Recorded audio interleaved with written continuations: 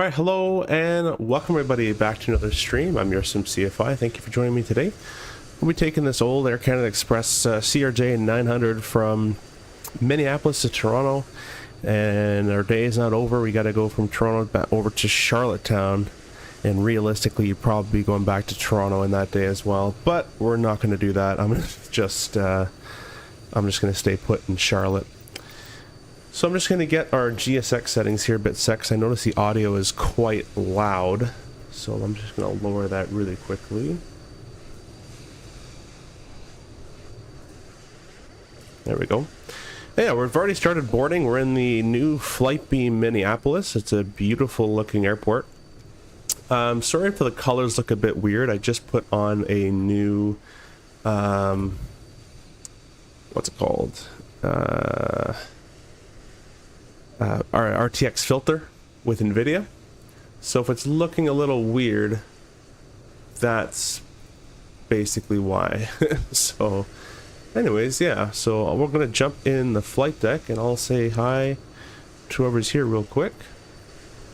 Hey, we got 12 of you guys watching already. That's quite insane. Captain Ethan, hey, welcome. Skymaster, welcome as well. You guys don't know Skymaster, go check out his channel to make some good stuff. He just hit 1,000 subs as well, so congratulations. Matthew, welcome. Let's fly, and Yannick is here as well. So let's get going, guys. If you happen to leave a like, that'd be awesome, and subscribe if you want more. And yeah, let's jump into it. Hopefully the visuals don't look too weird on your display.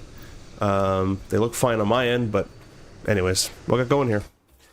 So we should have been in a turnaround state, but that doesn't look too turnaround to me, so... Alright, well, I think I know why. I think it's because I think it's the tug being connected, so we'll just start the APU. It shouldn't have done that. We'll do cold and dark and then turn around. Huh. Yeah, it's because of the tug. Let me go ahead and say we've already boarded and blah blah. I'm gonna get rid of the tug for right now. So the tug's gone. You go away, turn around. There we go.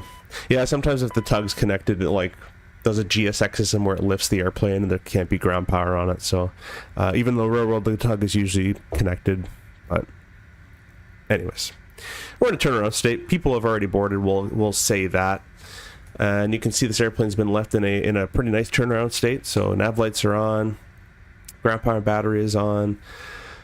Everything's pretty much where we really needed to be. That would be a bit more like that, although there's no air conditioning anyways just yet. So, what we're going to go ahead and do... I was going to do something, but I forgot about it. Oh yeah, we're going to reset the IRSs every time we jump in a new plane. If it's been flown already, we'll go ahead and reset these. D1 says hey, and Joe DFW says hey, hello, welcome as well. Glad you guys are all here. ATC Swede, hey, from Sweden. I don't think... do I remember you? I think I've seen you before. I could be wrong, but though, hey, but welcome. And Joss Paul says, thanks for streaming today. I hope you don't try the pizza when you're in St. Louis. No, I got a... What did I get at St. Louis? It was actually good. It was like grounded... So, it's not grounded chicken, not like ground beef, but the place was called Grounded something or other, Grounded in St. Louis, I think. And I had their chicken salad, which was actually really good. I did not have the pizza. Anyways, our IRSs have been off and back to nav within 5 seconds, so we'll go to index...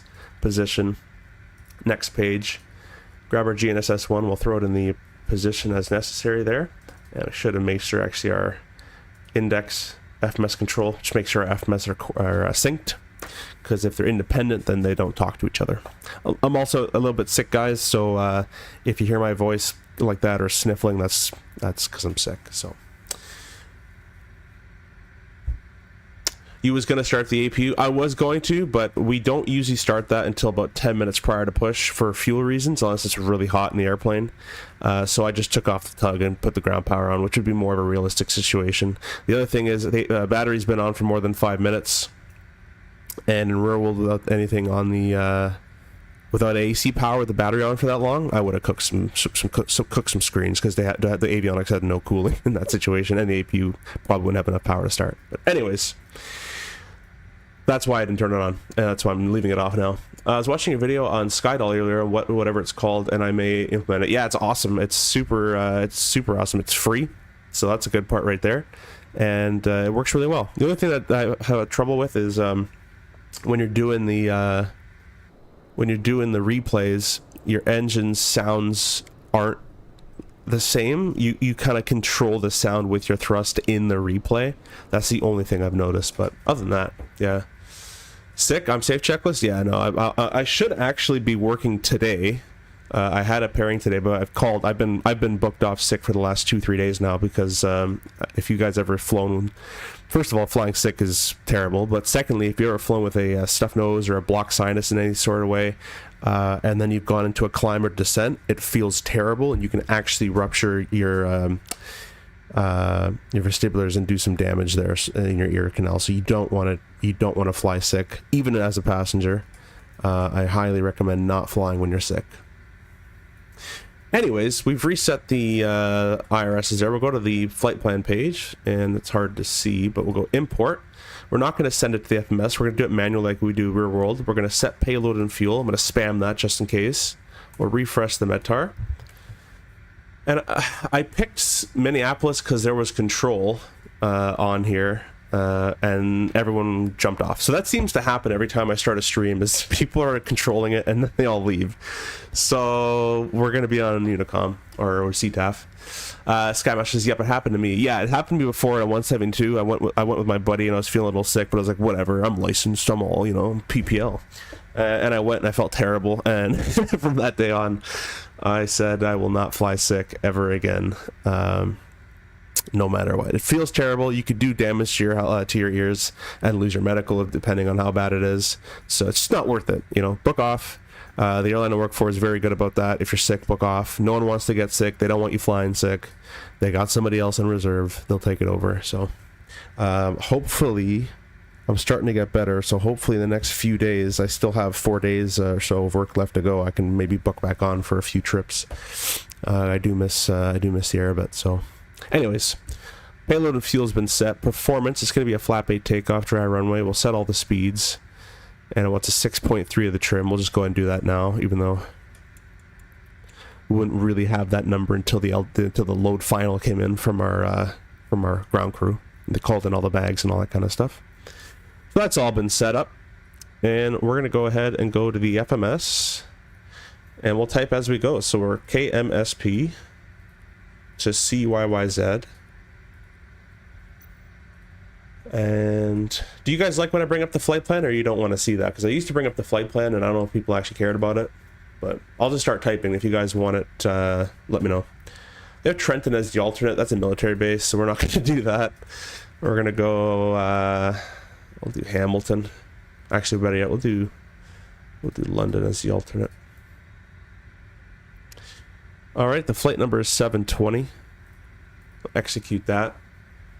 And it calls for the Wilson 7 GRB Eisman. Okay, so first waypoint that's not a SID.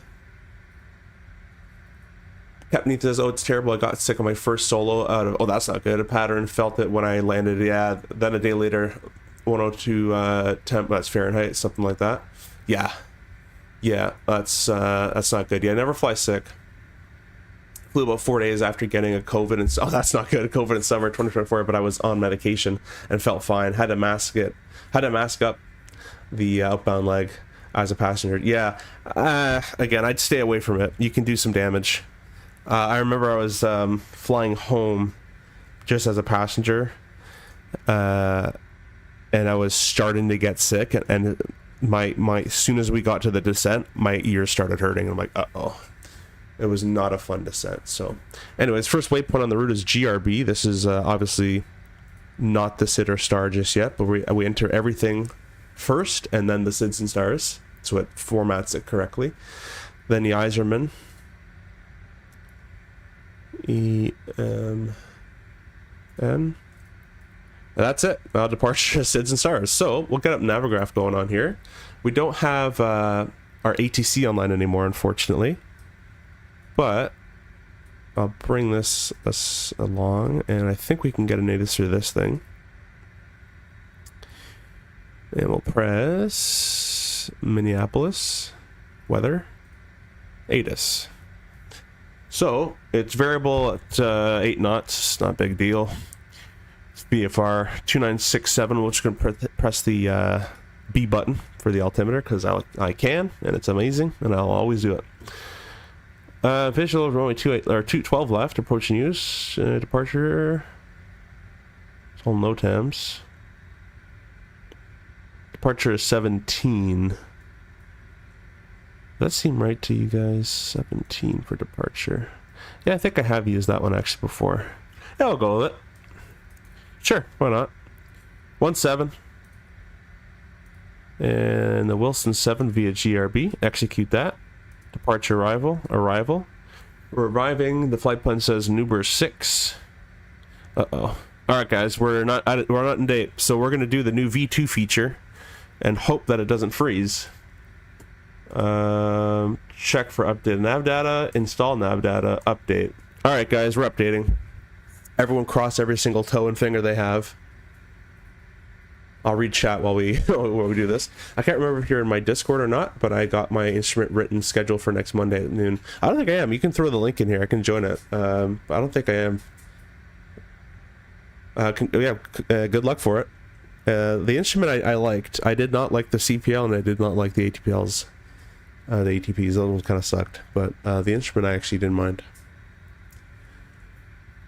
Ron says, can't stay, but want to say hi. Hey, Ron. Well, yeah, thanks for saying hi, and we're just updating our nav data, so hopefully you'll bring us good luck and we don't freeze. It's still downloading, so I can't move the sim just yet. I'm not going to do any vicious clicking or typing or anything. I'm just going to let it go. Something that is actually new for the channel.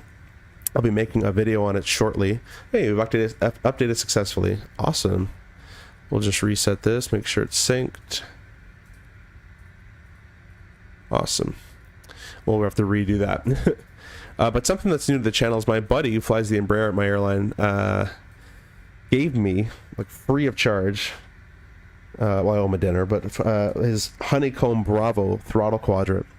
So I'm using that for the very first time on stream. I kind of have it set up mostly. But the reason I think it's really cool is I also purchased the ProDesk Sim CRJ throttle kit for the Bravo, and that hopefully will be coming in June. If you guys have never seen it, go do yourself a favor and look it up. Look up ProDesk Sim CRJ, and it'll pop up. It looks pretty cool, and they for some reason partnered with me, so if you guys want 5% off, you got a link down below, or you can use the coupon code YourSimCFI at checkout.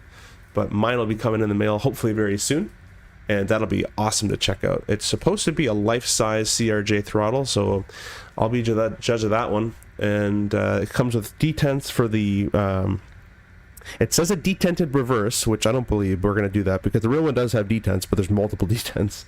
It has spoilers with the detents, flaps with the detents, and the thrust lever cutoff things there, the detent cutoffs. So yeah, it looks pretty awesome, and I can't wait till that comes in.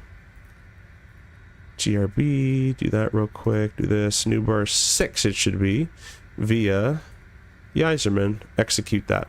All right. Nav data is all up to date. Go to the performance section. We got fuel loaded with 11195. In real life, we account for APU usage. So the APU burns 40 pounds every 10 minutes that it's on. And the reason we account for APU usage, in real life, if I saw that number, I'd put 11150.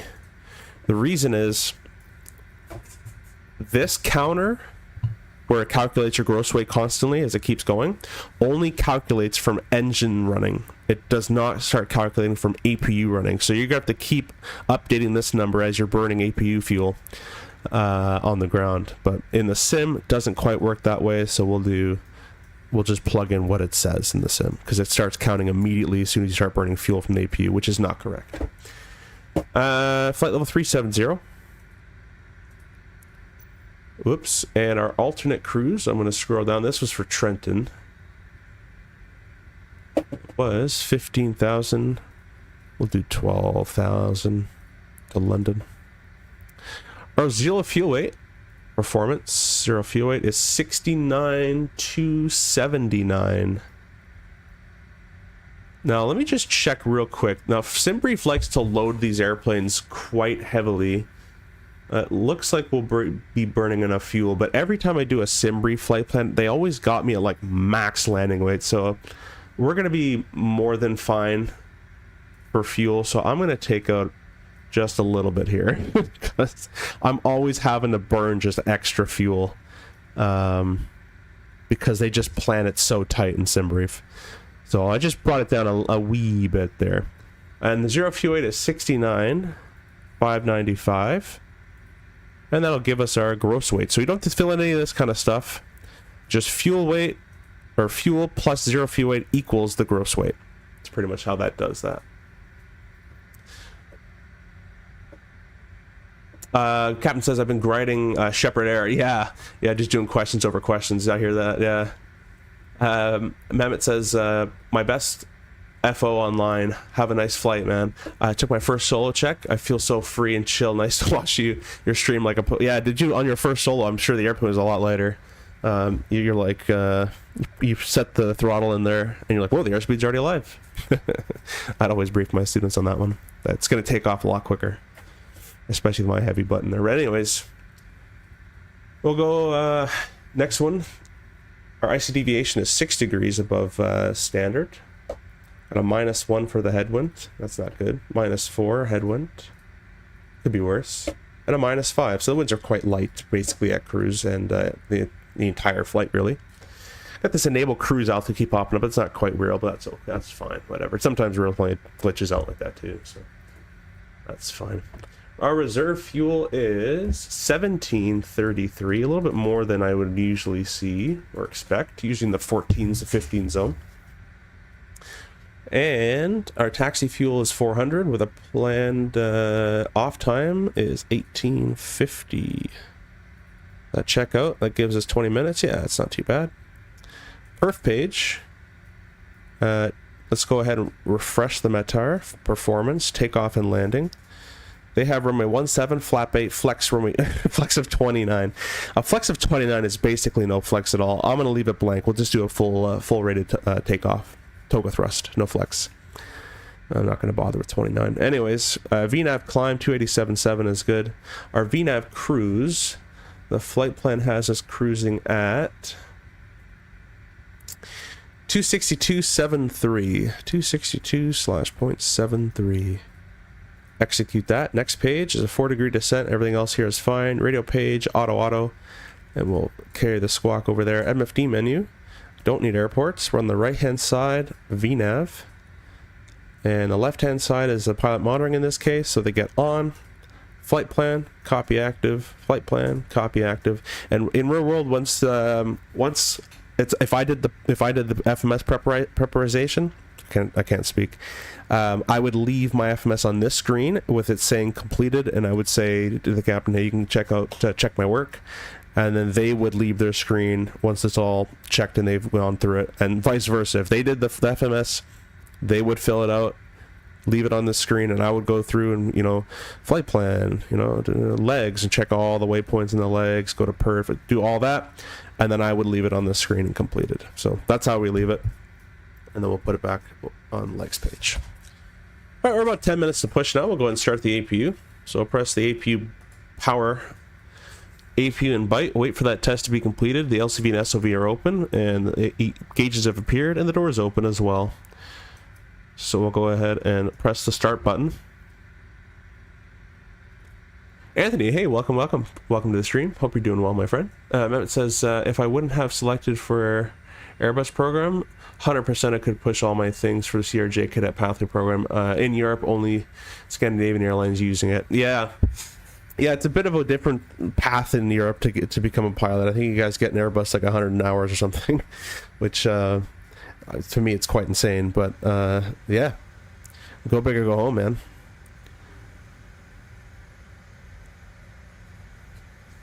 If you guys don't know as well, the APU on the CRJ 900 is capable of detecting its own fire, automatically shutting down when it's a fire, and automatically extinguishing that fire on the ground only.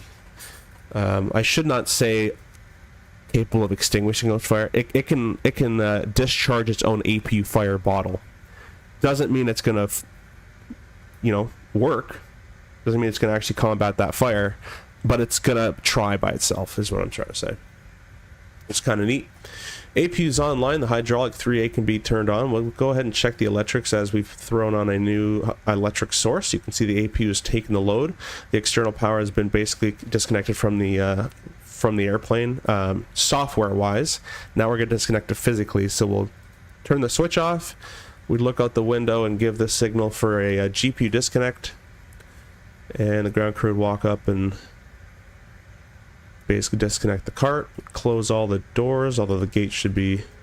Oh, I can't toggle the jetway anymore. Oh, wait, that's because I did this. Get rid of the jetway.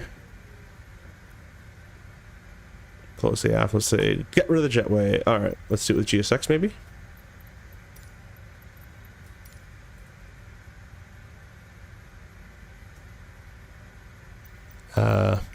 There we go. Alright, now we can close the door.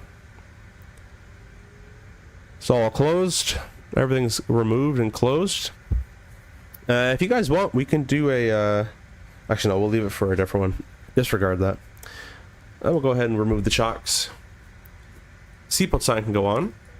Our landing elevation can be set for Toronto. It's about 580 or so in Toronto. So we'll go to the stat page. And we're going to change this number to 580. Probably about 4 left shift scrolls and 2 non-left shift scrolls. That's my guess. So 1, 2, 3, 4. 1, 2. Oh, I was literally 100 off. All right, let's go down a couple. And 2 more. There we go, 580. Awesome. Let's go set up our PFD really quickly before we continue any further. So I'll get you guys the departure out here. You guys can take a look with me and we'll give you a brief as well as usual. It's going to be runway 17, and I got to get an heading for the runway. It's probably 17. Oh, right on the nose, 170. So we'll set our heading up to... Oh, my autopilot panel's not on. I always forget to start that autopilot panel. There we go. Heading of 170. That is the runway heading in this case. V-speeds are already set. The SID takes us most likely to 5,000. Jets is 7,000. Okay, there's 7,000. The altimeters have been set with the magic of B button. And we can set our level off height. So we're showing about 820 on the altimeter above sea level. So we'll go MDA and we'll select this to 1820, please. Alright, so I just added 1,000 feet to our altitude currently, and that's roughly going to be our acceleration height. We would get that from our ACARS takeoff report, but I don't have that here. So this is Merca says, hey, how do you permanently set your camera to the right hand seat? Well, there's multiple ways to do it. So currently I'm using Chase Plane, which is an added feature, and I have it set to the number 2 button. So if I press number 1, I go over here, number 2, and I can do all these views and whatever. But if you don't have Chase Plane, all you got to do is set yourself in this view, get comfortable, and then you're gonna click and hold on the keyboard left control, left alt, and a number at the top above where it says like WE on the keyboard. Above those letters, all the numbers across the keyboard there. So what I did is left control, left alt, number 2, and then to access that view. Every time to access the Copilot view, whatever view you've assigned it to, you hit Alt 2. Left Alt 2 will bring you to the Copilot. Let's say you went to the window and did left control, left Alt 1 is the window. Every time you press left Alt 1, it'll bring you to the window. So you can look up a video on how to assign camera views, but that's what I did before Chase Plane. We have just 20 hours PIC flight after a full cockpit and simulator. We are nothing until 1500 ATPL. We have just 20 PIC flight after the full of... Wow, really? That's crazy. So you guys go into an A320 sim at 20 hours PIC. That's nuts. Yeah, that's crazy. I don't have the most PIC in the world. I instructed for a bit.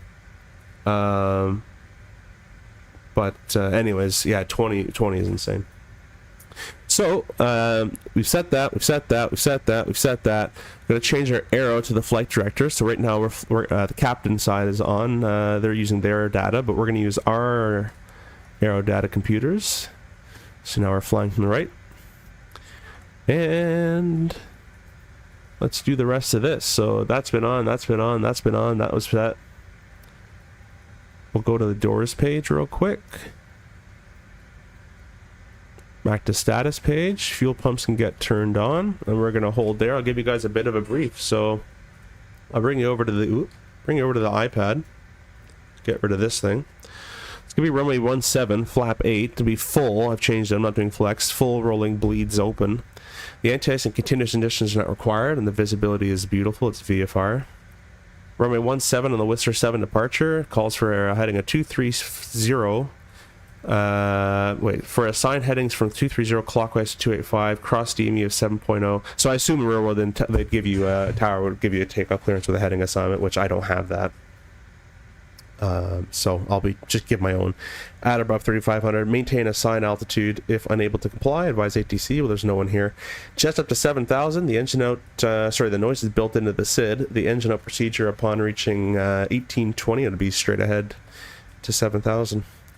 I don't know if you guys know what this is. This is a climb gradient chart, which it has to meet for obstacles on the end of the runways. So you can see that this SID requires takeoff minimums for standard minimums referred to airport chart. So it refers to all these runways, standard or lower than standard if authorized. I need runway 17. I'm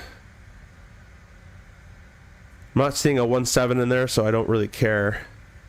But let's just say we were taking off from runway 12 left. You would need 207 feet per nautical mile to 1,100 feet. So you'd come to this chart, you need 207 per nautical mile. Your ground speed roughly in jets are 150 to 200 in that area, on that takeoff area. So we'll go 200 because it's safer. You would need 690 feet per minute to satisfy 207 feet per mile. And that's all well on 2 engines, but you got to think about on 1 engine as well. So the CRJ has no problem with that, the 900 at least. But if you're taking off in a Piper Seminole or something else, good luck getting that with 1 engine. So that's something to consider. Anyways, that's that. You guys have been briefed. Talk about where we are real quick. We're over here. Most likely to be taxing Delta. Let's see, I gotta make my own taxi clearances. I'm never good at this. I like just reading them off. We'll go Delta up on Sierra Kilo 17. Probably a faster way to do that. I think usually they'd actually bring it this way. So yeah, we'll figure it out as we go. There's no one here, so it'll be up to me. You're currently doing Shepherd Air watching? Oh, I'm sorry about that. Enjoy. Mehmet says, we graduated only with student pilot license, and during these 15-hour ATPL times, this license means nothing. Also, we can't transfer any other company for 10 years, and that costs... Sorry. And the cost is deducting tenure. Wow. Yeah, they basically got you locked in. They own you. Yeah, I've heard it's like that in Europe. Anyways, with that, we're basically ready to push. I'm gonna get the tug connected. I'm gonna drink some water.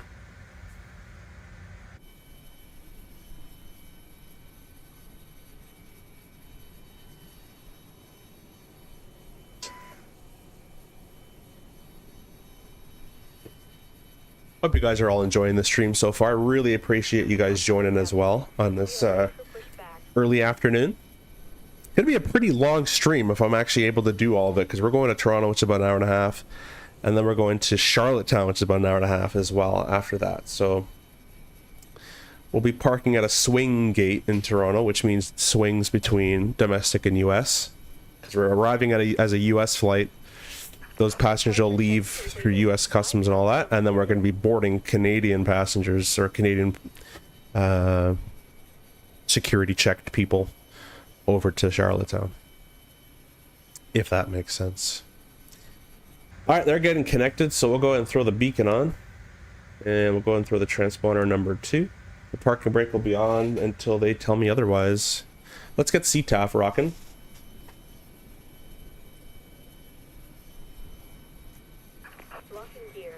I call for 26.7.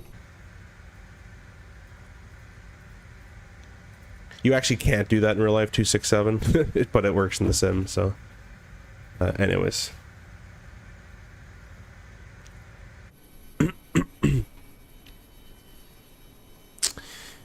We're at the Echo Gates. It should give me a lane or a spot, I would assume, on this, but I guess it doesn't.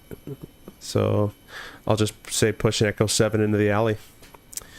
And yeah, that's about it we can do. Be nose left. I can do that.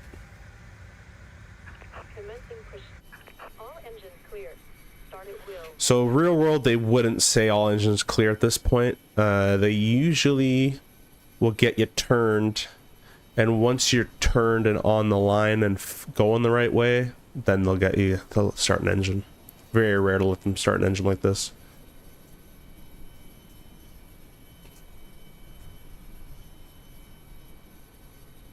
I want to apply Air Canada CRJ senior FO position if I'll be able. I'm not sure if they accept from Turkey and helping for relocation. I'm not sure. Turkey, you'd have to convert your licenses to a Canadian one, I'm guessing. And there, I don't in the States and Canada, there's not really that senior junior FO, so you're just an FO. When it comes to the regionals and 220s and 320, you're just an FO. But you can do it. I've had people where I used to work in my flight school, they'd convert their licenses over. It's a bit of a hassle. I think you got to retake the CPL flight test and written or something like that. But you definitely can. You definitely can. Nothing is impossible. I don't know, Turkey sounds pretty cool though. That'd be an awesome, Turkish Airlines sounds awesome to work for. I wouldn't really know, to be honest, but sounds like it could have some cool routes in there.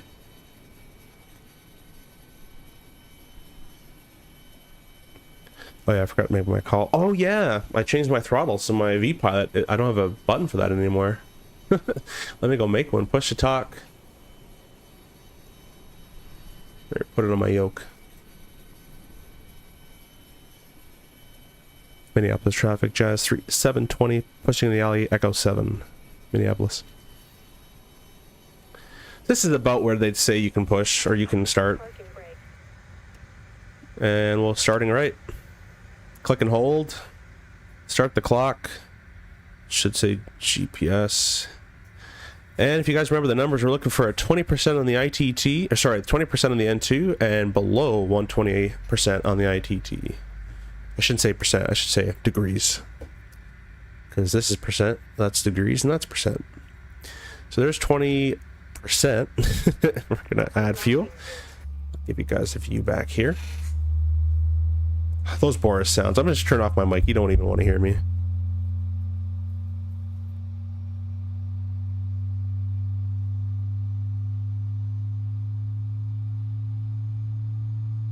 Tow truck disconnected. Bypass pin removed. Left is clear. Right is clear.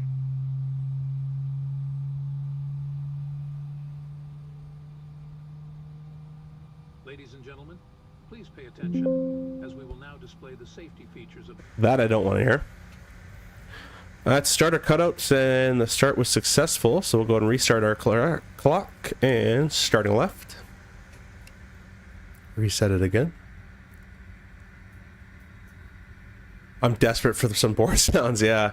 Oh, they're amazing. I mean, I own the 737 pack. I might be biased, but I think the RJ pack is better. It's really good. 20% less than 120. In real life, you got to click these to go past the detent, but not in the sim. Happens. Pull down on the mask, place the mask over your nose and mouth, slip the elastic strap over your head, and breathe normally. In case of a water landing, life vests are located under your seat. Secure the vest around you and pull on the red strap to inflate it. As we prepare for takeoff, please take the time to make sure your seat is upright, your tray table is secured, and your seat belt is fastened.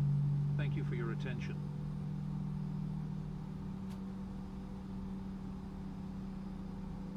Yeah, absolutely great sounds. Mehmet says maybe give you a reference. I gotta know you for that. I can't just reference anybody. Plus, I don't even work there, so. AC says, hi everyone. Great plane. Is this airport payware? It is payware. This is this is Flightbeam's Minneapolis. They actually sent this to me to review, or to showcase and show to you guys. So thank you to Flightbeam. This is their Minneapolis. New scenery. It's gorgeous. Captain says, sounds so real. For a second, I thought I was in the plane. Yeah, the sounds are awesome. And what I love about the sounds are the flap sounds. So when I bring the flaps out on taxi later, I'll go back to the cabin. And you can hear a slight whine, but as soon as I bring the flaps out of zero, all the B pumps, 1B, 2B, 3B, all turn on, and you'll hear the hydraulics kind of humming away. Let's get out of the way. That guy might want a taxi, so let's do our after starts here. We'll check the electrics. Everything looks good. And DC looks fine as well. We'll throw off the APU. Don't need that anymore. Aft cargo. Probes can get turned on. We're going to check our rudder, and before I do that, I got to lock my wheels on my office chair, or else the rudder pedal will not be the only thing being pushed. And we'll go ahead and go full left. Oh my gosh, I just remembered I do not have my settings. I am rocking the beta RJ settings. That's not going to work. By the way, guys, quick reference. This is the beta RJ settings. All default. That's to come later. More on that later. It's awesome. Anyways, CRJ. CRJ. Apply. Cool. Full left. Full right. And it's not making it all the way there because I have a bunch of dead zones and all sorts of stuff working there. So, and those are steering, taxi light on, park and brake off, and a wee bit of power.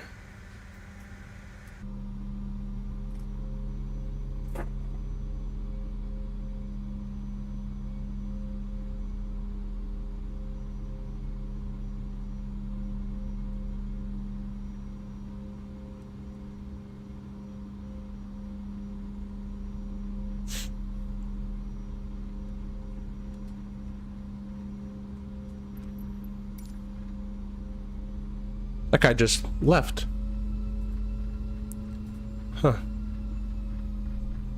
Yeah, those sounds are awesome.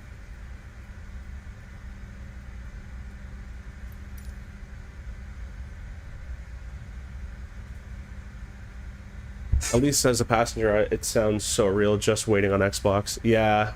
Oh yeah, on Xbox there's no doors. Yeah, that is a true statement. I heard the CRJ engines are almost the same with the A10. The CRJ engines has the same, it's the same engine, although the 900 has updated versions of it. It is the CF34, and the NGs and the 900s, they have the CF34 8C5 version. So it's just a newer version of it. But it is the A10 engine. It is the A10 engine. We're going to Charlie. We're going to pass Delta. This is Delta over here.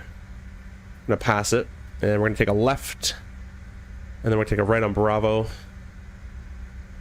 Basically Charlie Bravo at this point. Minneapolis traffic, Jazz 720 going to be taxiing runway 17, Charlie, crossing 4, Bravo, hold short 17. My map wasn't updating, I couldn't see what that runway was called.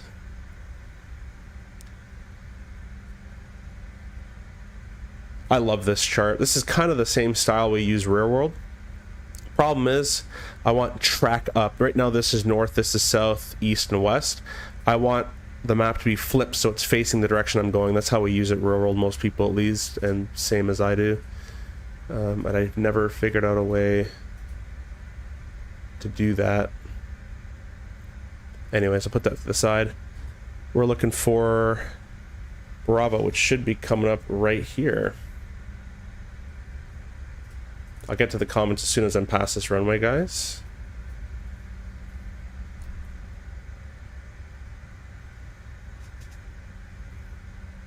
And my rudder's giving me a problem turning, but I'll hold it in there. Minneapolis traffic, Jazz 720 crossing runway 4 at Bravo. Shouldn't need that much power. But anyways, so we're right here. Clear on the right, and clear on the left from what I can see. Kind of a shame there's no ATC. I was really looking forward to that, actually. Anyways, we're just going to cross right here. All the way down Bravo. Maybe we can switch to Alpha. And we're at 1-7 after that. Once we're on the straightaway at either on Alpha or Bravo, we'll do our before takeoff. I think I missed some comments here. No, actually, I'm pretty caught up. Insight says, nice to see you live. Do you ever fly the Vision Jet? No, I personally don't care for it. That's going to be nice about it, but not my kind of flying. I do like the Kodiak, though. I'm going to take the left here on Mike. I'm going to actually go up Alpha instead, by the way.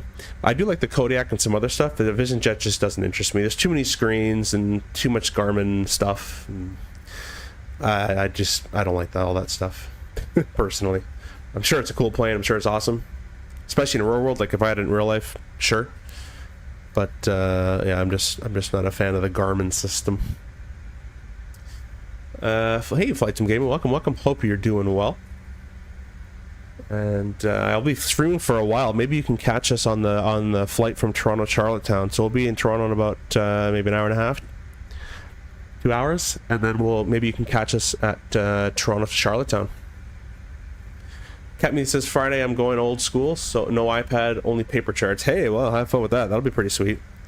Yeah, I used to teach that, and most examiners where I am don't like all the iPad stuff. They usually fail it on you, so it's always good to have it in the back of your head.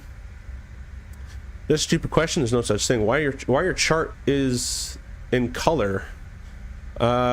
Basically what I've done is you can click the airport chart like this, or you can just go to the map and then just zoom in on yourself. Yoham actually showed me that, and you can get this, which is much better. It's what we kind of use in real life, actually, much more. We're gonna do a quick before takeoff, so we'll go flap 8. We'll get our auto crossflow to manual. We'll check our flight controls here. Oh wait, I was supposed to go to the I'm gonna go to the cabin to show you guys, so give it a second. I'm gonna put the flaps. I want to see you guys hear an increased humming sound. Just wait, that's the flaps.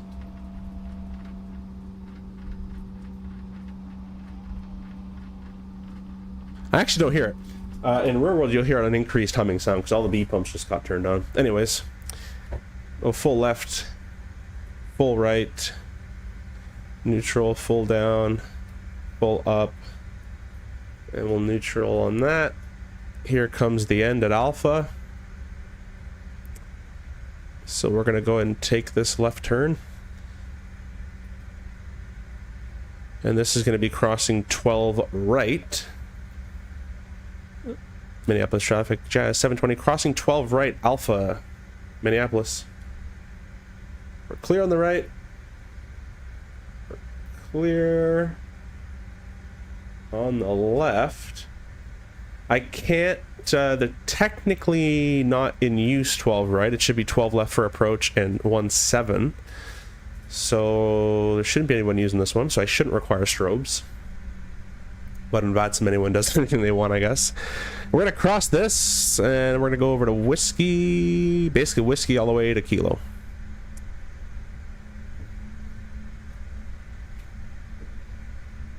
I love the Garmin system. Yeah, it's not for, some people love it. I'm not a fan. Especially the 430 with the twisty knob. Oh gosh. I don't like touch screen. I think it's a terrible idea for airplanes to have a touch screen. I don't know, call me old school, but I just think it's terrible. I like tactile feedback. You hit turbulence and you're just going to miss the turn. You're just going to whack a bunch of stuff you didn't want to turn on. So yeah, not a fan. That's just me. Can't fly working till 8. Oh, that sucks. You know, now that I think about it, if I should get a paper copy of TPP, Get a paper of everything. Get paper of everything on your flight test, because they can fail anything. Not a bad idea. Captain Gabriel, yo, what's up? Hey, what's going on, my friend? I hope everything's going well over there in Newark.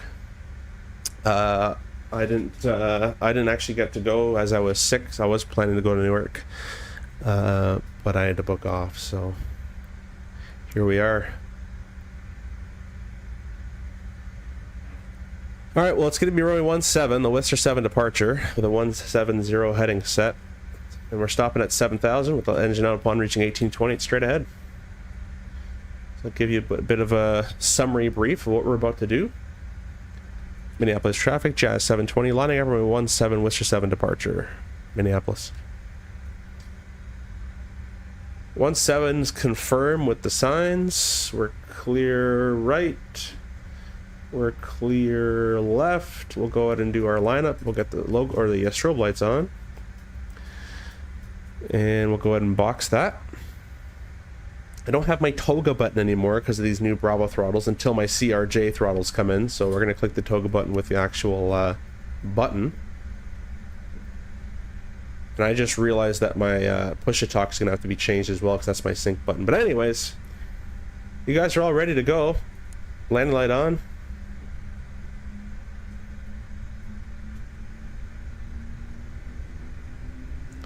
And we'll go into the 1 click. Can't really tell where I am. 2 clicks. I got rid of my detents on this Bravo as well.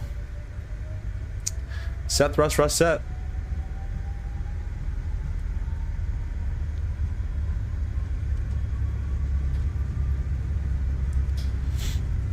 '80 is come and gone.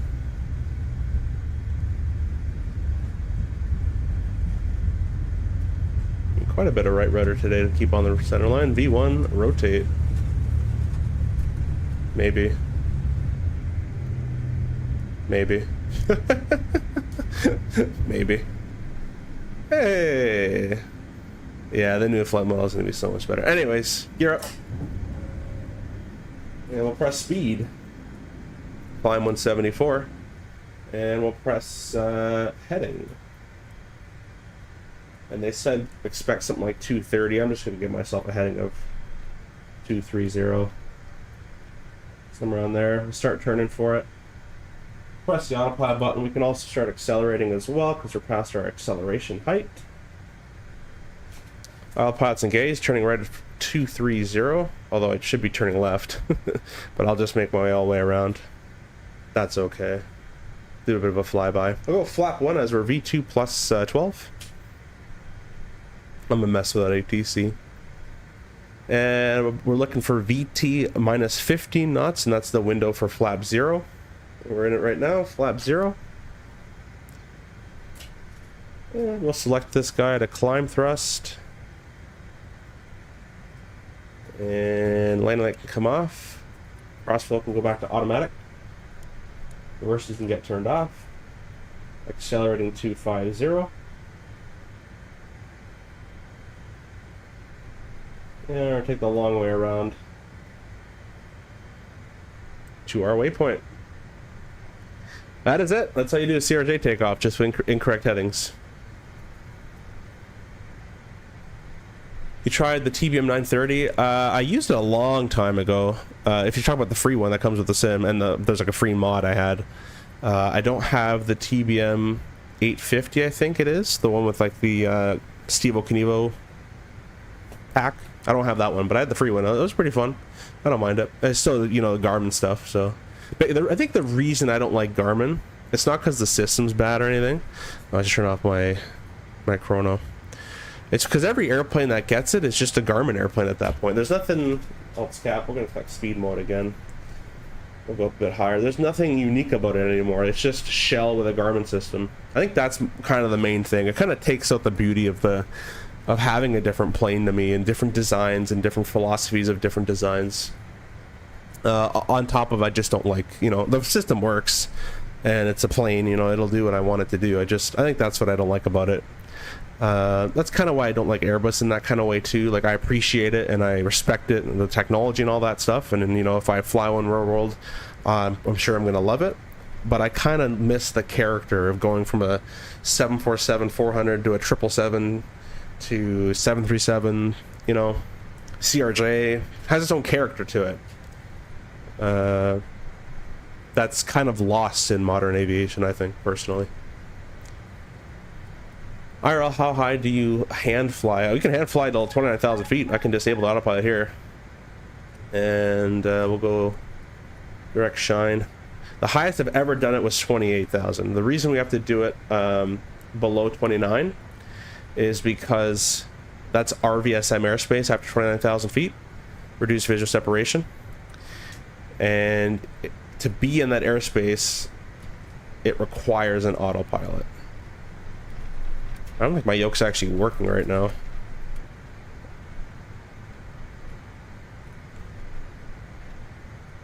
So I might have to change some adjustments later, but yeah, you can hand fly all the way to 29,000 if you wanted to. I think that's why the takeoff didn't work, is my sensitivities have been severely screwed up with here. Let's bring some of that back. Let's try that. All right. I'll re-engage autopilot. We're gonna do vertical speed of 1,500 feet per minute, and we're gonna accelerate to 280. The reason I don't just keep it in climb mode and accelerate to 280 with the climb 280 is the airplane to accelerate is basically going to level off, and we want to keep our climb going. So this is 1,500 feet per minute is a good climb rate. It keeps climbing at the same time we're accelerating, if that makes sense. How many times have you had to divert in real life? Once. Got to our destination. It was complete ILS minimums, Cat 1 minimum. The vertical viz 200. I think it was 3,000. Oh no, I think it was a half-mile viz, and missed. And there's only one ILS approach. I'm gonna put speed mode 280, climb 280. There was only one ILS approach. The rest of them were all LPVs, but we were not in a 900 NG, so we had no LPV capability. So we elected to go for the ILS 6, which at that time the winds were quite calm and variable, so it didn't matter. But as soon as you got on final at about 1,000 feet, the winds had changed and it became a tailwind gusting 15, and 10 knot is the limit for the RJ of a tailwind wise. So we had to go mist, and the way the flight plan was built and the way the operation was made is they want us back at our origin for the next flight. So mist and divert home, basically. It was a fun day, on top of some other URH items that popped up that I won't go into. But Lewis says, hoping if someone produces a CRJ CDU like Wing Wing. Your hope will be... I can show you your hope in a month. There's something coming down the pipes that I'll be able to showcase soon, and I think you'll enjoy it. I don't know how much I'm allowed to say, so I'll just say that. Oh, I hate being sick. Might have to throw the engine cowls on for this little speck cloud. It is below 10, so I'll throw the engine cowls on.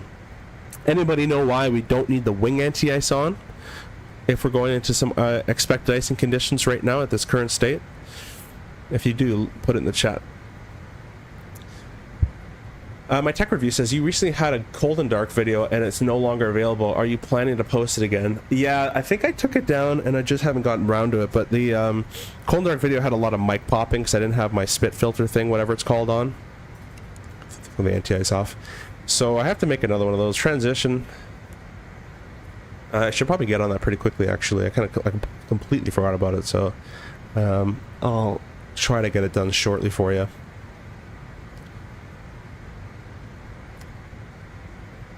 Yeah, Josh is right. Over 230 knots and there's no ice message, you don't require the wing anti-ice. In descent, our SOP is we throw them on anyways, just because you do not want to build anything in the descent and on landing. But in climb out, that is correct.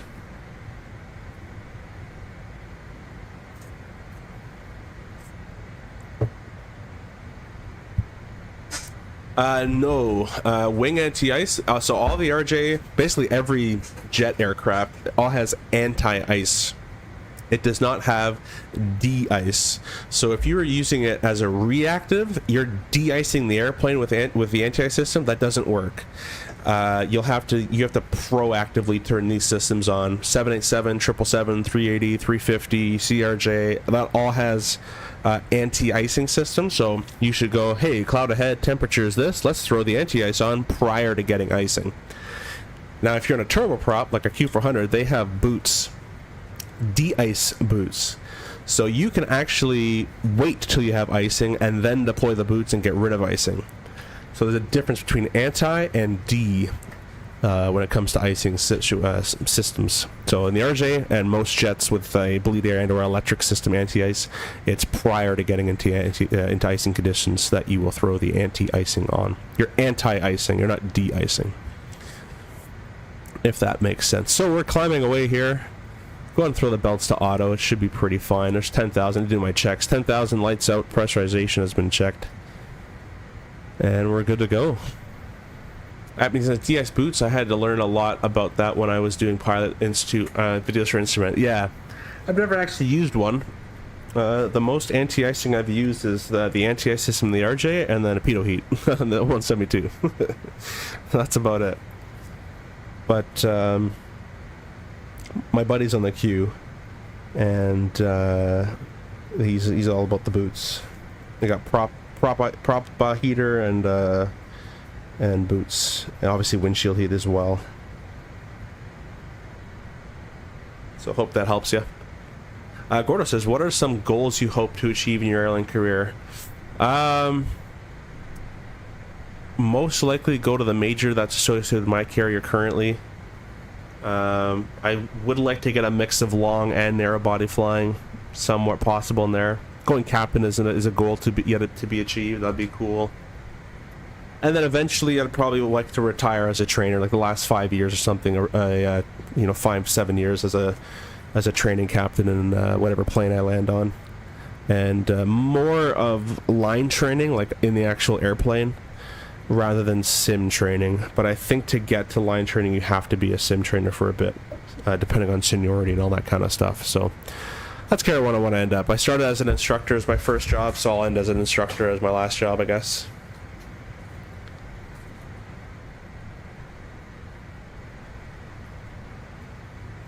I'm just clicking my next view button to see what see what we got mapped. For the RJ, do you always follow the VNAV page speeds? No. You can change it. You are the VNAV in the CRJ. I know mine actually says VNAV right now, but I'm not going to use it. We can actually, you know what? We can use it on our descent if you guys want to see it. It's quite terrible in real life. It's only good for descent vias, which you don't get all the time. I haven't used it in the sim in a long time, so we can give it a try. But the VNAV speeds that are in the FMS, this is a default climb profile, which we can change. Sometimes you do 320/77, so a bit of a faster climb. VNAV cruise, this is our cruise speed that has been given to us by dispatch and our flight plan. So if we have tons of gas and we want to go a bit quicker, you can go a bit quicker. And then our descent, again, that's a default profile. It is good to stick to the profiles because that is what the fuel calculations are all going to be based off of. So I recommend sticking to it if you can.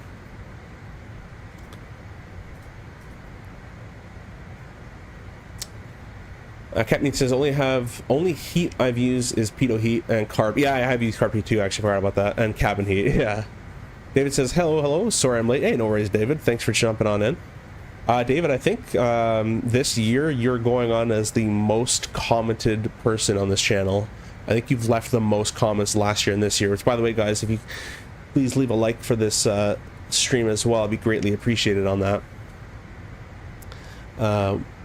We have 33 viewers, which is absolutely insane, going on with 18 likes currently. Really appreciate that. Josh says, is the pitot heat automatic in the air? I've accidentally turned it off thinking it was anti-ice in the sim, obviously, and didn't. So in the RJ, the probes will stay on after engine start. They just stay on. They'll come off after landing. That's about it. Quite simple in the RJ. I just got notified that Flight Sim Captain is also streaming. He's streaming the CRJ as well. So if you want to go watch his setup, he's a cool dude. I think he flies the Caravan. I could be wrong about that, but he's in the CRJ currently. So go give him a watch. He's a nice guy. We're climbing a bit too fast right now, not speed wise, but vertical speed wise. You'd probably be around the 1200 range. That is being addressed soon to come later as well. Yeah, no worries, David. I appreciate you.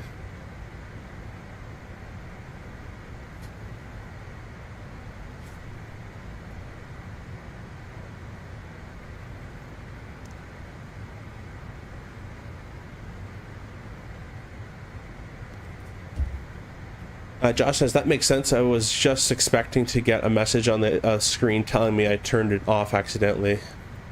Yeah, no worries.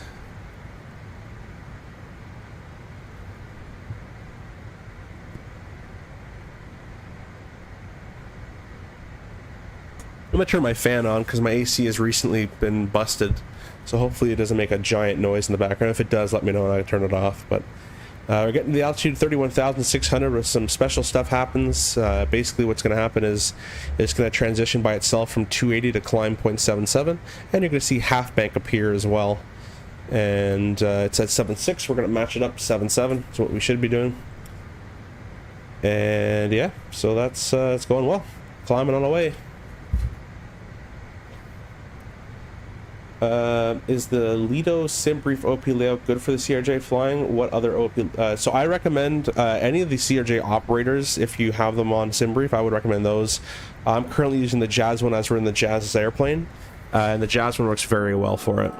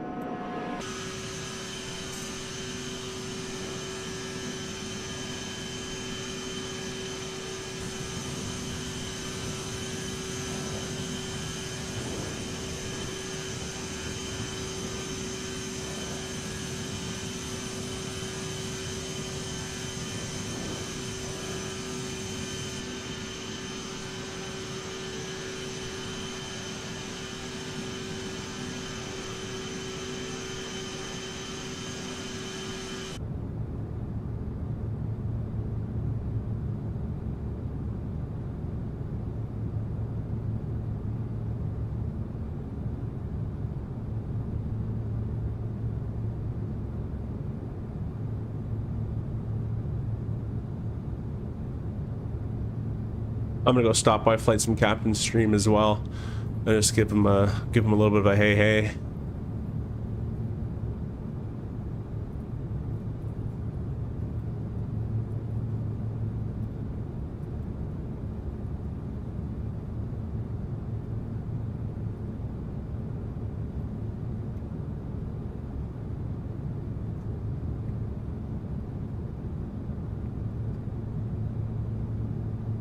I'll leave his link in the description if you guys want to go check him out. He's a nice guy.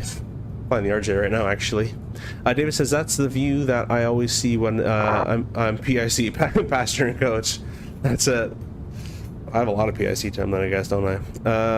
Yeah. This is it here. I like this one, too. There's one where you can get...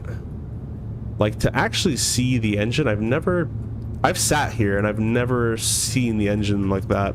Usually, I swear they're a little bit further back. Hey, there's a window right there.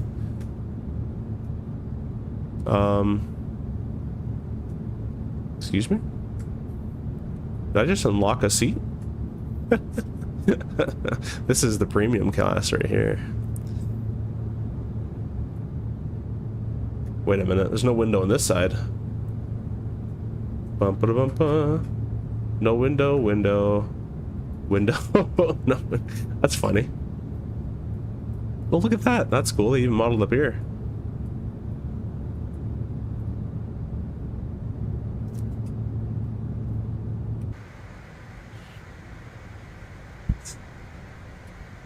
Probably should give myself some shortcuts here. That's okay.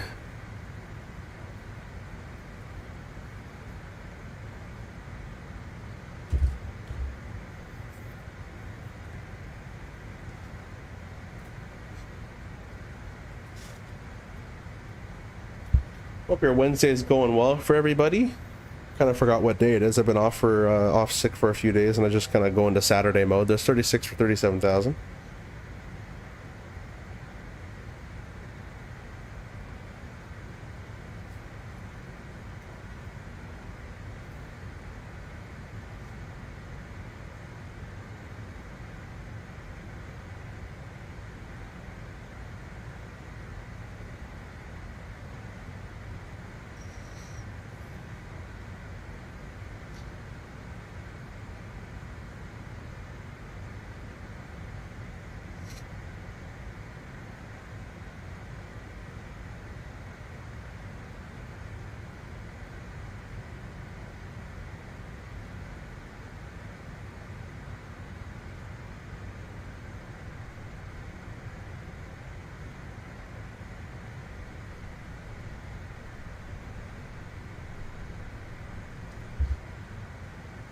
Yeah, play some cap, like, subscribe. That's it.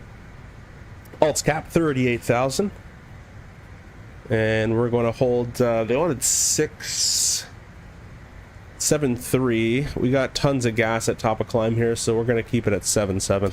We're going to reduce our thrust to roughly 1,800 pounds per hour on both engines there. Just kind of a rough number. And we're going to look at the speed trend. We're still slowly accelerating, so a tiny bit less. Now we're slowly decelerating, so the tiniest of bit more. And we're just going to play with it until that speed trend arrow just kind of disappears, slowly but surely. Make sure there's no deceleration trend. And we're good. Yeah, it's about 1,600 today. We are a little bit higher. Now that's it. We shouldn't have to touch the thrust too much, really, once it's kind of been set like that. Past midweek, so from now on, it's downhill. Only 2 days left. Yeah. That is the fun part about an airline schedule, either cabin crew or pilot wise, is you have days off that no one has days off. That's a good and bad thing. One, no one can hang out with you. But the good news is you can go to Costco in the middle of the week at like 10 a.m. and no one's there. So, Flight Sim Captain donated a gift. Thank you so much. RE2, I don't know if that's actually your name, or Rel. If you are here, say thanks to Flight Sim Captain. Everyone give him a like as well. Really appreciate that, my friend. Hope you're enjoying the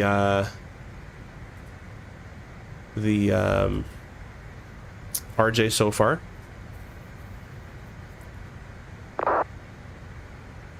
Still no ATC online, which is kind of sad. Oh well. Maybe we'll get some going over to Charlotte later. Are you guys going to FS EXPO? That is coming up shortly. I have my hotel booked. The reason I booked that is because where I stayed, or where I plan to stay, has a 72-hour cancellation, no fee if you need to cancel. So I don't have my June schedule just yet. So as soon as my June schedule comes out, I'll be able to buy the actual ticket to go in terms of FS EXPO tickets. But it looks pretty cool. It'll be my very first one. So that is going to be quite fun in Rhode Island. On my old CFI Works Air ambulance, his schedule is so weird, and it makes me and my buddy feel bad since we can't hang out with him during the week. I'm sadly not. Hopefully I can go next year. Yeah, air ambulance, usually it's, I don't know how it is, but it's I've heard from friends like 1 week on, 1 week off, 2 weeks on, 2 weeks off, that kind of thing. Just kind of weird. But yeah, hopefully get up to next year. This is gonna be my first one, so I kind of wish my first one was in Vegas, but oh well. I'll live.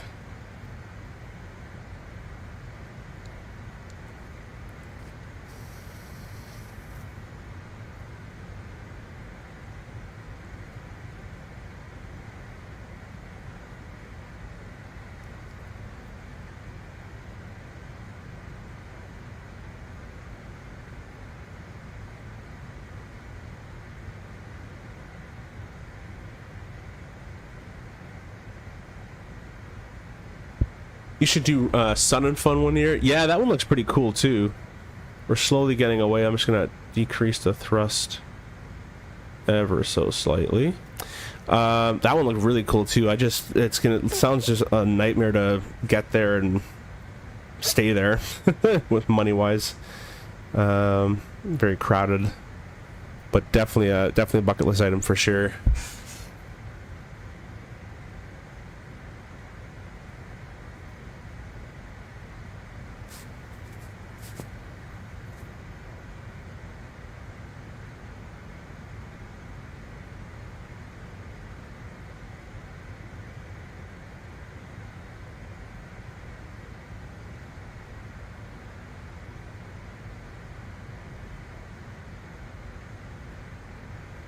I'm close to it, so I just drive there and back. Oh, that's cool too. Yeah, if you can do that, why not, right? Quick phone call for me. I'll be right back, and I'll use my be right back thing that I just made. Here you go. I'll be right back.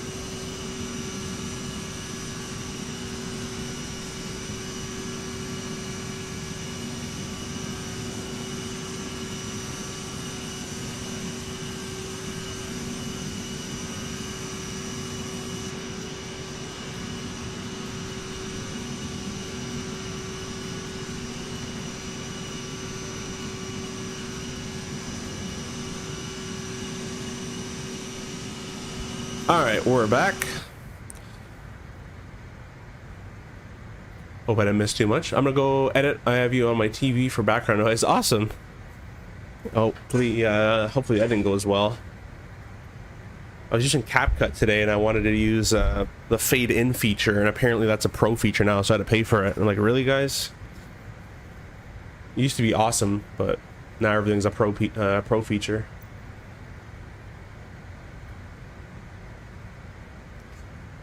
Well,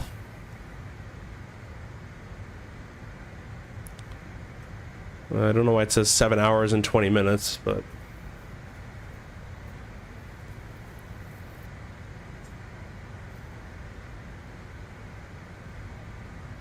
another 400 or so miles to go.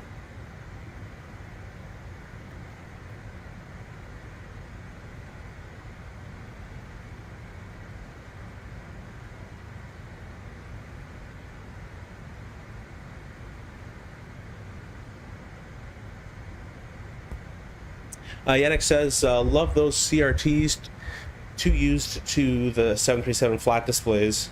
Yeah, the CRTs are quite cool. There you go. Kind of get an angle on it a little bit.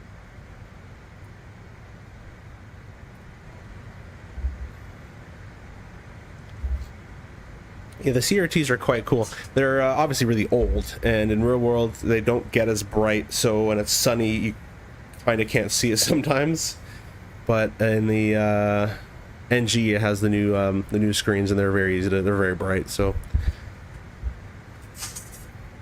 well, we'll start setting up for an approach into Toronto. So I'll bring back my Navi graph. And we'll dismiss that, get rid of you. Gonna go this button here, weather, ATIS, no ATIS. Anything? Alright, well, METAR. 10010 gust 17, they're probably using the 6s, 15 mile. Circle plan 6 right, altimeter of 2991. Oops, I didn't mean to do that. 991, pretty much standard almost. And we're going to be doing this approach ILS 6 right, so we'll plan on that. Feels very space shuttle-y. Whole cockpit and color gradient. Yeah, a little bit. A little bit. C-Rex says, I'm new to CRJ, but the last time I've flown it, twice, I crashed and ran off the runway and can't keep the speed stable. Yeah, it's just with time. It's time and practice. You can see I basically got to the point where I don't have to touch my speed anymore. Well, I don't know I can zoom that much, which should explain. But I have no accelerating trend and I have no decelerating trend. And to do that, it's just very, very microscopic throttle movements. Very little ones, and that'll keep you stable. Once you've gotten to that point, I haven't touched them since. So, anytime also you hear the 1,000-foot to go chime, or you see Alt's cap, one or the other, your hand goes to the throttle and it doesn't move because you're gonna have to add or decrease thrust depending on if you're descending to a level off or climbing to a level off. So anytime you hear that 1,000 to go chime, put your hand on the throttle and be ready to add or decrease. Hope that helps you out later. Do you have CG % Mac for basic empty weight on the CRJ9? I'm doing 4-flight profile and can't find it anywhere. I know it's body specific, but I don't. I'd have to go digging for that. We get % Mac on our takeoff reports, but for us it doesn't really factor in anything. We don't really use it all that much, other than we know it's like in the green basically. But I don't have it for a basic empty weight. I'm sure you could probably find it online somewhere though, or even in the sim. I don't know if even the sim's correct, but you can. Does it even have % Mac in this? Has CG, so maybe go ahead in the sim and put the basic empty weight in there, and see what you get. Probably closer enough. Anyways, so we've got the weather. We know it's gonna be ILS 6, right? And we'll start setting up for the ILS 6, right? So we'll get our weight next. Is going to be performance. This number is wrong. We're going to input this again, 7-8. This is a bug, by the way, that has been reported and fixed already. And we're at 77,400. I just like to update that as we go here. But our zero fuel weight is basically 70,000 pounds. It's 69,600 plus our predicted landing fuel. And they're predicting 4,300 in Toronto. And let's do this here. So 43. See, SimBrief, this is what I don't like. So SimBrief puts us like right at the maximum landing weight on every flight you do. 69,595 plus, we'll call it 5,400 pounds. Is just under, well, we're quite under, I guess. We're 73,900, so we'll call it 74,000 pound landing. All I did to get that was I added this number to our OFP planned arrival fuel. You can also find it here if you go Prague and go here, but this number is usually off in the sim, I find. So I just use the sim brief value. And next we'll go takeoff and landing. Our airport should have it built in, no? Huh, I guess not. Alright, well, CYYZ. 6 right. Let's try. We'll refresh the METAR. Landing at 74,000 pounds. 75,100 is the max, by the way, guys. It'll be VREF. We don't have to add anything. Actually, it is gusting.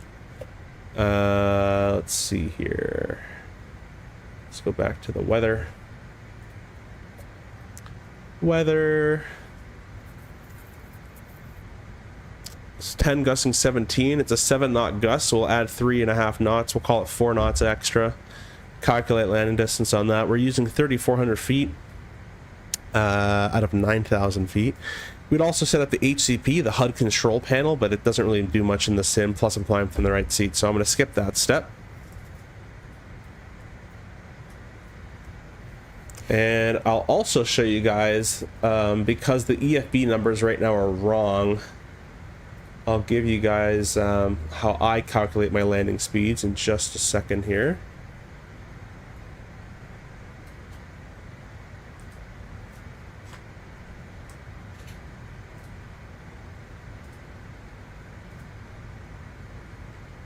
There we go.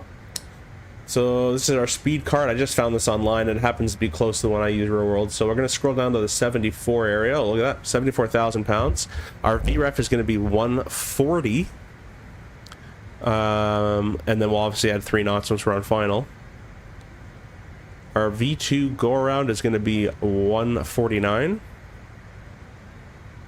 And our VFTO is going to be 198. So let's go ahead and set this stuff up. The VREF we're not going to set right now. We're just going to set the V2 go around and the VT. So we'll press this in. We're in target, so it's VT.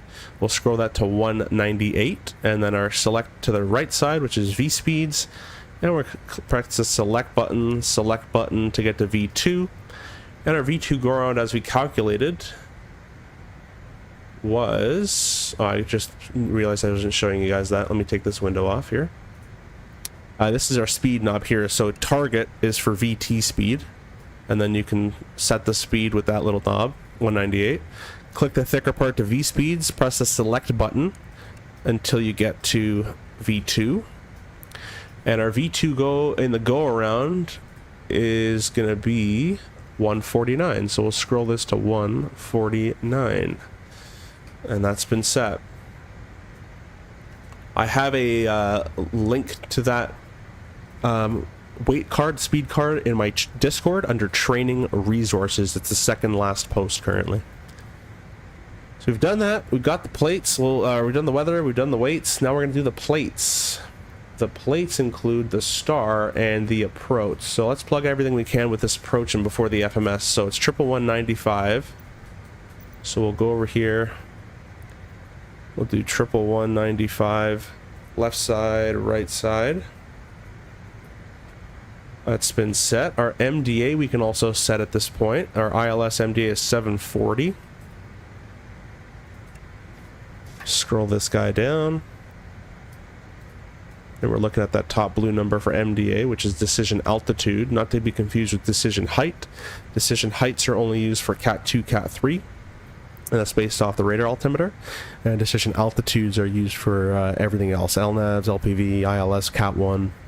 And this is decision altitude, which means it's above sea level. Decision height is above ground, and it uses the radar altimeter.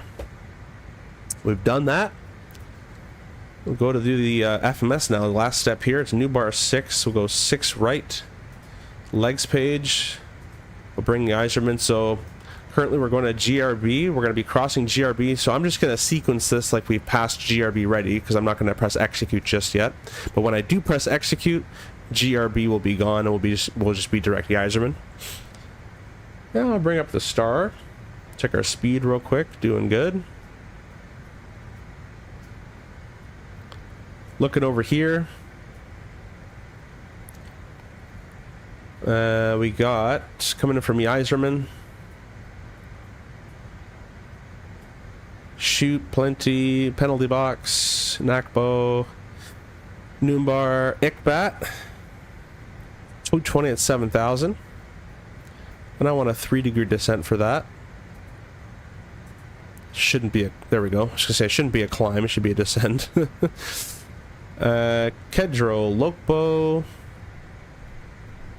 And I pressed execute by accident there. Savos, which is 2010. Let me go to the approach here. Lokbo should be reproduced twice. Notice it's Savos runway 6 right. The reason that is, if I go to the star, you'll notice the star ends at Lokbo, and that one is here.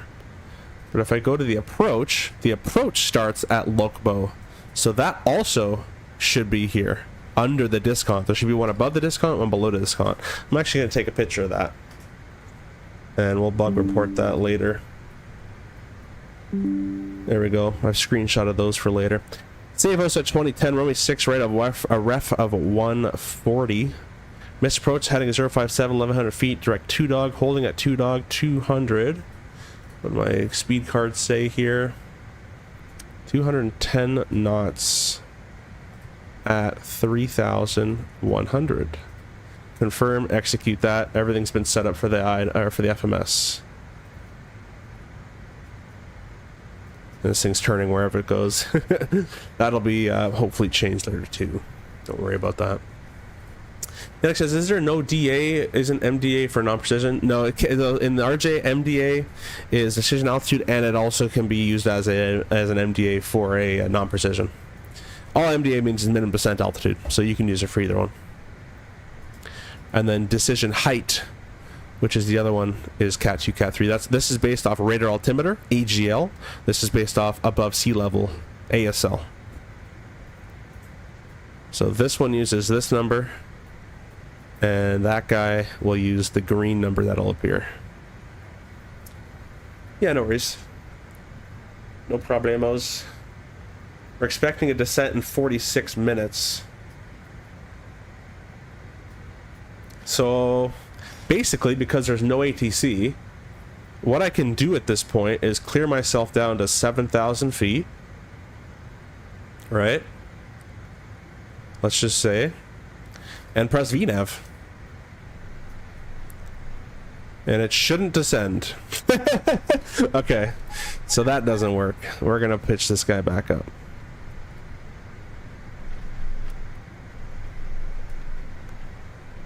It should not do that.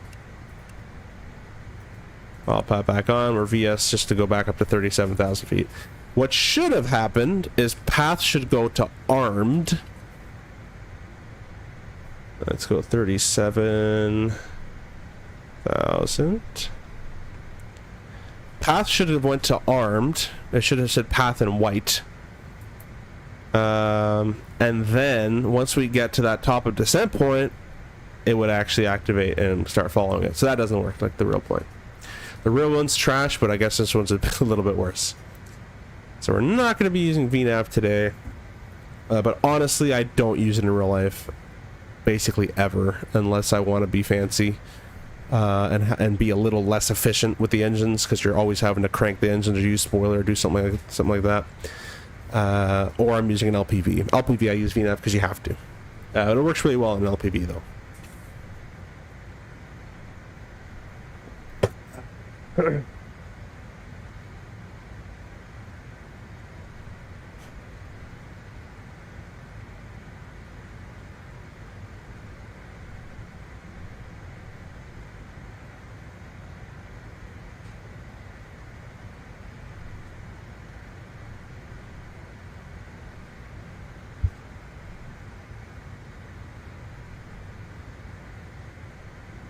I'll make a bug of that as well, might as well, so that can get fixed for later.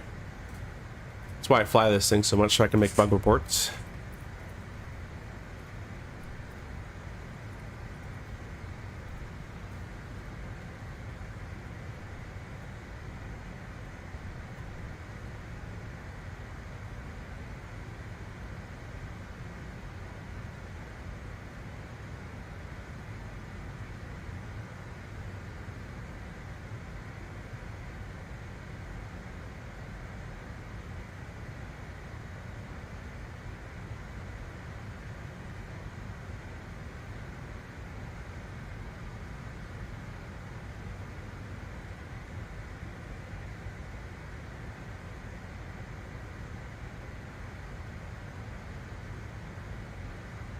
Bug reporting that.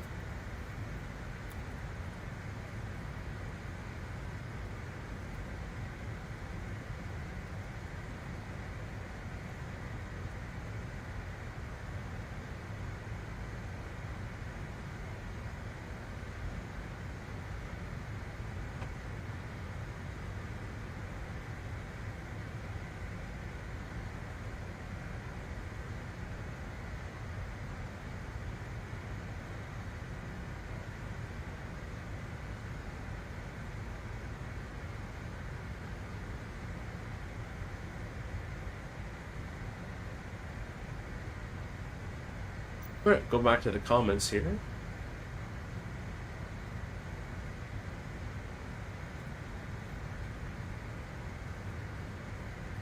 But we're basically all set up, so I'll give you guys a quick approach briefing. We'll be doing the Nubar 6 into runway 6 right, and that does have a common star on the approach, so we'll sync that up later on. Actually, you know what? There's no one here. I'm just going to sync it up now. We'll we'll just connect the discount. So we'll just go lock both savos from my 6 right, all in one shot. Because no one's here to tell me otherwise. And we'll follow the restrictions on route, which today is just going to be 220 knots at ICBAT, 7,000 feet. It's going to be runway 6 right. It's a visual backed up by the ILS, page 11-3, effective 20th February. Approach course of 11,995 has been set left and right. Final approach course of 057. And I'll give you guys a visual briefing, so we don't really cover all these topics, because that's more of an IFR IMC briefing. So if you're going to be doing a full IFR approach, you do have to do the full brief, but I'm going to be doing a visual approach backed up by an ILS, so I'm going to kind of skip some of this stuff. I do have the MDA of 740 set right. The missed approach will be runway heading 1,100 feet, then a right turn 3,100 feet, heading a 132, and outbound to Toronto, holding a 2-dog. Glide path is 3 degrees, PAPI left, SS ALR type lighting. And we plan to exit 6 right. Most likely Delta 3 and Delta 5. And we'll be taxiing over here to the swing gates. In the event of a missed approach, either one can call go around, including ATC, and I'll select toggle button, toggle thrust. I'll call flat bait, gear up, speed mode, heading mode, engage output 600 feet. White needles, nav available, nav mode. Track the flaps around 1500. Climb thrust after takeoffs. And fuel wise, if we have to go miss, we'll have an extra 3,900 pounds. So we can decide to have another shot or go to the alternate of London. We'll have a lot of time if we do go miss to decide, though. Questions, comments, concerns, threats. Threats, new throttle that I'm using, the Honeycomb Bravo, for the first time.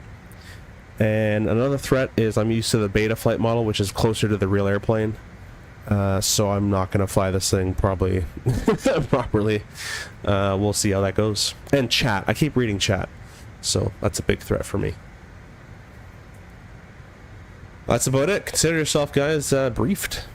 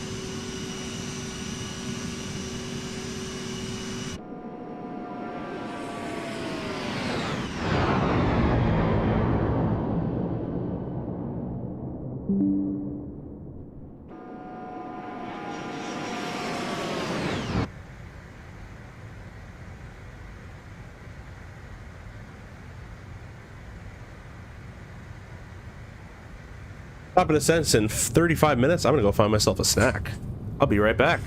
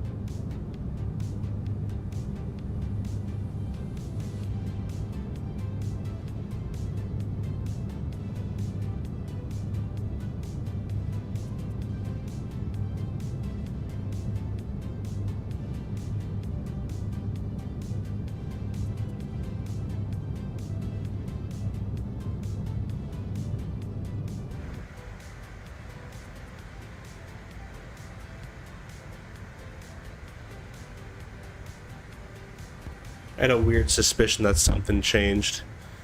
So I just came back and I think I might have hit my throttle when I got up. So we're just going to speed back on up to 0.77.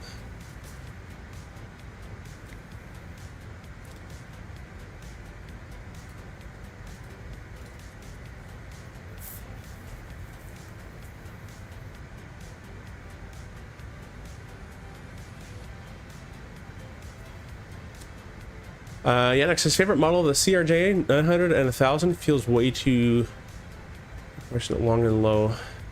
Yeah.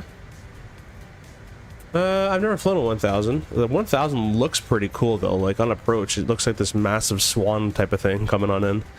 I've heard it's interesting to land because it's the 900 is already a really weird airplane to land in real life. There's a lot of weird physics going on because it's very long and the wings aren't meant for it. But I don't know why we're alt's capping. I'm going to disable the autopilot real quick and go VNAV vertical speed, sorry. And we'll just kind of nudge it back towards 30,000. There we go, 37. All right, we're at our cruise. But yeah, the 1000 probably would be a bit weirder to land, but it looks pretty cool to me, aesthetically.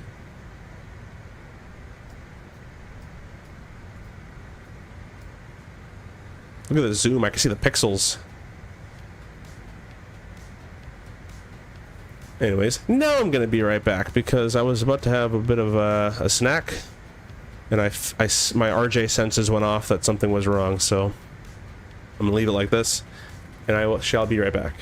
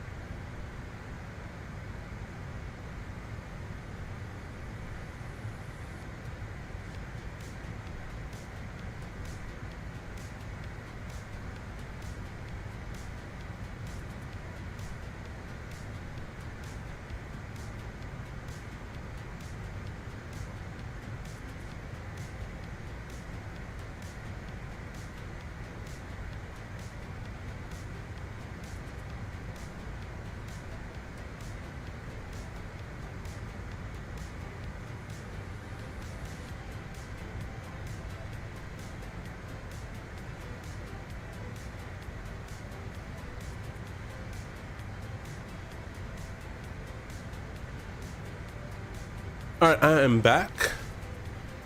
And Harris, hey, welcome. Says fellow IRL Montreal Mad Dog driver here. How's V2 work? Worth reinstalling? I think so. The V2 is a very good foundation for what is to come later. I beta tested the V2 and I'm beta testing what's coming. I think it's worth reinstalling, getting used to the RJ again, or just wait till the next update. Up to you. Depends what you want out of it, but I'm enjoying it. You say, fellow Mad Dog, you fly the MD-80 or something? That's the MD-80 is the Mad Dog to Montreal. I don't know who flies that one, but that's pretty sweet. If you do, I gotta get that gig. It's Dominic. Hey, welcome, Dominic. How you doing, my friend? Dom, did you end up getting the RJ for Xbox, or are you holding out till the next one the next update comes out?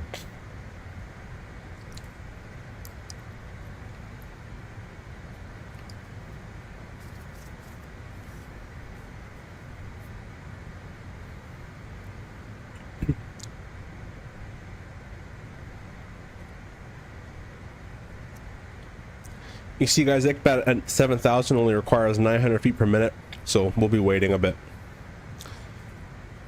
And because we're not using VNAV, we're just going to go right back to the 4.0 descent. So that should hopefully clean up that time a little bit. Should have anyways, should have changed. I fly 700, 900, but a lot of fellow pilots at my company call it the Montreal Mad Dog. Okay. Since the MD-80s are pretty much gone. Fair. That's sweet. How you liking it over there? I'm in the old livery right now.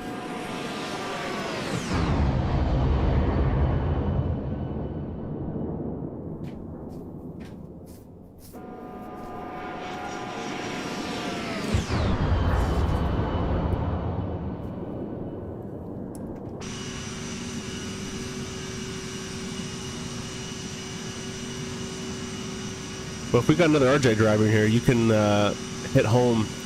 I try to explain how tricky the 900 is to land. It's a very interesting airplane to land, and it's so hard to convey it in words. I've been helping them make the flight model. We've got it in a very good state. That's a good picture right there. But it's very hard to describe when the airplane should float, when the airplane kind of just slams on itself, and trying to dial all that into a coding is has been an interesting experience. It's not bad. I'm down in the US for a Delta connection operator, good seniority right now, so I hardly work. Hence while I'm learning the FSS 27. Oh, okay, nice. Yeah, that's 727. If you got a lot of time, that's your thing. I totally agree with you on that. Yeah, the 900 is so strange. And I don't know how to put it in words. It's just a weird airplane. And even in the sim sessions, when you're doing the sim sessions to train to fly the RJs, it flies a little bit more like what you'd expect an airplane to fly like. But then you get to the real plane and it doesn't. It's just strange. I kind of have my technique now that's been working for me for the last 2 years, and I've been loving it. But definitely the first 50 hours in the plane is definitely a learning experience on top of everything else you're learning, but the landing is definitely a learning experience. Dom said, just did my job interview yesterday, so should be working July. Ooh, got ATC. To August. Hopefully if I get the spot, PC soon. Yeah, that'd be awesome. It's too bad PCs are insanely priced right now. But yeah, good luck, man. Where'd you apply to? You can text me if you like, if you don't want to share it here, but where'd you apply? They want us on 19875. If you guys don't know how to check on with a center, I'm just going to say, at this point it's Cleveland Center, so I'm say Cleveland Center, but if you don't know who it is, just say center. I barely know who it is, actually, center. So it's just center, your call sign, which today is Jazz 720, flight level 370. That's it. Well, the one thing is I got to change my push to talk.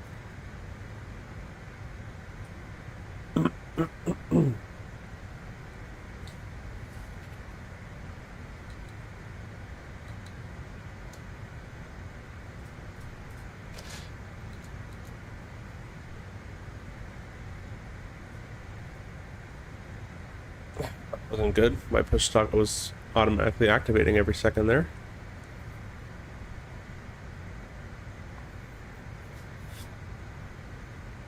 Cleveland Center, hello, JetBlue 688. I don't know why my buttons are doing this right now. 8899 Cleveland Center. And we'll use like, I have no buttons to use right now because I'm using my a new yoke. Yeah, because that's gonna activate sync. All right, we'll just do it for now.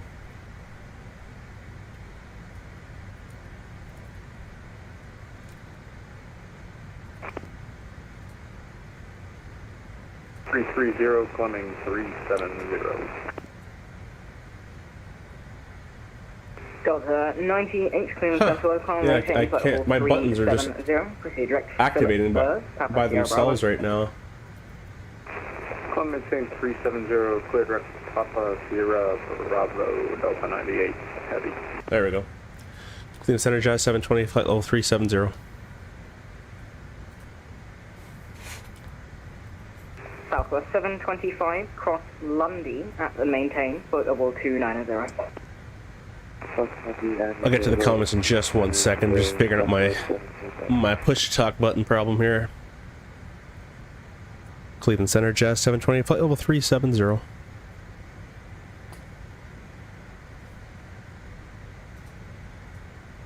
Can you even hear me? Yeah, you should be able to hear me.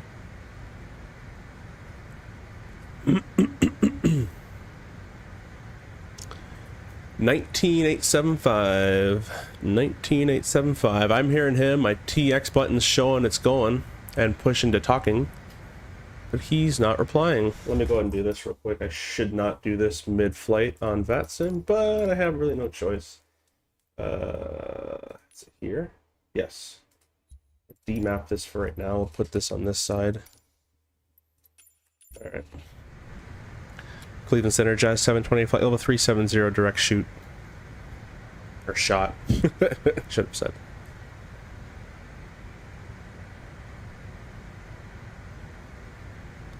Well, he's not getting back to me. I've checked in multiple times.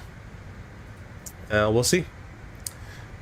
Just in my, I read that. The 900 approach feels like trying to fly a semi-truck. The 700 is much more sports car-like. Yeah, the 9 is just, it's interesting, man. 900, you gotta accept unwanted deviations and trust it'll come back to where you had it and want it. Dumb says, not summer job opportunity with my school. It'd be a caretaker, mowing yards, working in the schools. That's good. Get some money, buy a PC. That's all, or save it for flight school. Harris says, have you? And if you float, in my experience, you just gotta kind of plan it at that point. Yeah, there's no real saving it after that. Cleveland Jazz 720, a radio check.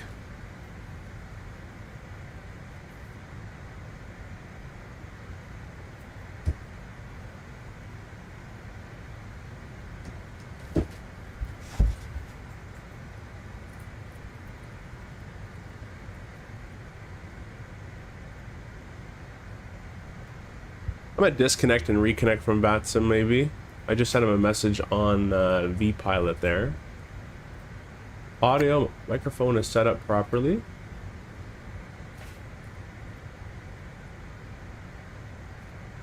Disconnect, reconnect.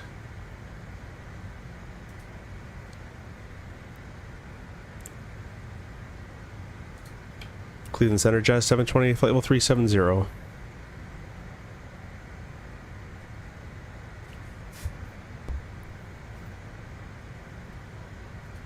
Yeah, he is not hearing me right now. That's super strange.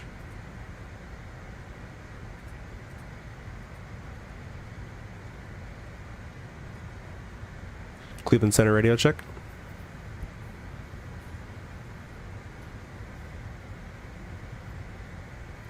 The mic is the source. It says it's push to talking. I'm on the right freak. I'll check again. 19875. Yep. But he can't hear me. I'm gonna start vPilot as administrator. Could try that.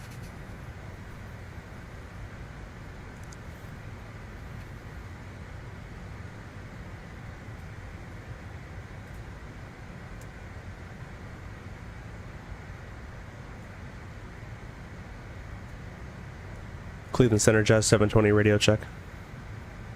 Jazz 720, Cleveland Center, receive 555. Ah, administrator mode worked. Okay, Jazz 720, flight level 370, direct shot currently. And Jazz 720, Cleveland Center, roger, recycle transponder, scope 2322. 2322, Jazz 720. Alright, 2322, it's technically should only be on one side, but we'll set it on both there. We're on number 2 on the transponder. Technically, when he says recycle transponder, that means me doing this. Should say new code or something like that. I don't know if that's just VATSIM logic or something, but... Delta 73 Indy, Annapolis is offline, radio services terminated, frequency change approved, bye-bye. Frequency change of movement to any command to decimal it. Delta 73, thank you, sir. Have a great day. With the comments here. Dominic says, yeah, save whatever I get and 2.5 months of work. Put 1 to 2K aside for, yeah, 100%. That's about like 8 flights. 720, cross box at and maintain flight level 310. Okay, crossing box at flight level 310, Jazz 720.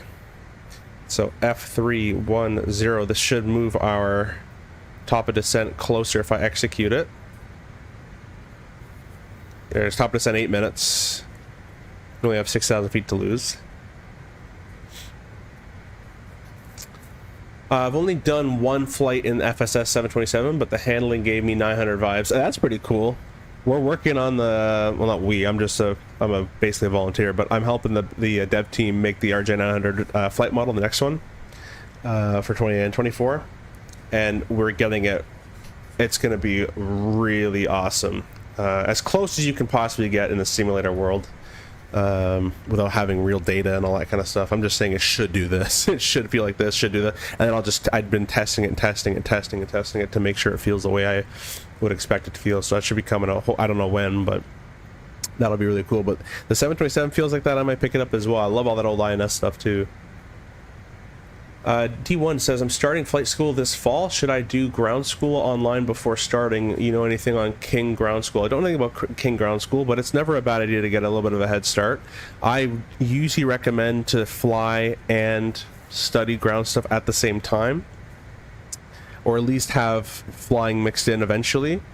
Some schools want you to have the written done first. Different schools want different things, but I find, at least when I was doing it, and my students later as well, if you have the ground school knowledge as you're flying, if you're studying the ground school, if you're like a couple lessons ahead with the ground school and you're currently flying, you kind of can relate those topics a bit better than just reading stuff, in my opinion.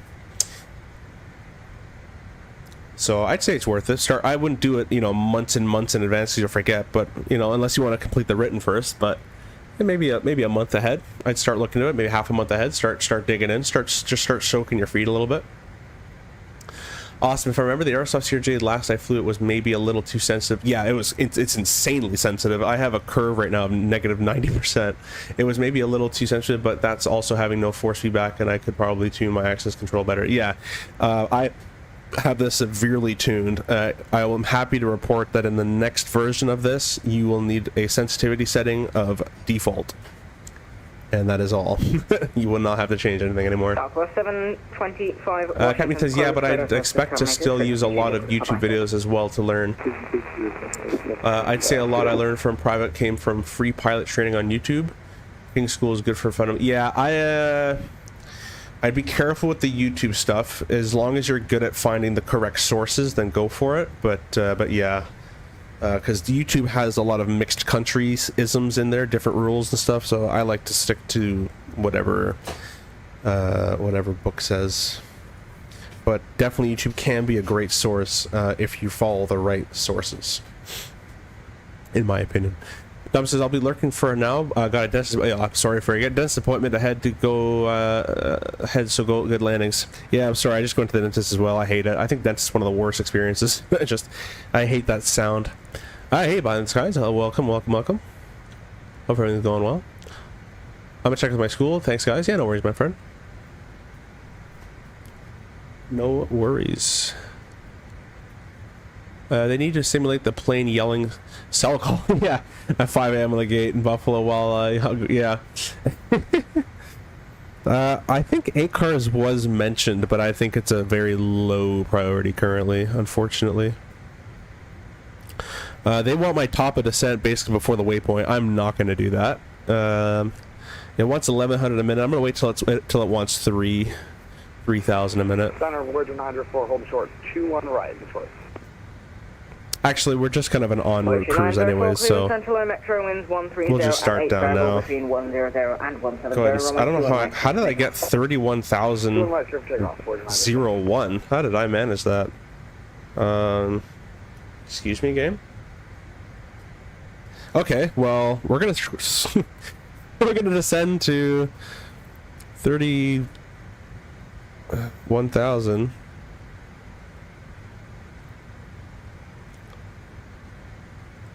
That's interesting.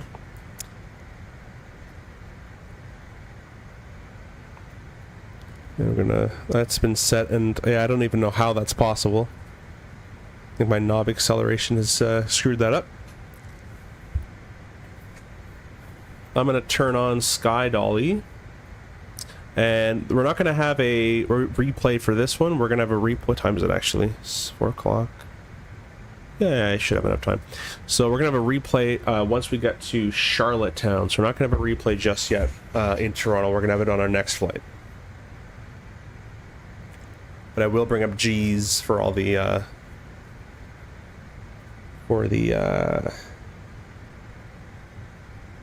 whatchamacallit, feet per minute and all that guys, all that stuff that you guys like to see.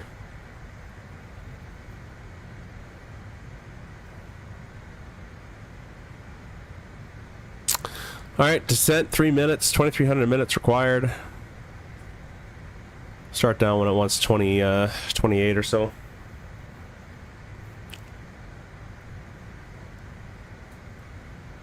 I'd like to keep it going, but yeah, it won't matter. I'm just going to start down now. It's not going to connect well, so we'll just do 25 or 24. Voyager 904 airborne passing 1.5.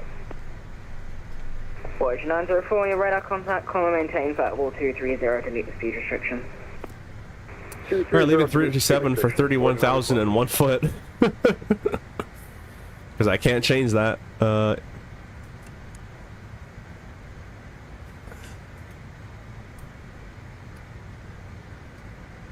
Yeah, alright, well. That kind of sucks.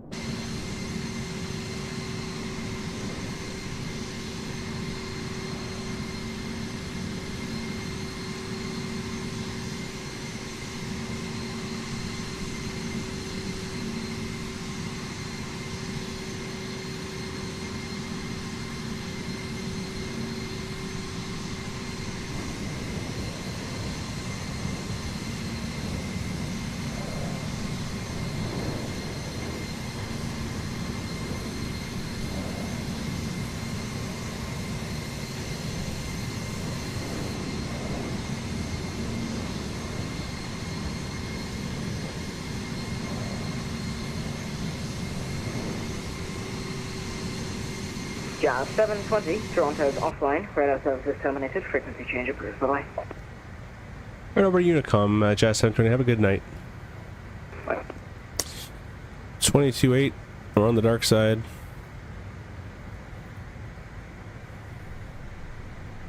That number is frozen, because it says I need 2,300 a minute, but I'm only doing 2 or so, and I'm going to beat it, so obviously that number's wrong. It wants 1,100 a minute. So we'll just do 1,000. Add a bit more thrusts in there.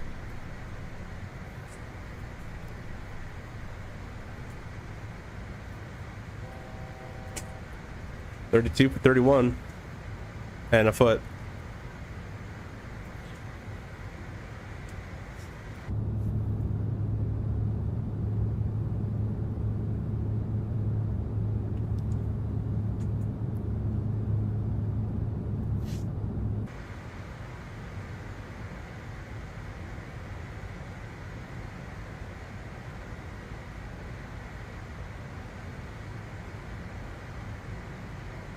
Really appreciate you guys joining in today. Got 30 viewers. Awesome, awesome. With 27 likes. That means 3 people haven't liked. I can do math. See? I promise. Alt cap. 31 and a foot. Start reducing our thrust a little bit.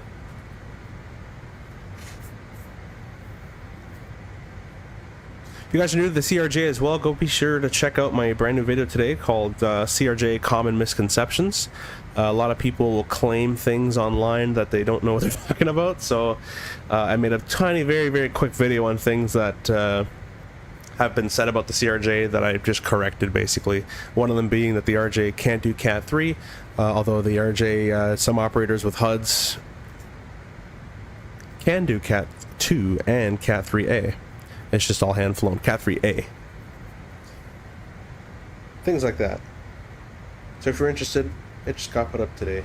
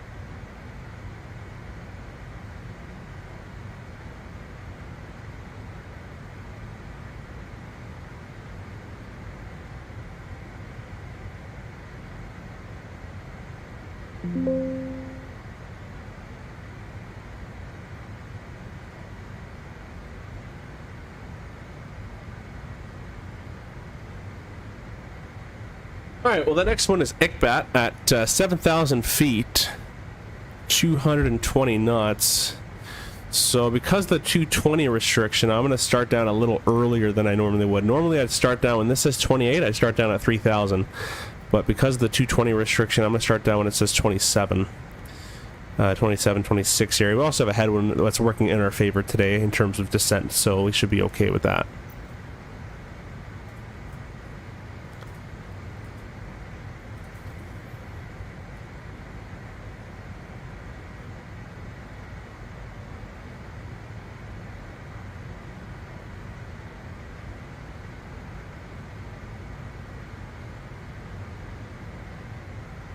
JBS, hey, welcome. It definitely was interesting seeing all the streamers who would fly the Phoenix every day complain about the lack of VNAV and auto throttle. Yeah.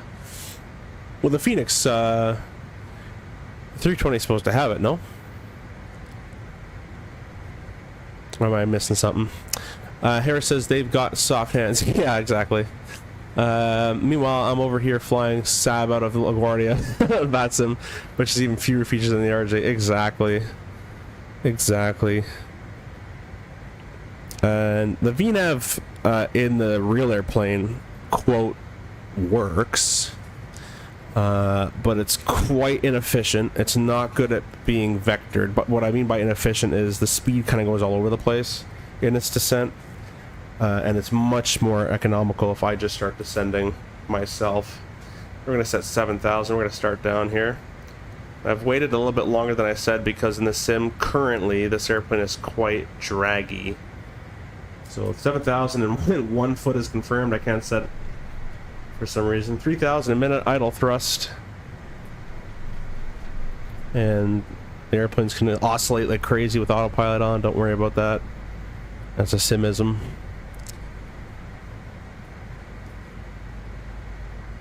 Yeah, JB, yeah, okay, yeah, I hear that. I hear it all the time. I'm with you on that too. So that's what I was saying. The VNAV quote works in real life, but it's only really good for LPV or descend vias. So notice I'm having to kind of add thrust to hold this. Shouldn't really need too much, but we'll play the game.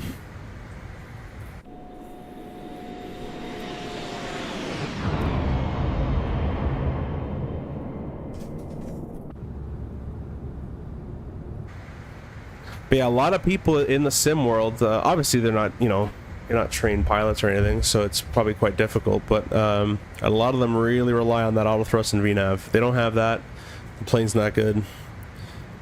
Now,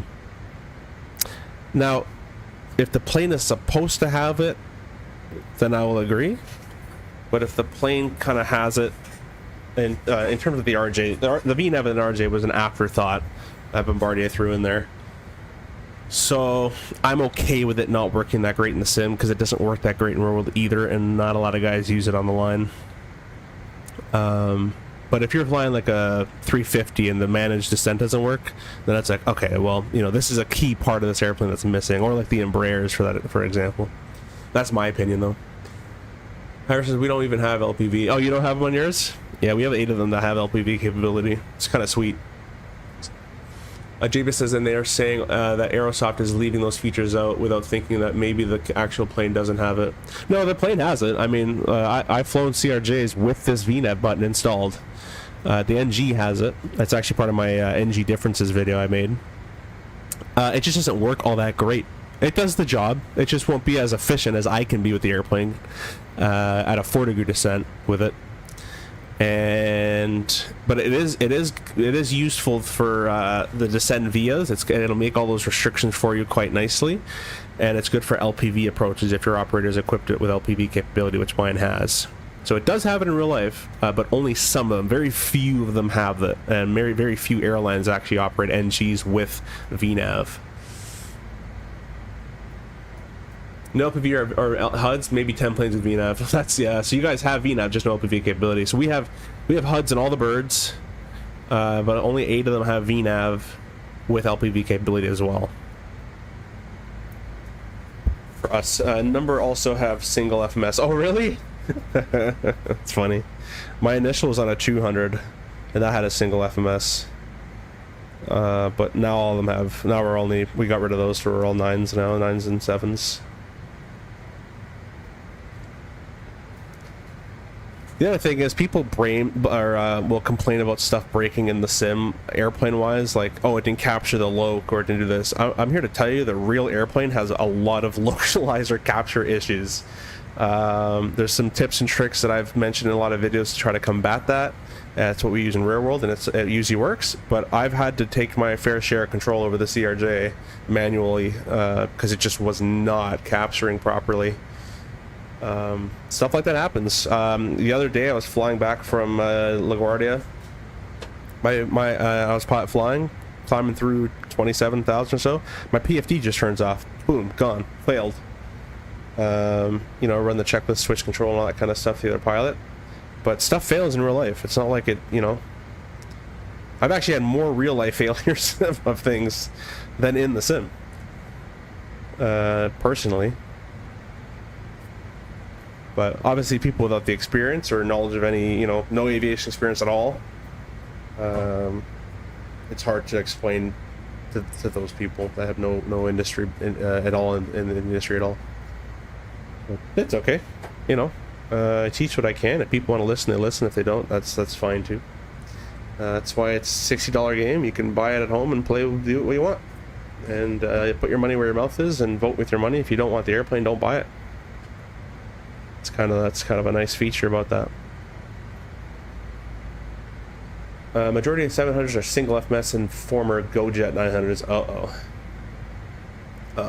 JBS says, speaking of the 200, Virtual just released their RJ 200 and it's bad. Yeah, I mean, yeah. No comment. All the airports you fly into, where does LaGuardia rank for the views on approach? I will say LaGuardia is pretty sweet. DCA is sweet too. The West Coast stuff is awesome with the mountains.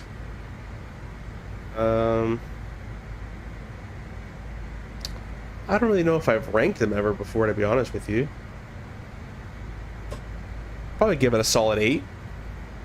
It's a pretty cool view. It's not really like it's not like a nice, beautiful view. It's not like a environmental view like mountains and stuff like that. But as a city view, looks pretty sweet. Especially if you're doing the RNAV X31. That one's awesome. And then River Viz into DCA is always a fun little approach. I just flying into St. Louis, and I know St. Louis isn't the most like spectacular, beautiful looking city, but St. Louis, it was like dusk with the sun was just, you know, on the horizon, and the lights were, it looked beautiful too. You can go to any airport, as long as it's dusk, it looks awesome. We're coming up to 12,000 feet. I'm going to bug 250 knots, and we're going to start slowing for 250. So 12,000, 1,200 a minute. Let's start scrolling this guy up to 1,200 a minute. And we're going to start slowing down.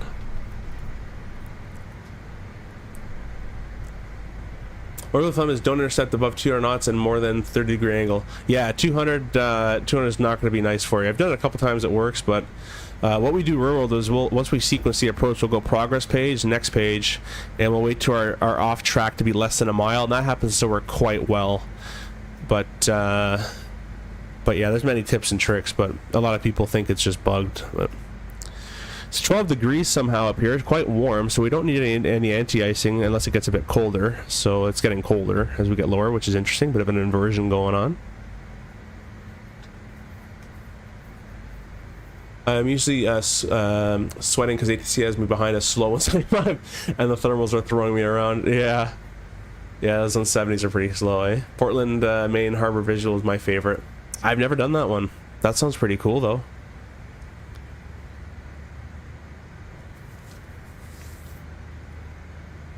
Portland, Maine Visual. That'd be a cool one for the stream. I wonder if there's scenery for it. Alright, we just nicely slowed ourselves from a 290 descent to a 250 knot descent, and we're gonna need 220 shortly, so let's just keep it idle. And we'll just bug 220 and let it come down to 220. What's required to meet ICBAT at 7 is 1500. Sure, let's go down at 15 and we'll just kind of slow on the way, and we can use boards if we need it. Coming up on 10,000, we'll go ahead and turn a taxi light on. We can go ahead and ding them back there.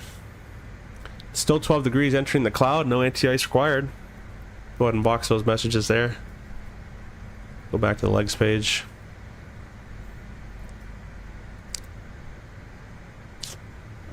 It's pretty dope. Only visual checkpoints, autopilot off, real pilot stuff. Yeah, those are awesome. Those are always fun approaches.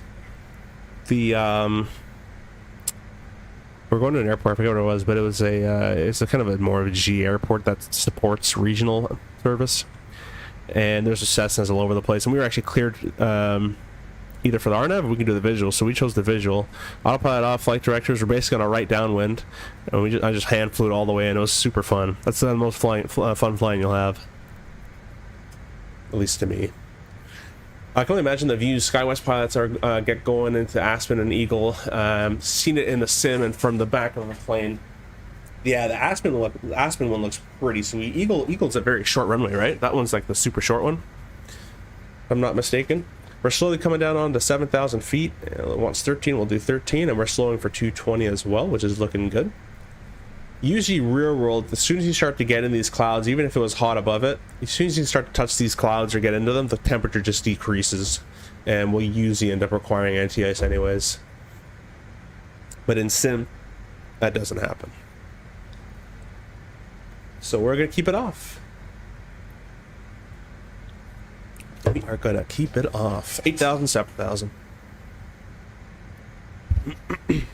All you guys are new to the RJ. As soon as you hear that tone, your hand goes to your physical throttle, and it sits there. And sooner or later, if you missed where it says Alt Cap, you're going to be like, I'm going pretty slow. And your hand's going to be like, why is my hand there? Oh, yeah. And you're going to throw them up. And that's how you're not going to get yourself killed. There's Alt's Cap leveling at 7, so I'm going to add about that much thrust. It's going to initially speed up, but as it levels off, well, it's taking quite a long time to level off, so I'll bring the thrust back. It would have been level, or it kind of Alt's capped a little early. That's okay. Sink our head into the next turn going on here. And we're just gonna rock it down to 3,000 because we're gonna start this approach soon. So 3,000 feet, speed mode, descend 220, idle thrust. Let's get the Toronto CTAF up and running, 18.7. Toronto traffic jazz 320 is planning ILS runway 6 right. We're 30 miles to the west of the field, 7,000 descending 3,000 Toronto.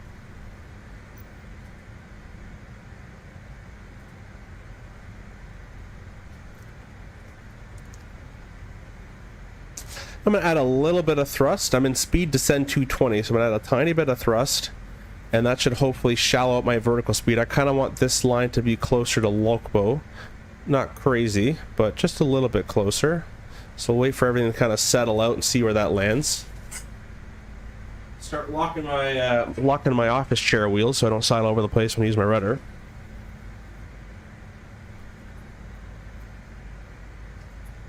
And on takeoff there, my yoke felt a bit weird, so I'm going to go ahead and I might have to adjust my sensitivities again. But I did a yoke calibration, so we'll see what happens with that.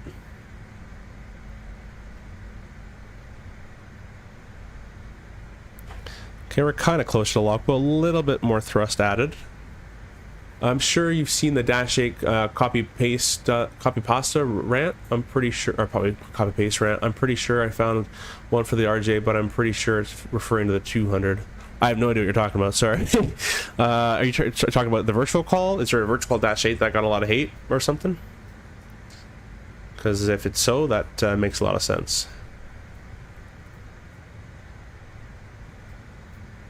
Okay, a little bit more thrust. Ever so slightly, a little bit more thrust. We're going to get this maybe to about 800 feet per minute. Check VATSIM radar. I think absolutely nobody's in Toronto. Oh wait, Toronto has a tower. They didn't even give me a contact me. Or did they just come online? Toronto tower, Jazz 720. We got a radio check. My mic's been acting up a little bit today. Yes, I'm saying Toronto tower. Very good afternoon. Look at that. Christian, good evening. Readability fast. Oh, awesome. Jazz 720. We're just descending for local final ILS 6 right, 4,000, 3,000. Yes, in 20, the current information is saying gold footage 29990. Winds are 110 at saying gusting 15. Call me back 5 mile final. Okay, calling 5 mile final, Jazz 720. Thanks. 2990 set left center right. That's cool. The tower just popped up for our arrival. We'll be taking off from Toronto, go to Charlottetown as well. So we will have him for our takeoff, hopefully.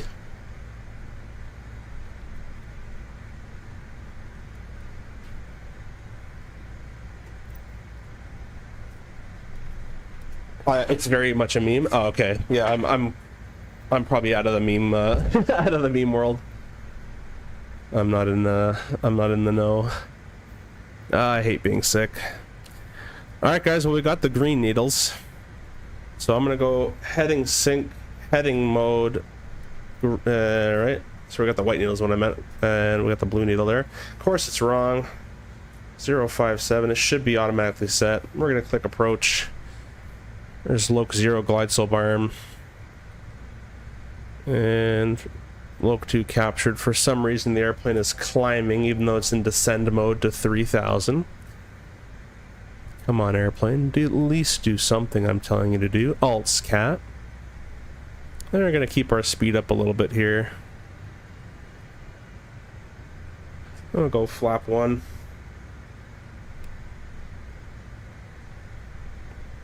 This alts cap's kind of all over the place. But it'll eventually come down, I guess. Alright, let's just bug 190. Yeah, we'll start slowing for it.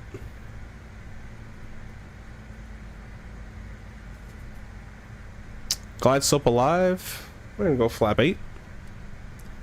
And we'll slow to 180. It's been alts capping for quite a while. Andrew's Aviation, hey, welcome. Hope you're doing well, my friend. You're just catching us on final. Everybody put your landing rate predictions in the bottom of the chat. I have a ultra-wide monitor, so you might not see the landing rate pop up. Actually, you will not see the landing rate pop up, but I will call it out to you guys. whatever the number may happens to be. Just need to do a quick check here because I was noticing something strange with my controls. Alright, hopefully he doesn't see me do this. No one sees, no one sues, right? Something's acting really weird. I think because of my new calibration. Alright, we'll go gear down. We'll ding the flight attendants, but it's the wrong sound. But anyways. Verses are armed. Got 3 green on the gear, glide slope captured. AA bare metal, no questions asked.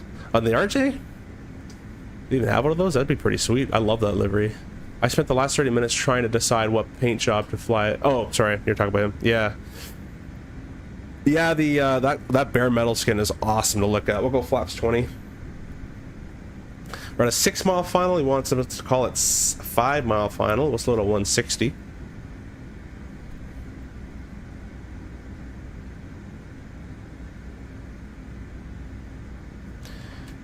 Toronto Tower, Jazz 720, 5-mile final, 6 rate. 720 Toronto Tower, wind 120 at 9, clear to land on radio 6 right. Could land 6 right, Jazz 720. I'll go flap 30.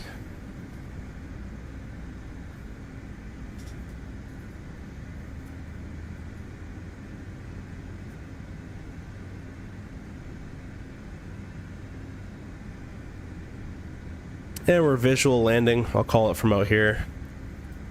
Flap 45, a ref of 143, we called it with the gust.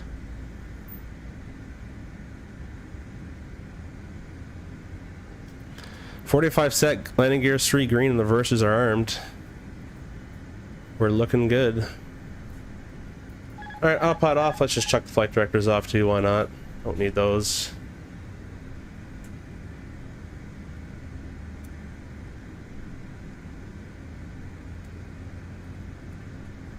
Flight directors are quite inaccurate in the sim, unfortunately. Yeah, I did something to my my sensitivities when I calibrated my yoke, and it's kind of interesting to fly right now, but we'll get her down. May not be the prettiest, but we'll get her down for you guys. You got a wind check, Jazz 720.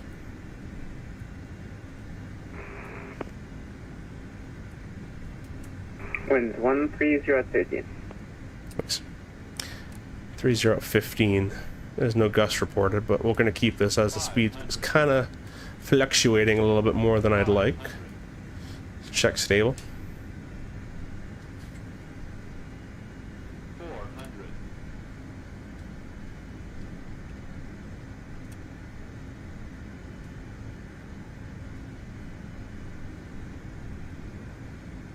I'm going to really work on this wind today, guys. Well, that's the job. It's what you get paid for. Sink rate. That's not a sink rate. It's just 1,000 feet a minute. But whatever. 100. 50. 40. 30. 20. Whoa, a bit of a lag there. Yeah, a little bit up, a little bit left rudder. Although my rudder's not doing literally anything. I'm full left rudder right now. So something's severely jacked up with my controls. But that's okay. We're gonna add in our brakes and a reverse. But my new Honeycomb Bravo, I am liking it. That's looking pretty sweet. A little bit more brake. 720, welcome to Toronto, left enable cross runway 06 left. Left enable cross assist left, Jazz 720. Alright, we'll slow those reversers. Jazz 720, when you get a minute, where are you parking tonight? It's 136, the swing gates there at Terminal 1. Let's get a notepad out. I actually don't know the gate, I just completely guessed. And 720, Roger, taxi to gate 136 via Charlie Alpha Alpha Lima. Charlie Alpha Alpha Lima, Jazz 726, thanks. Or 720. Alright, clear across 6 left, we're clear right. And we're clear left. Charlie Alpha and Alpha Lima. Will I bring up the chart right here before I do my after takeoff or my after landings? Should be the first left turn coming up. Ba-ba-ba-ba.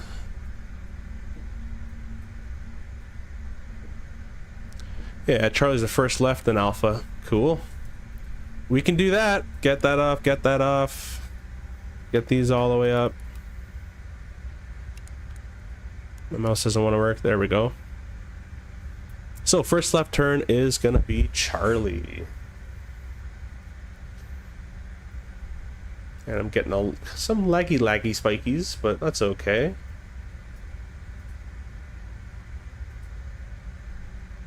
I'll catch up with the chat real quick here.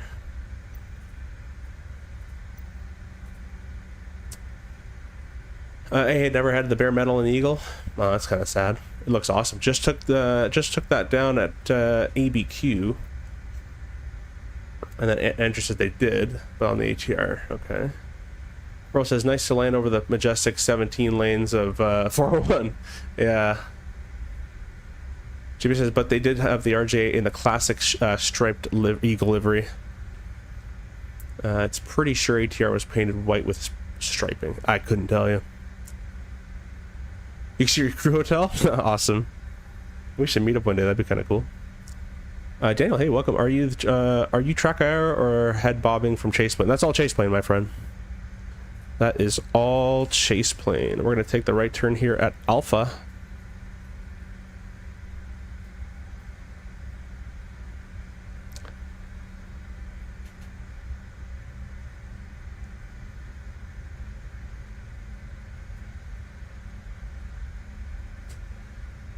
Yeah, they do look quite threatening. I don't know why my FPS is just tanked in Toronto. Let me turn this following thing on Navigraph off. It was beautiful the whole stream. It's been 100. Now I'm in the 50s, 60s, which I know I shouldn't be whining. That's a first world problem, but I want my 100. I want my 100. Anyways, let's go ahead and start the APU. Let's get the ground crew over there at 136. The APU bite is in, or the APU is in test, and 136. I think it's 136. That's straight up memory. No follow me.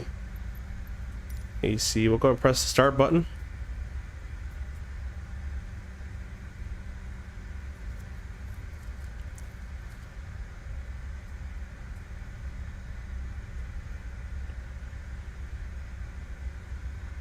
And we're going to take this next right turn. We have the 2 minutes, so we'll shut down the left. We have 2 minutes in the bleed cycle, I should say, from idle thrust on landing. We're clear right, and we're clear left. Going to gate 136.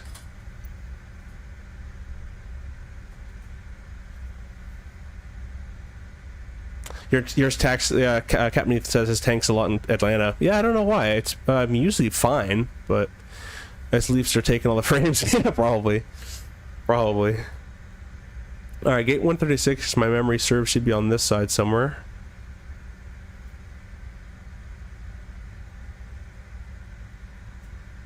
Oh, you know what? I needed. Was I correct in my guess? I think I was wrong in my guess. Oh no, I was right in my guess. Should be on the left here. Yeah, there it is. We're just gonna have to Chrissy cross you over to the lanes. We're on lane 8 right now, and lane 7 is that yellow line. So we're just gonna step on over because absolutely no one's here anyways. And we'll follow this line over there.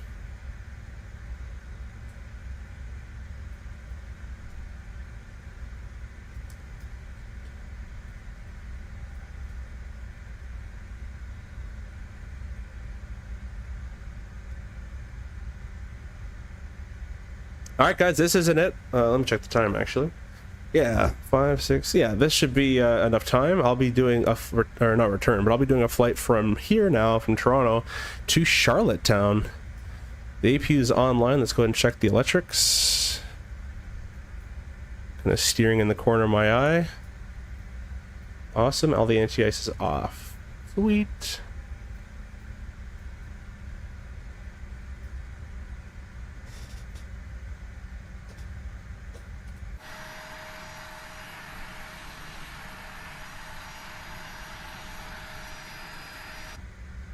Oh, I guess I should look in here, shouldn't I?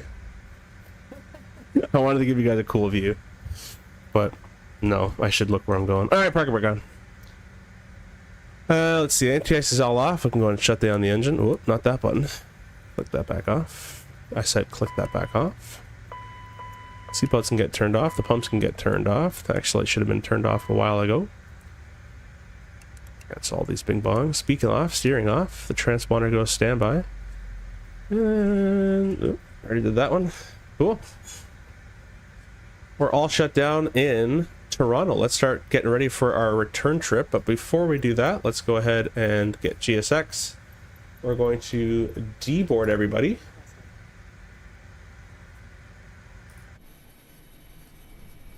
Now I have it set that they should automatically do the door, so I kind of want to see if they do that.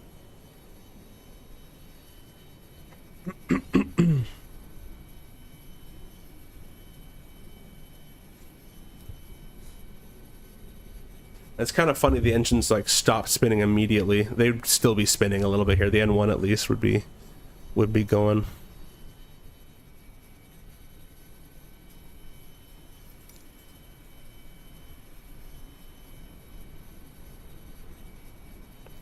So they should be connecting the bridge, but they probably can't because I'm so close. That's my awesome parking job.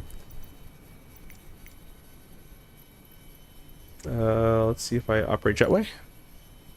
Operate jetway requested for waiting for other services to complete. Alright. So they should open the doors. That's basically what we're looking for right now.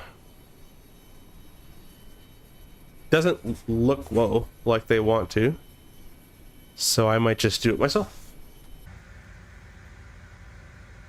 Yeah, my FPS is tanking. I don't know if I'll be able to do the return flight.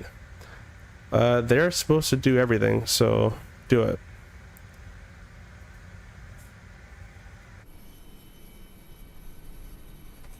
Alright, I'll just do it.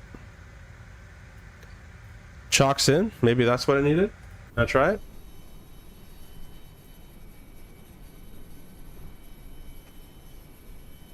Nope. Alright, I'll do it. Door with the stairs, with the jetway, door, door, door.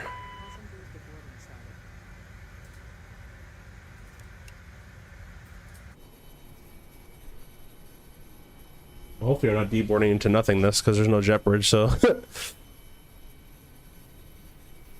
connect the bridge. Apparently we're deboarding people, but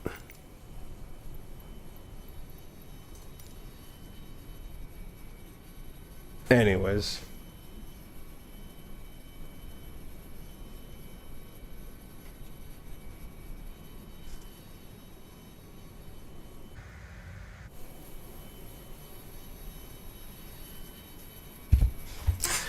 So, it's saying I'm getting 60 FPS, but it's not acting like that. It's quite horrendous. I think I might know the reason why. Let's bring that back. Can't have that in Toronto. Can't have nice things.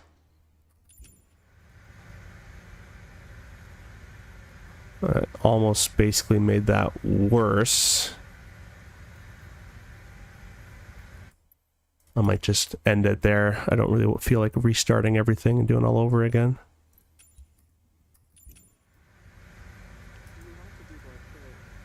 Sure. Actually, it shouldn't have been no, but I guess I already did that, so whatever. Yeah, guys, I think I'm gonna end it there. I mean, I don't really want to restart and do all that hassle for that.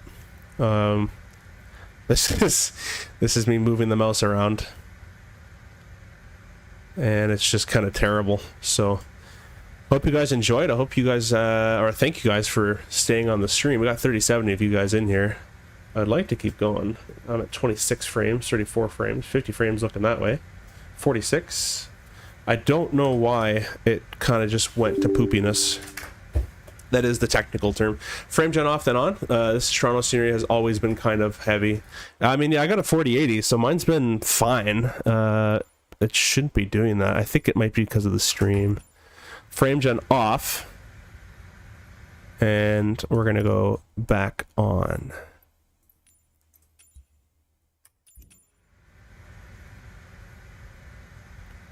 '48s, 50s.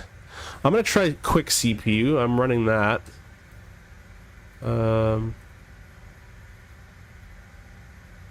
Let me try quick CPU. I'm going to go do that button and that button. This button. What do we get? Worse. High performance set as active. Apply.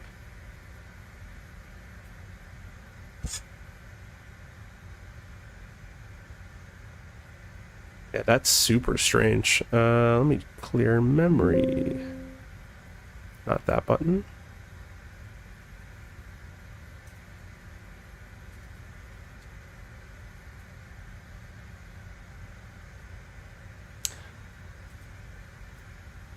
Huh. I'm gonna check my community file. Maybe I installed like 2 Torontos on top of each other or something.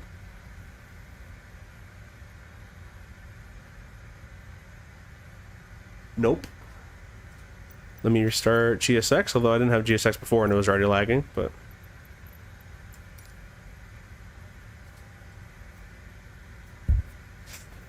Like my FPS has basically been cut in half.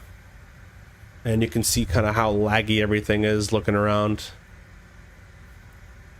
At least it lasted for the whole stream. Could have been worse, right?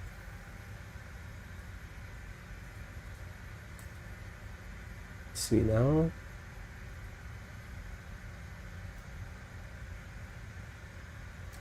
Just trying to close as many applications. I'm going to close Google.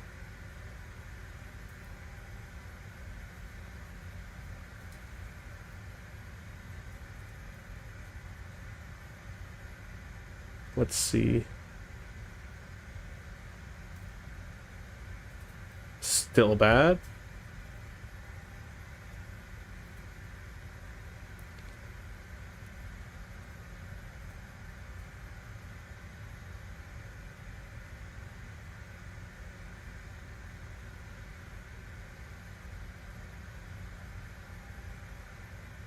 Turn G's off. Okay, well that was interesting. Closing G's, that tool to give you feet per minute, bumped me up from 50s to 60s. Although it's still a little bit of like a slideshow, but the FPS is definitely better.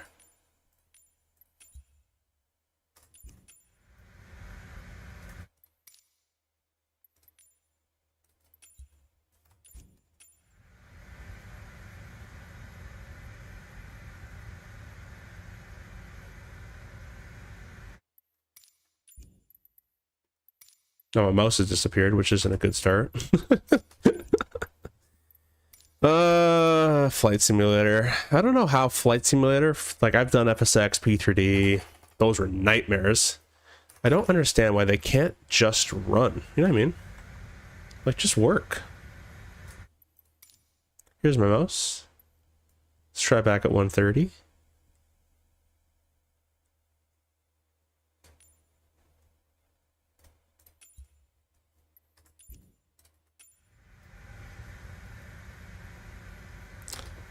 Yeah, it's still quite bad. I'm gonna try disconnecting from vPilot. Maybe there's some traffic that's becoming a problem for me. Nope, that's still an issue. Alright, well, it was good in the air, so I assume it'll be good in the air if I just kind of deal with this right now and get going. So let me make a new sim brief real quick. We'll get this airplane all turned around quite nice and quickly. We'll go IRS is off and back on. And we'll go index, make sure that everything's still synced, position, next page, GNSS, bring it over there. How are you voice capable? Alrighty, we'll go dispatch on SimBrief. Just gonna make this flight plan and file it real quick with VATSemi. departing out of YYZ to CYYG. The flight number is a good question.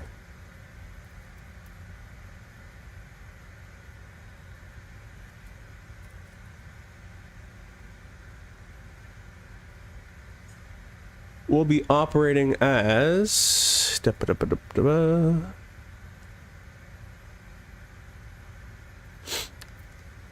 think it's 320 that goes over there, so we'll just say 320. What I'm seeing on good old FlightAware. Jazz 320 from Toronto to Charlottetown. It's a CRJ 900. And the alternate is saying... Moncton, I agree. Generate. We're gonna file it to good old vPilot. Or VATSIM, I should say. File the flight plan. We got the PDF. Alright, so we have to put up with a bit of a buggy mess on the ground. But once we're in the air, I hope it gets better. So, flight plan, import. This time I'm just going to send it to the FMS and we'll set the payload. Just because I don't want to do it right now. There we go. We'll execute that. They want us using the dead key 5 departure, most likely off runway 5 today. And a Walba transition. Departure arrival. There's no arrival into Charlottetown, so we'll plug the approach in later. Performance-wise, we have a fuel. That fuel is wrong. That fuel is still wrong. Let's go down. How much fuel they want us at? 11,000 what they want us at. Import. Set payload and fuel. Or actually just says set payload. Apologies, I'm here. Toronto Tower, Canada 441 ILS. That's right. Okay, Canada 441 Toronto Tower, very good evening. Wind 090 at Tango 17, clear to land on the Joseph train.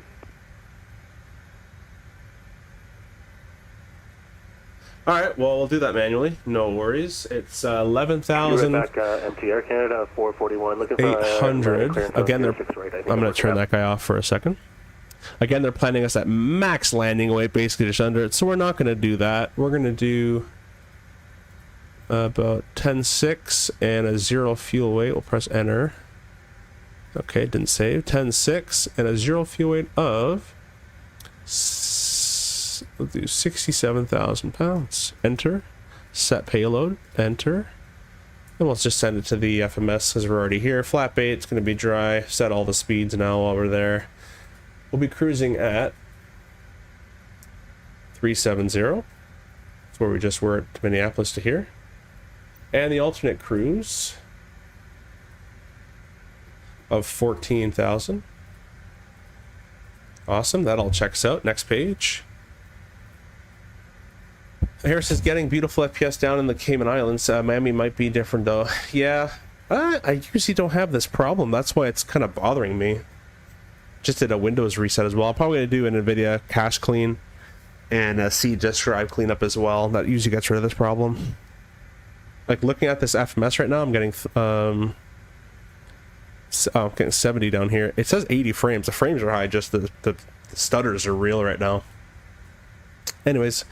Got a -0 on the climb. We got a +9 tailwind and on the cruise and a +23 in the descent. It's 3 degrees of ISO deviation. We'll execute that. Next page. Taxi fuel is 400. Our reserve fuel is... That's not... Yeah, that is right. 1759. Saw 900. I'm like, nope. And they want us out at 2150 as planned with the wheels up. Perf page. Takeoff and landing. Let's go ahead and refresh the METAR. 05, flap 8, flex of 39.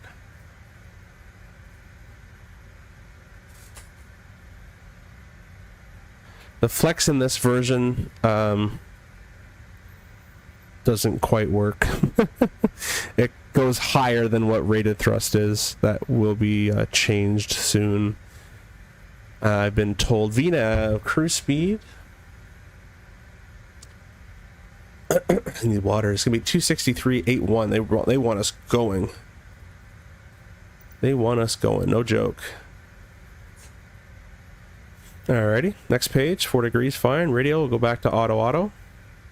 Squawking, we'll leave that for later.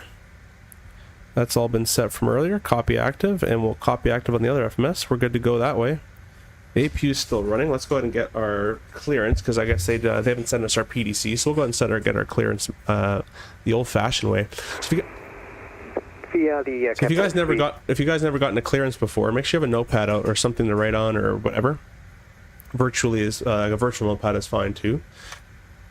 And basically what I'm going to ask him is going to say my call sign. So Jazz shouldn't say 8320, it should just say 320. Jazz 320 and then what do I want? So requesting IFR clearance to Charlottetown. That's where I'm flying to. And then you're going to have to say with information, and that's the weather that you've received. So I'm going to check the ATIS. The ATIS is Tango. That's the identifier code saying that's the most up-to-date ATIS. If the ATIS changes to the next letter, then the newer weather has come out. So that's a good way of checking if you have the weather. So Toronto clearance, Jazz 720, requesting IFR to Charlottetown, information Tango. They should have sent the PDC, but that's okay. We'll just change over to 18.7 because there's no ground frequency on, and we'll give them an ask.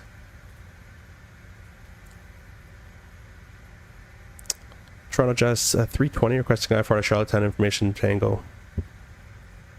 Now he's basically going to read back what I've basically filed, unless he has to change it.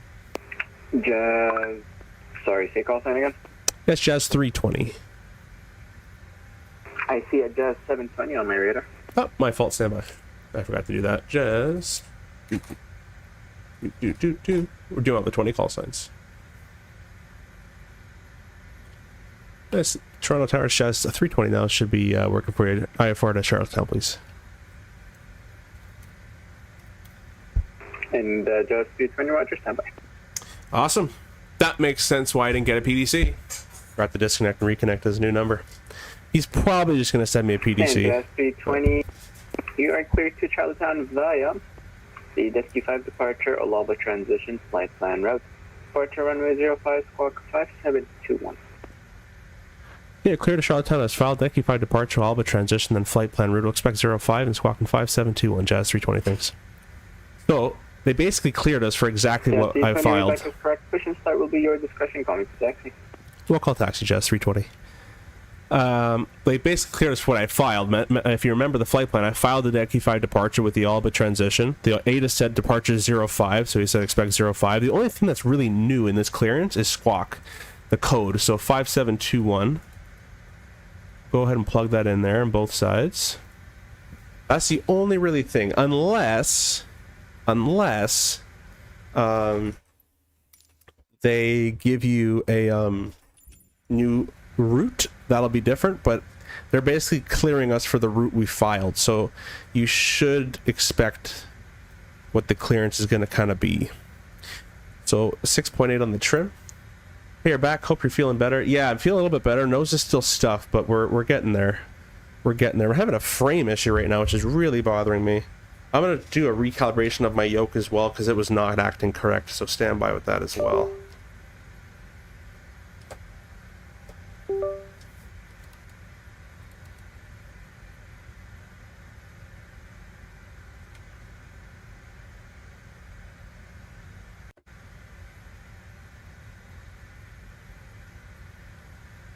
Alright, let's reset our trim.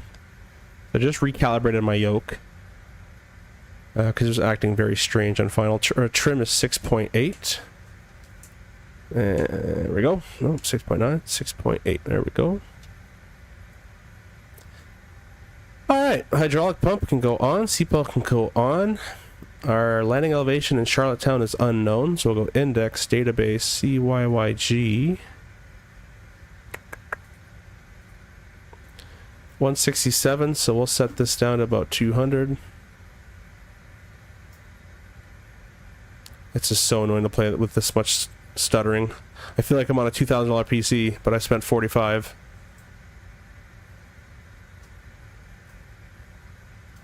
No offense to anybody who has a $2,000 PC. Just saying. Pushes our discretion. We'll do 5,000 feet for the altitude, or 5,001, because I can't get rid of that little one there. MTA Toronto's 1570 for our acceleration height.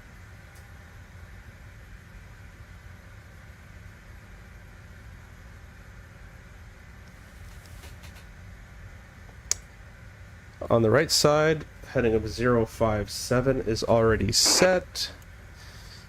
Awesome. The clocks have already been reset.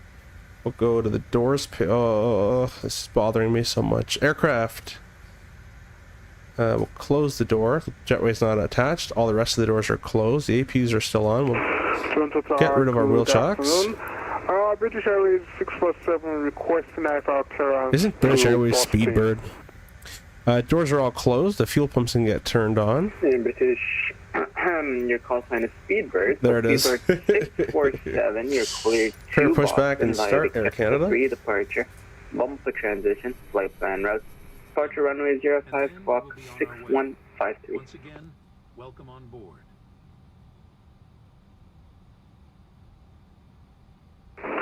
Clear to Boston via the Kesa 3 departure. Squawk is 6153. I was just wondering, can I get 15 left for the departing runway, please? Negative, the active runway is 05. Roger, I would plan for 05, speedbird 647. And Speedbird 647, confirm it's the Kepler 3 departure bumper transition. Kepler 3 departure bump transition for speedbird 647. Kind of a dumb question. Alpha disconnect keybind. Which one is the controls in the universal cross aircraft? I will call you for taxi speedbird. This guy's very loud. The one I have is standby. Tower Flare 680 is ready to taxi. That one. Flare 680, runway 05, information Tango is current, altimeter That works for all of them. 0. Taxi by Alpha Tango, Alpha Hotel, cross runway 15 left and 15 right. 29900, taxi via Alpha Tango, Sierra, Echo Golf Hotel, cross runway 15 left and right for Flare 680. Man, this is so painful. Alpha Tango, Alpha Hotel. Such a painful frame right now. Right. Apologies, Alpha Tango, Alpha Hotel, cross 15 left and right for 680. All the temperatures are good.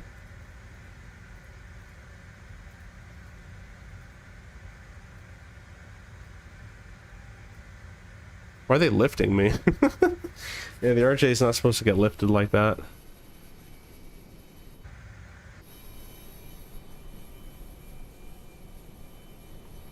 Alright, anyways. We want to face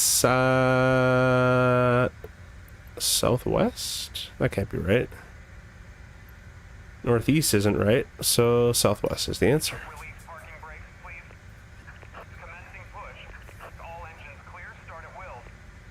Will do, boss.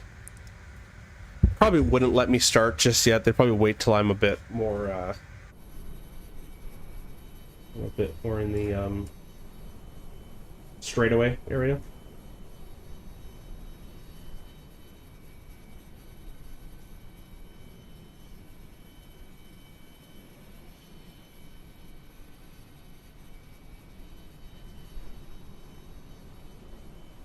Yeah, no worries, Harris.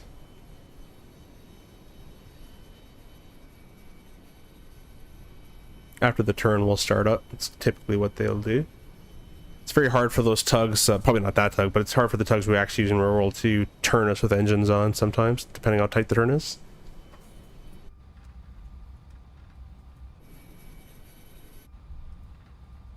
I'm trying to check all my views, like maybe there's a view stuck in Minneapolis or something that's like acting up right now, or...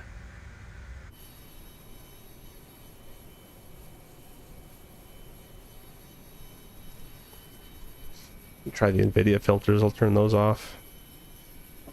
Oh, that looks ugly though. That's still laggy. Alright, well, we're gonna deal with the lags. Spooling 2. I didn't turn my beacon on, that's my fault. Good evening, Tower. And I didn't turn my transponder on. Stand Charlie 30, Boeing 737-800 with information Tango. Ready for FRS, clearing. Looking for 20% on the N2 below 120 ITT. Park and brake on. American 1234 Toronto, good evening. You're cleared to Boston Logan Airport via the Kepsa 3 departure. Bumper transition. Flight plan. Should have started the clock as well, but I just trying to limit as much head movement as possible right now. I wish ESX had way in the aircraft settings to just pick the preferred tug. Yeah, I wish too. Maybe there is a way to do that, but probably not. I didn't get the speed, please. American 1234 departure is Kepsa 3 departure. Bumper transition. Clear to Boston via Kepsa 3 departure. Squawk 6165, American Airlines 1234. American 1234 confirm it's Kepsa 3 departure. Bumper transition, and the departure runway is runway 05. Nice, McGivney, how's the flight going so far? It's going pretty well. We landed in Toronto, and now we're in a massive lag fest in Toronto for some unknown reason. Kepsa 3 departure, bumper transition. But other than that, runway 05, we're going over to Charlottetown. Squawk 6165, American 1234. American 1234, your readback is correct. Push and start your discretion. Call me for taxi. Sounds like the ATC's having a bit of a work cut out from today. A lot of racks. In case of a water landing, life vests are located under your seat. Secure the vest around you and pull on the red strap to inflate it. As we prepare for takeoff, please take the time to make sure your seat is upright, your tray table is secured, and your seat belt is fastened. Thank you for your attention.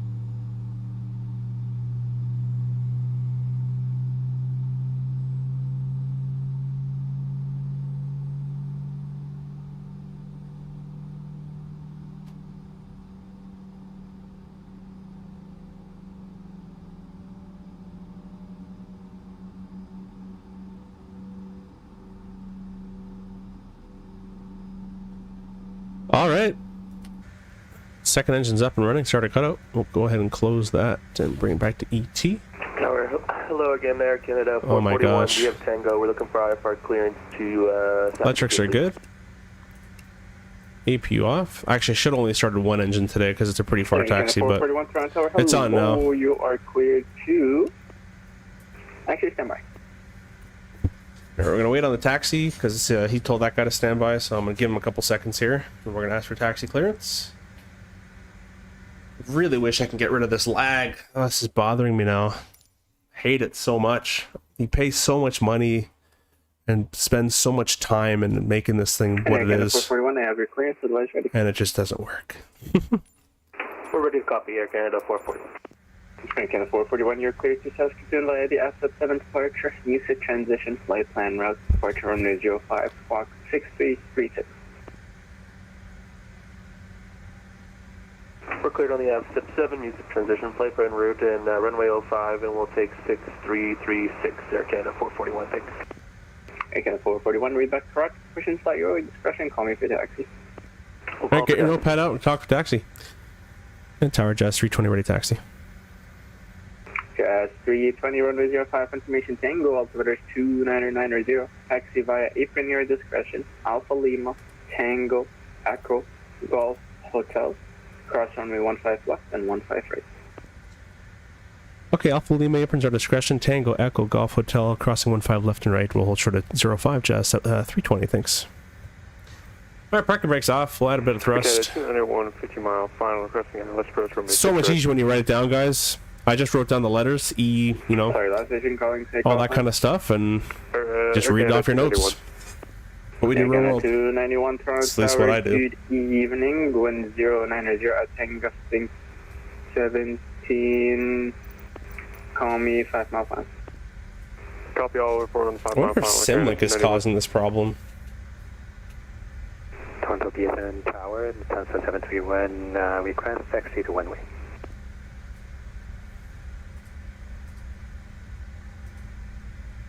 Like, I'm getting huge shudders with Navigraph getting turned on right now. Sorry. Holy.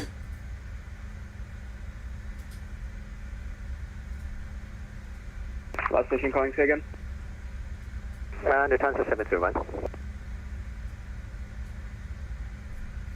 731, go ahead. We are ready for taxi to Tansa 731. 731, stand by. Flare 680, you ready? We're ready for Flare 680. Flare 680, when airborne, monitor Toronto Center 125.77, wind 090 at Tango 17, clear for takeoff, runway 05. Have a good flight. One airborne Toronto Center 12577. Tango's up ahead, and Echo is just after Tango. I want to close Simlink right now, but I know it's going to break something. And Flare 680, just confirm when airborne, just monitor center. We'll monitor center 125. Oh, Toronto Center's online. 25. And the 731, runway 05, information Tango, altimeter is 29990, Nice. taxi via Alpha Kilo, Alpha Hotel, cross runway 15 left and 15 right. Taxi to runway 05 via Alpha Kilo, Alpha Hotel, cross runway 15 Clear right. and cross runway 15 Clear right, left. Tansa 731. Echo's the next right turn. And we're going to go all the way down Echo. And then Golf Hotel.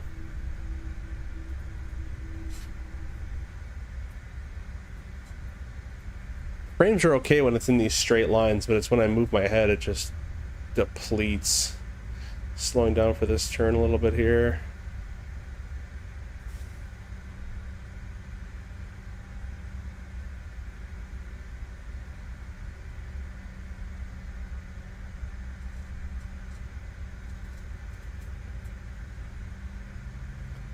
Here's Echo in the wintertime. We're using all this side for de-icing. It's all the anti and de-icing bays there.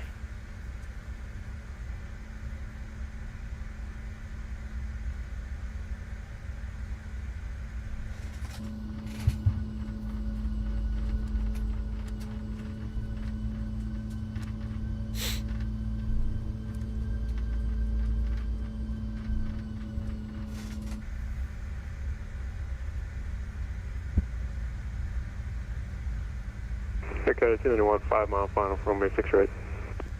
Air Canada 291, wind 090 at Tango 17, clear to land runway 06 right.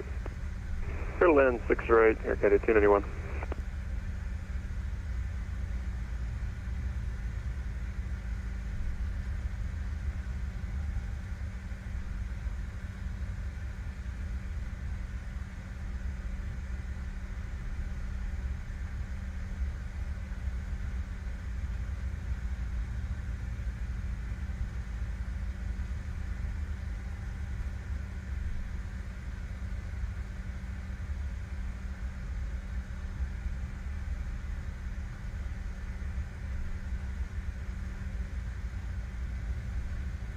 Still a little laggy.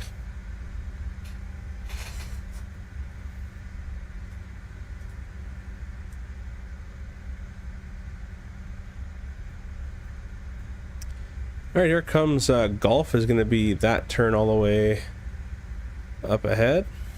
Still got a bit to go.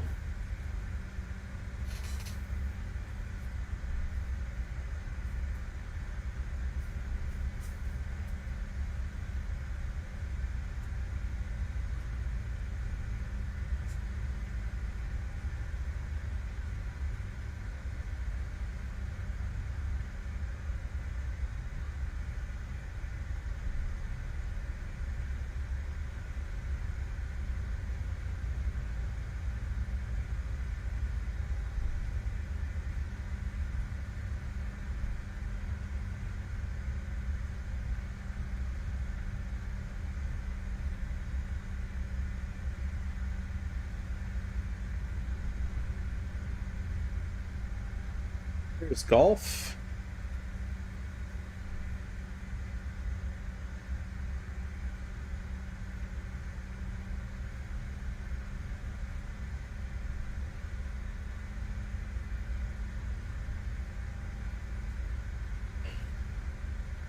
FPS getting better on this side of the airport. Don't really know why. Might be VATSIM traffic or something. Let's see if it's still using the right model matching. I'm gonna take a left on hotel that's coming up here. Yeah, it is.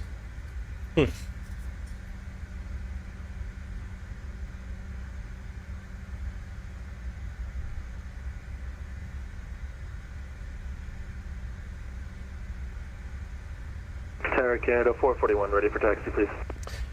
Alright, we'll go ahead and set our flaps to 8. Victor is current, runway 05. Auto crossfoot, a manual. 0, taxi Can barely move my view. Lagging. Alpha Lima, Tango, Echo, Golf, Hotel, cross runway 15 left and 15 right. For 05, altimeter 29990, we'll take my apron, Alpha Lima, Tango, Echo, Golf, Hotel, cross 15 left and right, 441. And Air Canada 291, welcome to Toronto, cross runway 0. Crossing 15 right. Taxi to Clear Terminal right. 1 via Charlie, Whoa. Alpha Lima. Clear left. Charlie, Alpha Lima, Terminal 1, cross 24 right, Academy 91.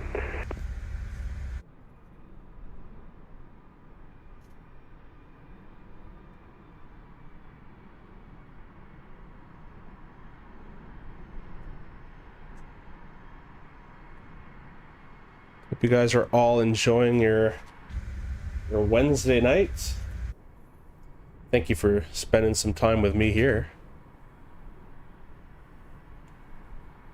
Got a looks like a ruse or something behind us, or a AC 320. And just 320 departure frequency is 125.7. 2577 Chaz, 320. And Lufthansa 731 departure frequency is 125.7. Kind of weird he'd tell me that randomly now. 12577, 10731. Usually they'll say 05 wind blah blah, contact departure 2577 in the air, clear takeoff, or clear takeoff then call me in the air over departure 2577. But it's fine.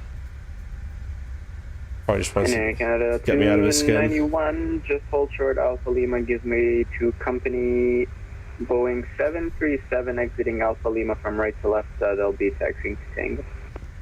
Alright, starting to add some wheel brakes in here. Give way to the company traffic, Canada 291. We are ready for departure. Please make sure you're... And Jazz 320, you ready? Ready to go, Jazz 320. Jazz 321 airborne, contact Toronto Center 125.77, wind 110 at 7, equipped takeoff runway 05. Have a good flight. Clear takeoff 05 and over to departure in the air, Jazz 77. Correction 320. Yeah, have a good night yourself. Cool. I keep saying 7 because I'm my old call sign. I'm gonna get rid of that brake over temp. It's way too sensitive in the sim. We've been clear takeoff. Strobe is on. Give him the weird chime. That's not actually a chime. And we're gonna do a very quick little trick on the runway here. Go ahead and click. Whoa! Go ahead and click the toggle button. Yeah, the brakes are way too sensitive in the sim. Way too sensitive in the sim. I'm gonna stop right here for a second. Place those. Cool the brakes. Get rid of that. Remove that. Take the parking brake off. Those are all good. Awesome. Let's go.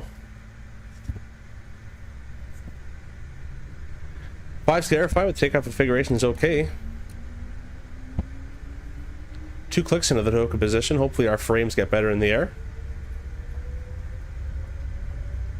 Left rudder, right aileron for the wind today.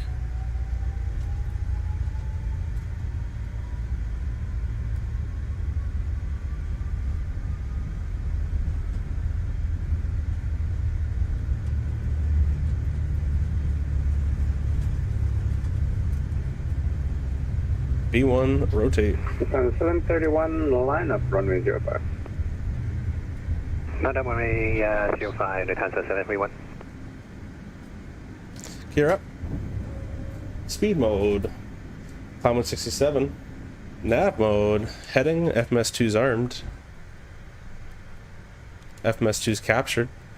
We're above 600 feet now on the autopilot. Engage autopilot. Engaged. We'll select over to the center. turned a bit aggressively. American 224 heavy, clear direct Fox November Tango. Selecting up to our VT. Clear direct Fox November. Not going to contact center until I'm at least in climb thrust, unless they really need me. I was always in a rush to talk to them, but the rush to talk to you in real world, we get to them when we're good. Unless it's DC or LaGuardia, I want to get to them pretty quick. Flap 1. We're VT minus 15. Now we'll go flap 0. The flap 0 is gone and the indication's gone. Climb thrust. We'll quickly get rid of this, and we'll talk to center. Center jazz 323,000, climbing 5,000. Accelerate 250 with climb 250. Jazz 320 identified on departure, climb to level 230. 230, jazz 320. Okay. 230. Set and confirmed. I don't know why I can't get rid of that one, but it's... Jazz 320, clear direct to lava. Direct to lava, jazz 320. Alaba. It looks like a nice cut. Make sure I'm not... Yeah, that is the right one. Alright, execute. FMS2 is captured. Do one more time just as an overturn.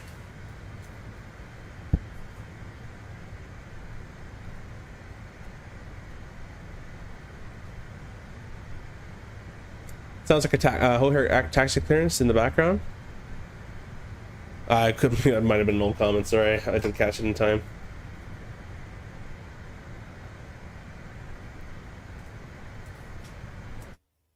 Whoop.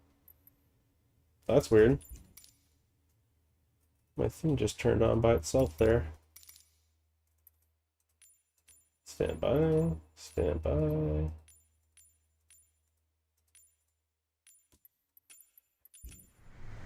And OBS did that thing. Alright. Get that back. Jazz 320, climb to flight level 370. 370, Jazz 320. Alright, 370. Scroll this guy on up. 370. And we're in the soup, but it's warm enough for no icing. We'll sink our heading indicator there. And we're on our way. We are on the way. Passing 1,500. Yeah, Toronto kills frames. Look at it now. Lufthansa 731 heavy, 731, you are identified. Climb to 7,000. Climb to 7,000, Lufthansa 731.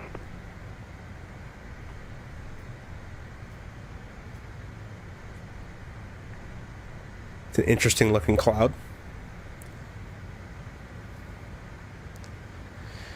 Alright, coming up on 10,000. Got lights out. The pressurization is okay. Pressurizing. We'll keep the belts on because that stuff looks a bit turbulent.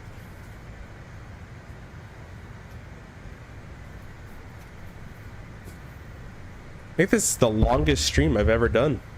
I really appreciate you guys jumping on in here today. Could have did a long haul today. But yeah, I really do appreciate you guys jumping in and staying with me on a Wednesday with my little sicky voice. We're going to accelerate. Vertical speed 1,500 feet per minute, and we'll set a speed of 280. Lufthansa 731, turn right direct, Captain course. Turn right direct, Captain course, Lufthansa 731.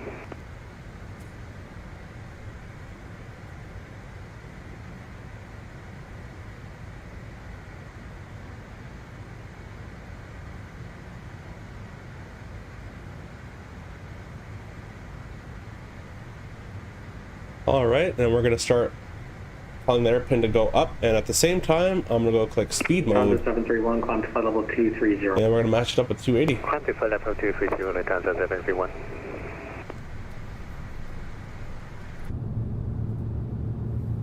And away we go. I'm going to get some water.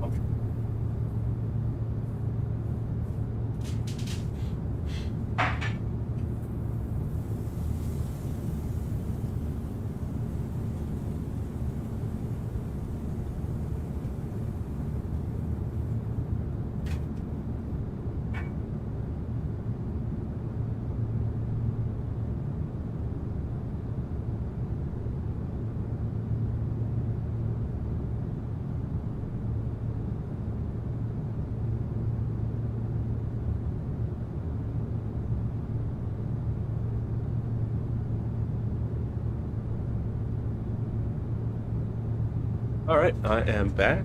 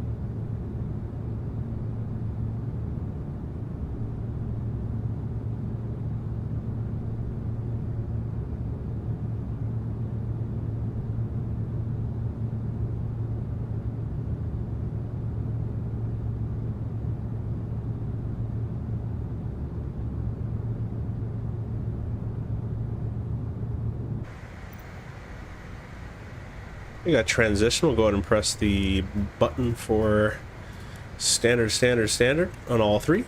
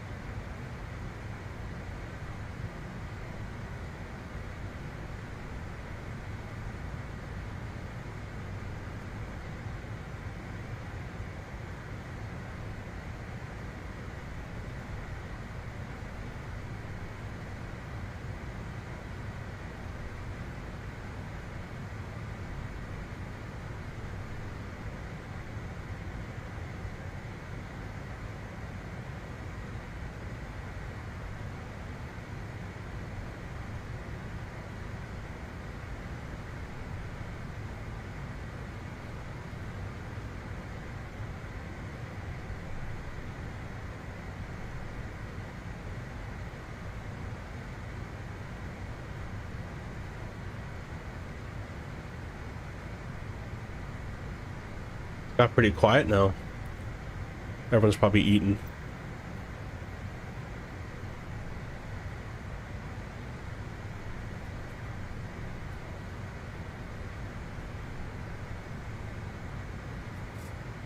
Center afternoon, Air Canada 441. We're airborne passing 2,000 feet.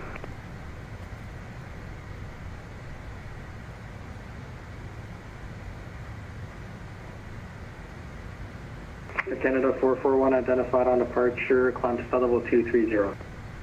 Climb 230, Canada 441.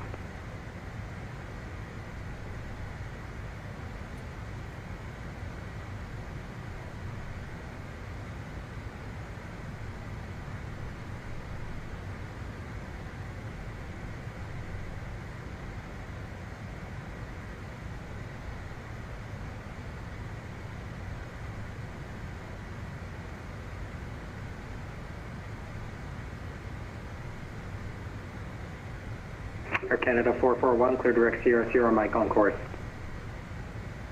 Sierra Sierra Mike on course, Air Canada 441, thanks.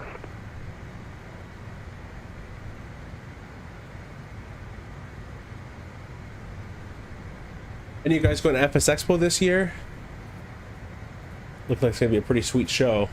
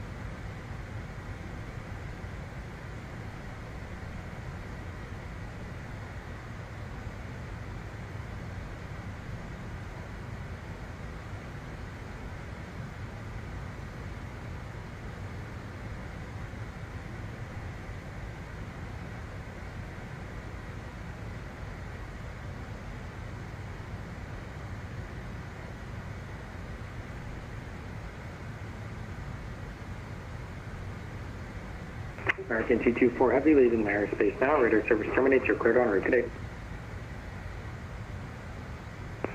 Radio service terminated. Have a great day. Thank you for your service. American 224.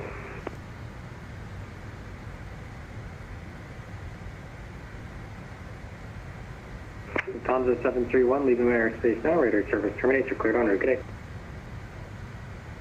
Official vet to Unicom, good day, Lufthansa 731.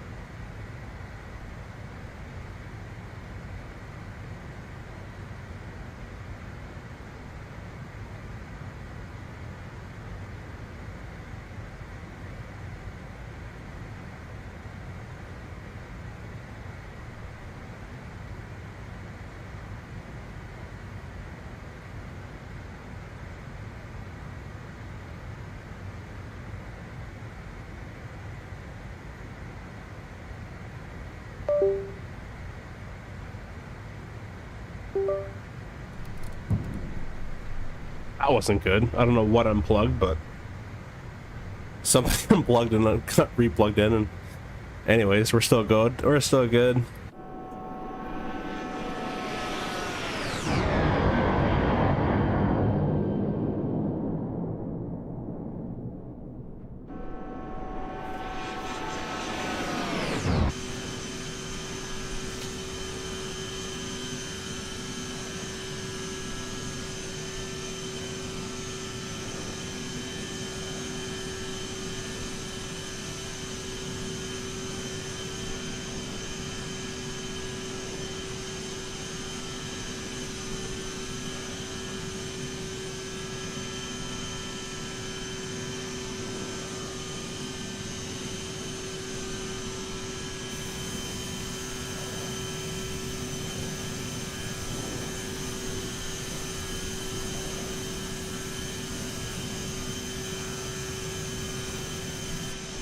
Flare 680 leaving my airspace now. Radar service terminates. Cleared on route.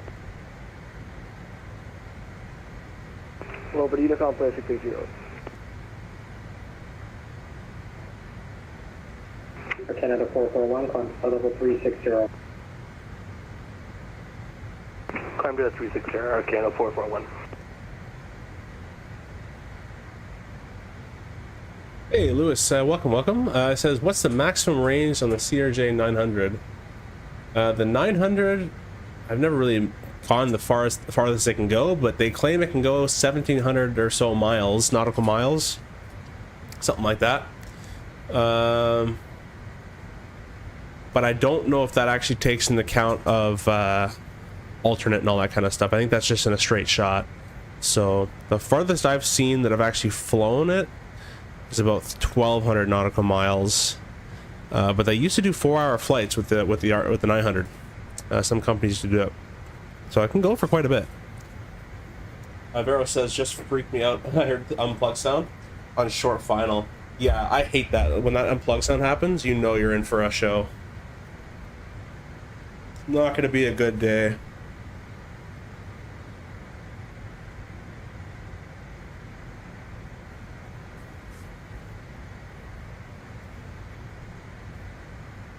If you guys are new to the CRJ as well and want to learn more about it, there's a new video I posted out today called CRJ Misconceptions. You can go and check that out, where a lot of people claim things about the RJ, but they're usually wrong. So that video covers a couple topics that I find are always talked about, like the CRJ doing Cat 3 approaches and stuff like that. The CRJ can do Cat 3 approaches depending on the operator and depending if they have the HUD installed and all that kind of stuff.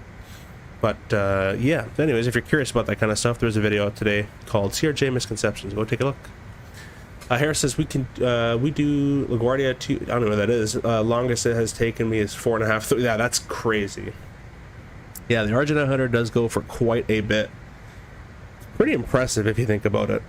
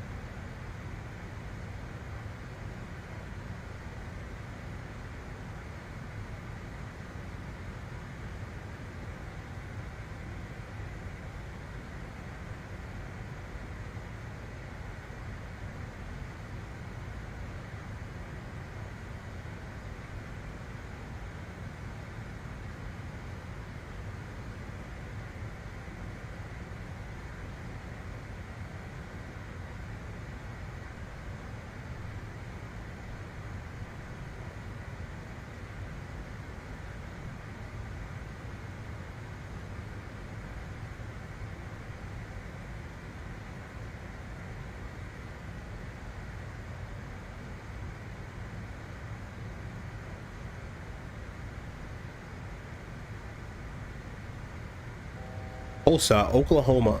There's 36 for 37,000. Is CRJ wing tanks only? Nope, the CRJ has center tanks as well, though they're very rarely filled on the flights I do. There's 2 wing tanks and 1 in the center.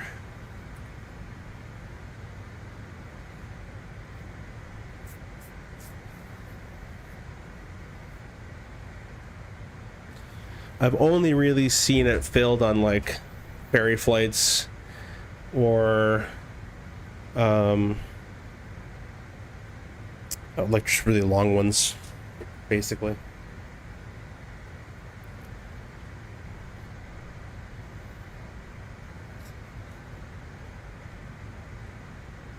Alt's cap at 37. I hope you guys are enjoying this longer stream. I usually never do turns in my streams, but we're doing this one, so not really a turn, but I'm doing 2 flights in it. Alright, we're Alt's capping. They want us at 0.81. Trivia question for you guys. CRJ 900, we're in the RVSM airspace. What is the max Mach that we can fly? RVSM airspace is the key word there.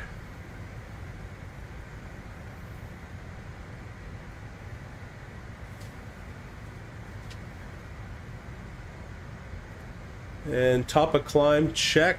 Sorry, I'm away from my mic a little bit there. They wanted us to do it. They planned it in 27 minutes. We did it in 19 minutes. This is obviously not a updated flight model yet. We're supposed to be at 8,300 pounds of fuel, or at 8,200 pounds. We're 100 under planned, but we're 1,000 over minimum fuel, so we're looking good.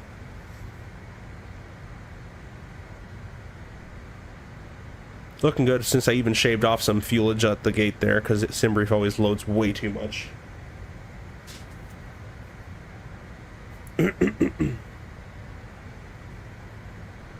Yeah, nicely bringing our thrust back to hold 0.81.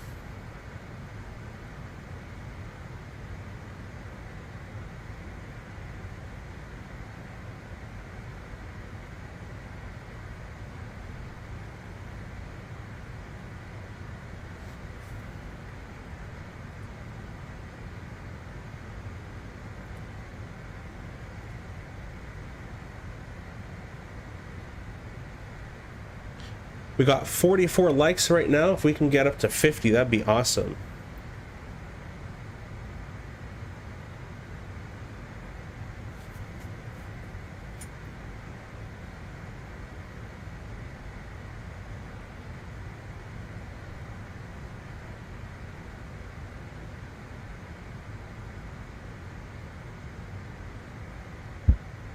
Hey Justin, welcome.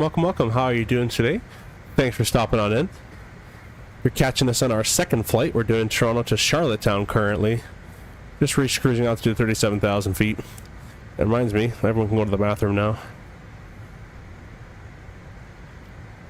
Got a bit of a trivia going on right now, Justin. I haven't seen the answers in there just yet, but we're at 37,000 feet, which means we're in RVSM airspace. What is the max Mach we can cruise at in the RJ900? RVSM airspace is the key word. 20 leaving my airspace now. Radar service terminates. You're cleared on route today. Over to 22HS 320. Have a good night. Thanks for service. Alright, we're in the Unicoms.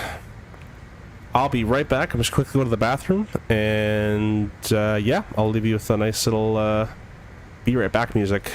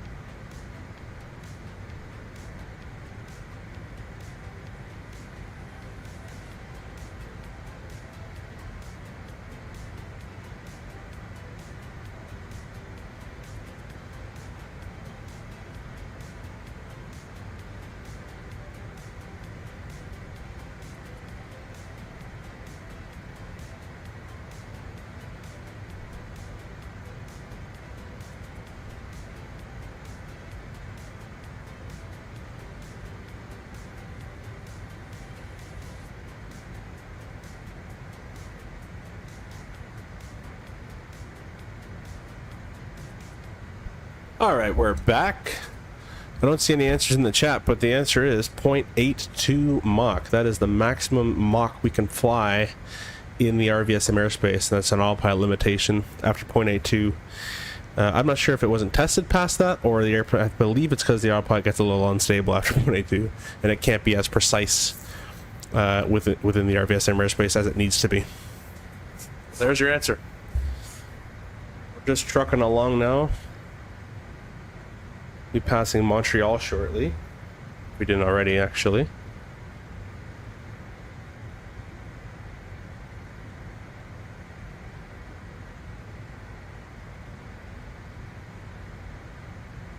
There's Ottawa on the left, so Montreal's coming up shortly.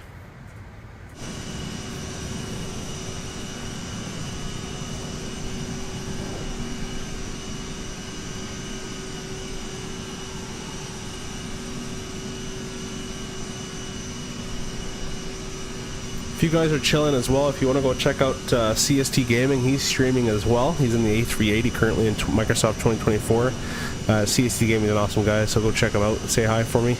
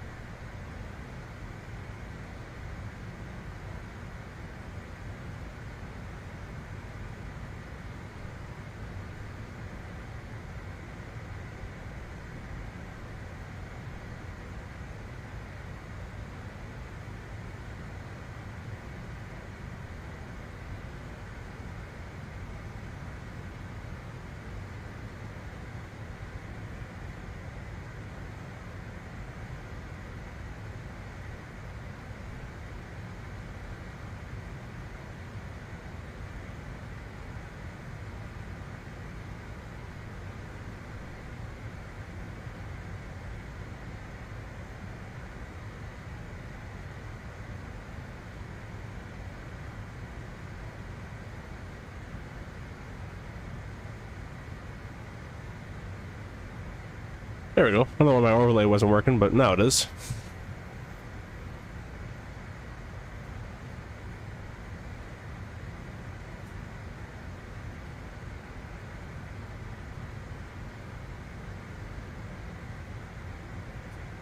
Get that going for you guys.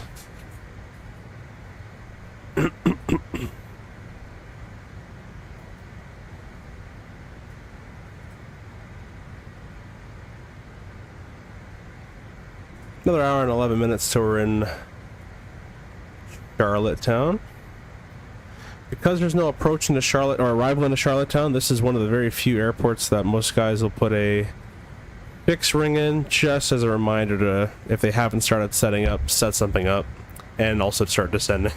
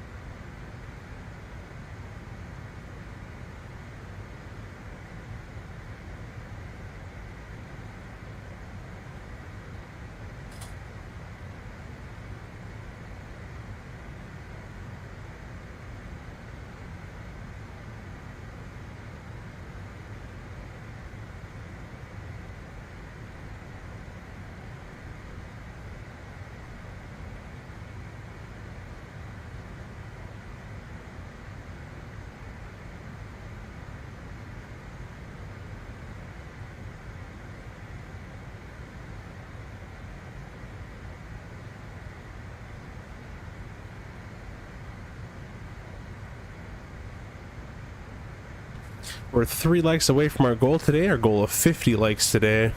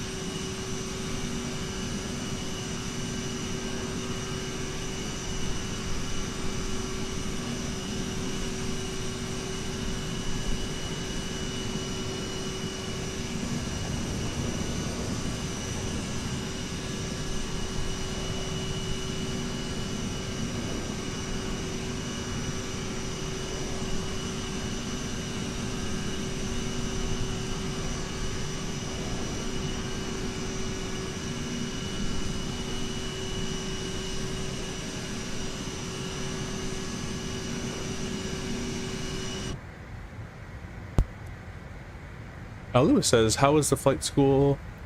What was flight school and what was the maneuver you had the hardest time grasping? Hardest one for me was forced approaches. There's a lot of moving parts. And when I ended up teaching it as an instructor, I would split it up. I'd have a part where first day I'll do the flying. Well, I demonstrate one or two of them, but after that I would do the flying and the student would do all the procedures. So I would pitch for best glide. Students start looking up for the field. We do a cause check, if I even remember this. Then when the field's picked out, you know, squawk 7700, do your quick mayday call, passenger brief, do all that kind of stuff, and then you're secure. So I let them do all that in order that you're supposed to do it and at the right times that you're supposed to do it. And then after they did that, the next flight, I would do the procedures and they would do the flying, and then do a couple of those, and then at the end we'd mash them together. But forced approaches, in my opinion, are one of the hardest ones to learn. I think they're one of the most failed exercises as well. And what else? Q&As are interesting to learn, but you kind of get used to it. Yeah, I'd go forced approaches. That'd be my answer. Or if you're already in flight school, what would yours be?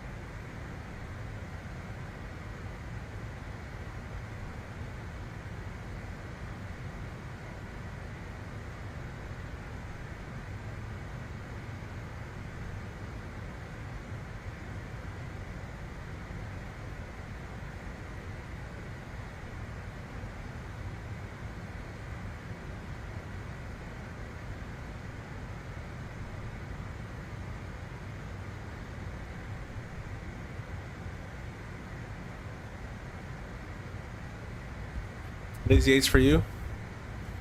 Yeah. That's kind of interesting part, is everybody has their own little struggles. Some people are great at forced approaches and they're bad at lazy 8s. Some people are good at P180s, but they're great at diversions. So it's actually a good idea, if you can, to get in touch with those people. And you guys can, like, if you find someone at your school that also is traveling with a different part, you teach them what you're good at and they teach you what they're good at, and just be surprised what you can learn from it.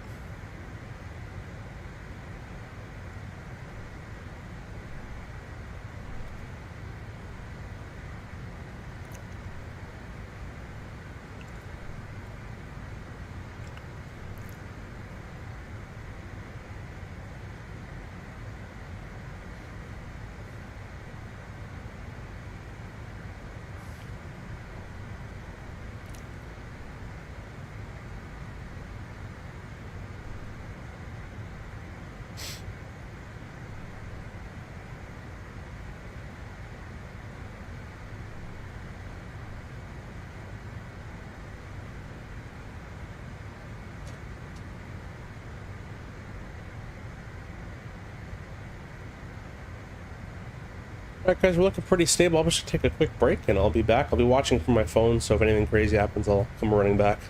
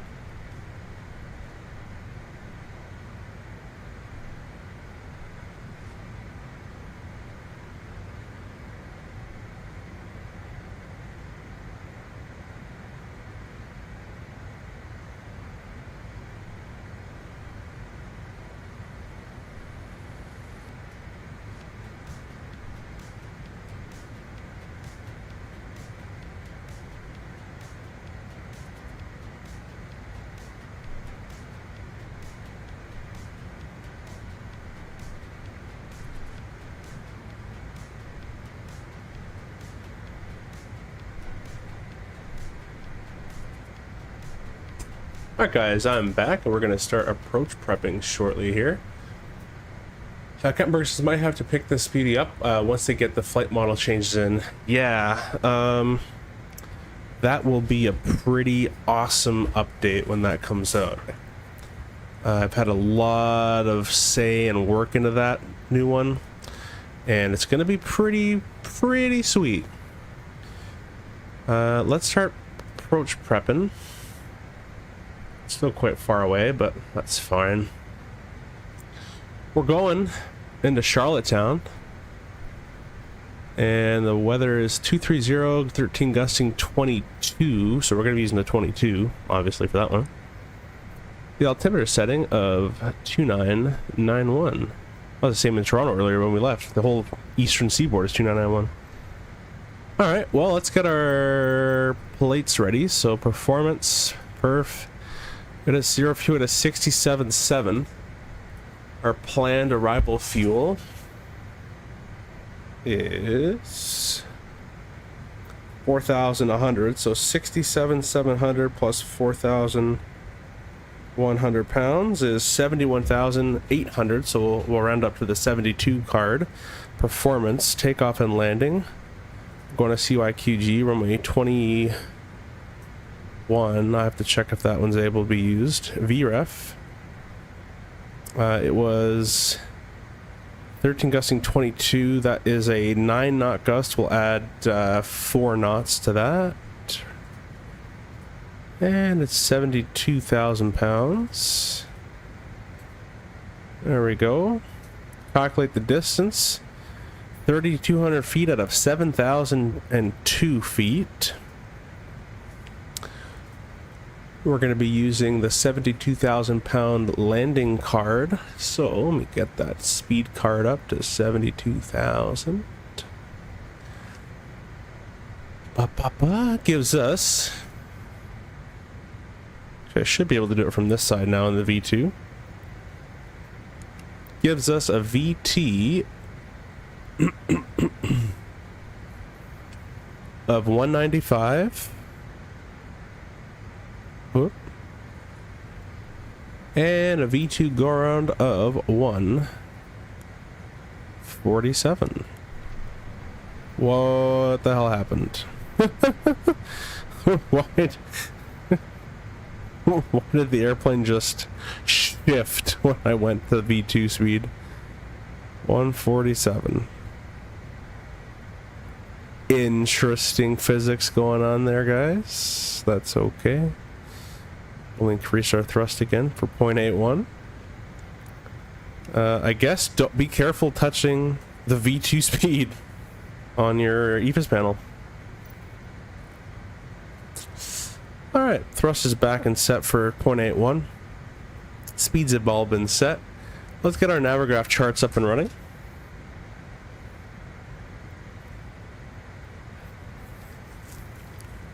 Just had like a 35 knot increased shear.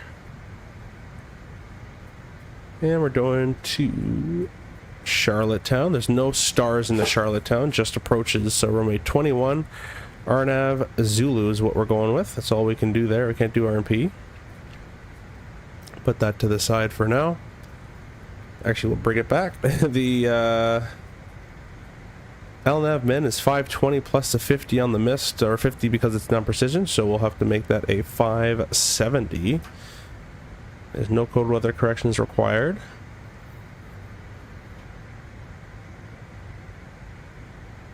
There we go. Alright, the HCP we're not going to set just because I'm not flying from the left and it doesn't really work in the sim, but if you were doing this real world, you'd set up the HCP as well at this point. Departure arrival, we're doing the RNAV Zulu 21, and we're going to be we're flying currently east, so we're flying this way, so Ovapu will be our transition into that, and we'll put Ovapu max 210, 2000 inbound, keep it going 34, so gonna make it 4,500 out of Apu. And Teddy has 2,000 above. We're going to make that a hard altitude. Same with this one. 1,500 as a hard altitude. Runway 21, our ref speed. Check our speed's okay. Our ref speed on a 74,000 pound card is going to be... Oh, 72,000 pound card, sorry. 138. And missed approach is 208 to Villeray, holding at Villeray at 208 knots. 3,000 feet, confirmed. We'll execute that all in there. We're good to go. Descent to Novapu is in 26 minutes. We're going to go ahead and delete my fix now, because I've set my approach up and I have a descent point now. We don't need that anymore. We are good to go.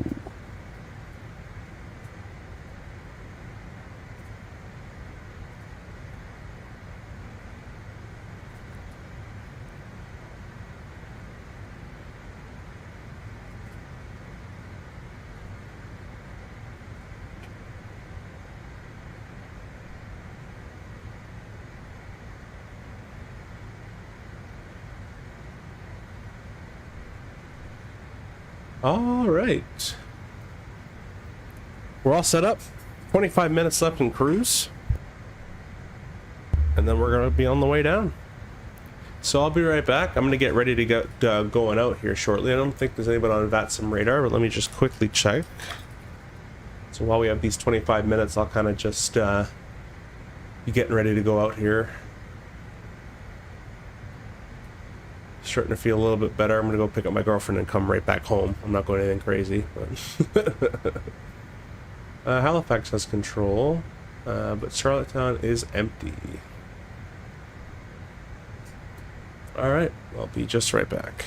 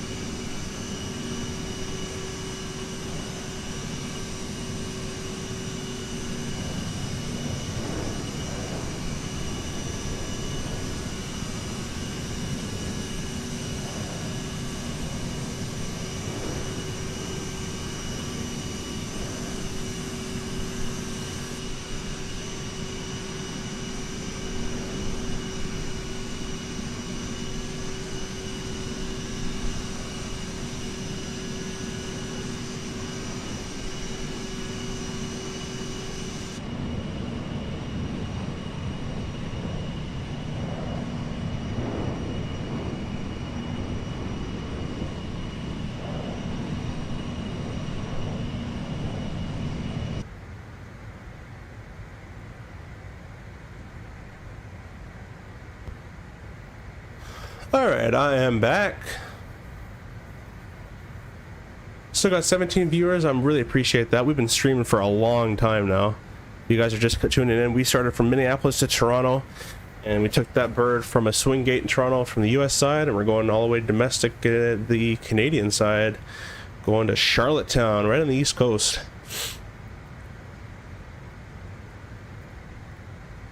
There's no clearance here. I'm just going to clear myself direct to Vapu. We'll just call it a day. Change our top of descent. 14 minutes now. Hey Marcelo, how are you doing? I tuned into your stream for a brief second there. Hope everything's well. Hope the stream's going well. I hope for you no crash of desktops and your stream in Denver's. Thanks for tuning on in.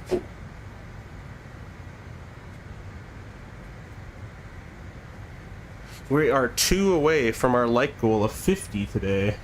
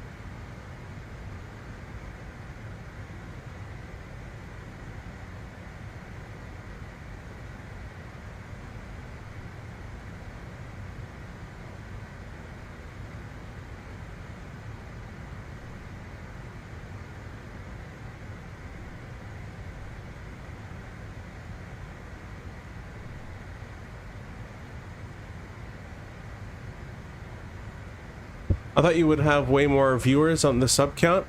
We were having 30s earlier. Yeah, people come and go. It is starting to get dinner time, and people are starting to, you know, probably go home and do the laundry and all that kind of stuff. It all depends on what time you stream and everything.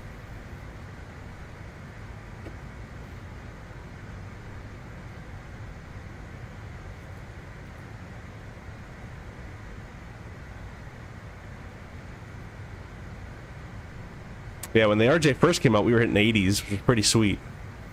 But now no one cares about the RJ anymore. So we had a good viewership early though. I ain't complaining.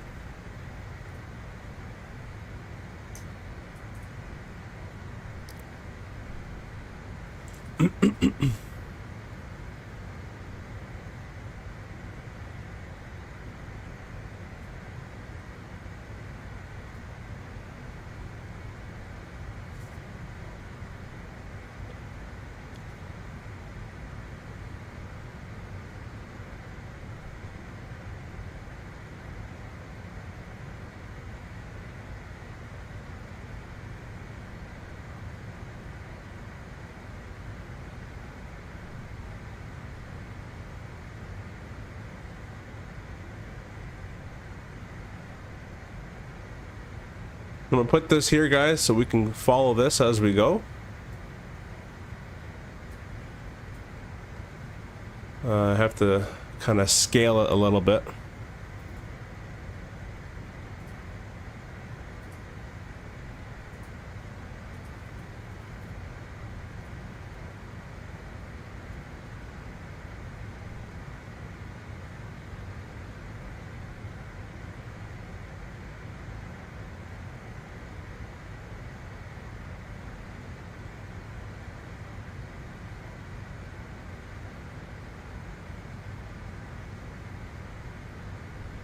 There we go.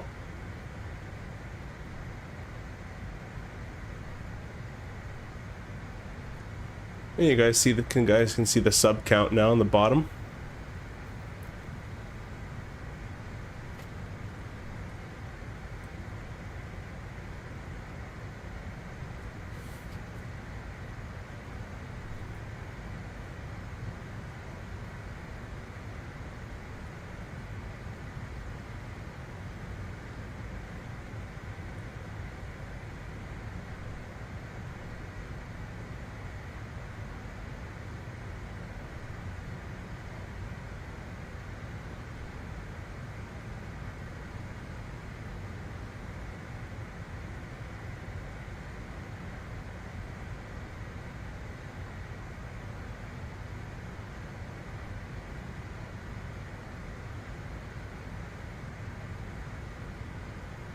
There we go. Put that over there. I'm going to do a flight at my home airport. Ah, yeah, well, good luck and enjoy that. Hope everything goes well. Oh, I just realized I put my own stream on there, didn't I? Let's put this over there. Can I take this off from a different... let's see here. Let's turn that off.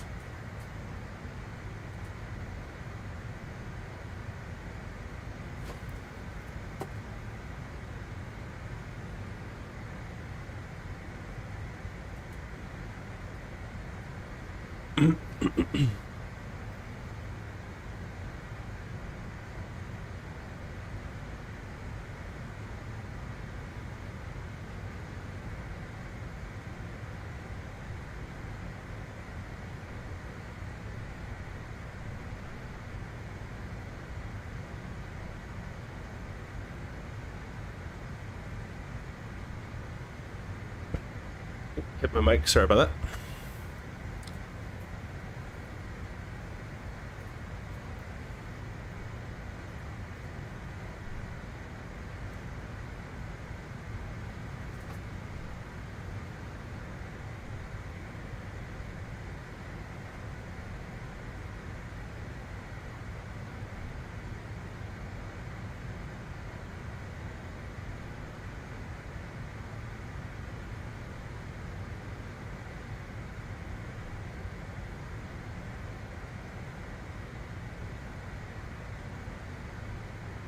There we go.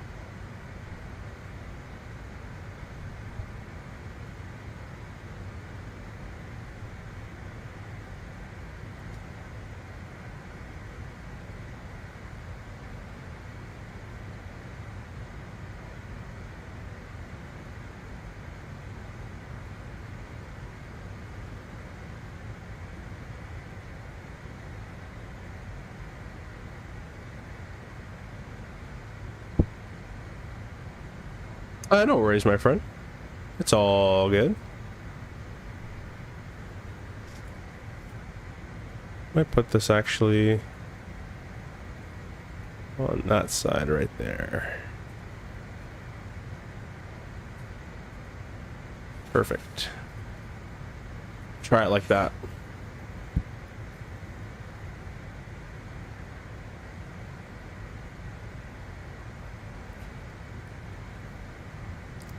Yeah, you can see we're crisscrossing with someone else down here.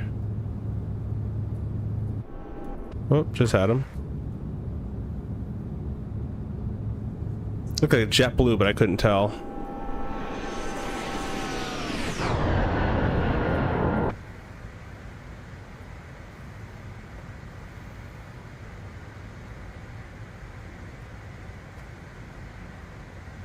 Got a tailwind at about 60 knots, so we're gonna go ahead and change this to a 3.5 degree descent to assist. Actually, you know what? This airplane's so draggy in this current version.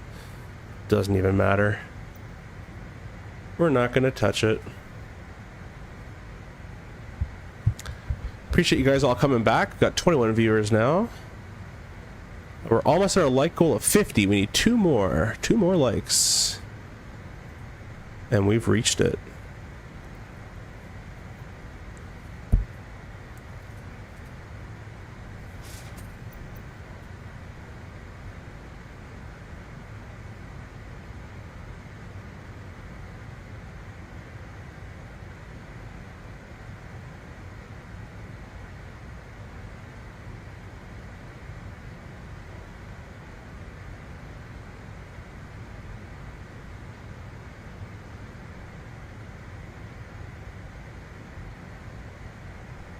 Another 5 minutes and we're on a descent. We're gonna go ahead and bug 4,500. I don't know why it's glitching out like this right now, but it was doing that earlier to me as well. I'm gonna turn knob acceleration off. We'll save that.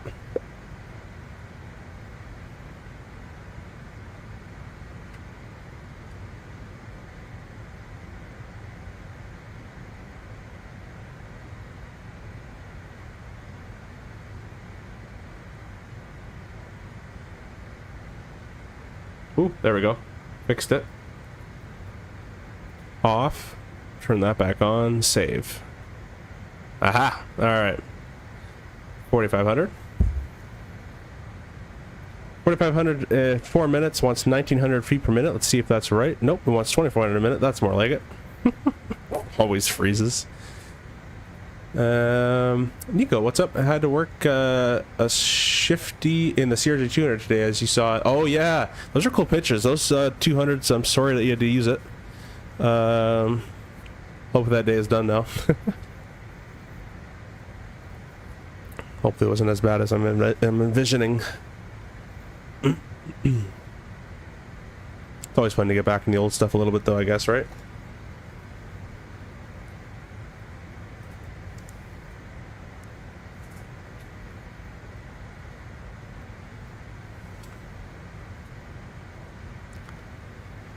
Trying to figure out for you guys how to get my channel, if anyone becomes a member, how to pop their name up in the channel, all that kind of stuff. I'm not really good at all that, but we're trying.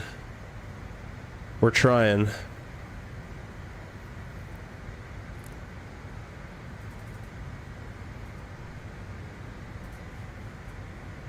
Hell no.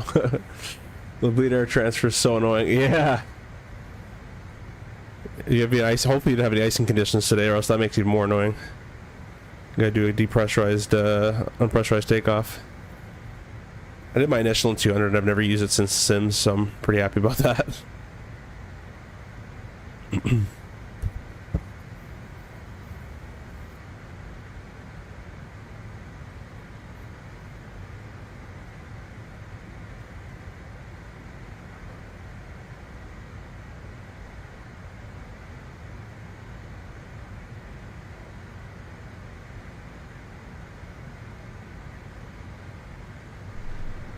Whoa! What the heck was that? It's the second time I've had that massive turbulence strike. I think that's what it is it's I think it's updating the weather and the real turb just freaks out.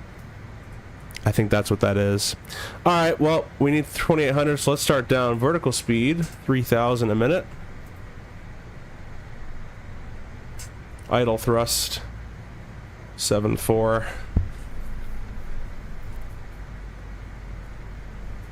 Yeah, sending today. Here's 33. Oh, you're good then. Yeah. Click, click, click, click. APU off.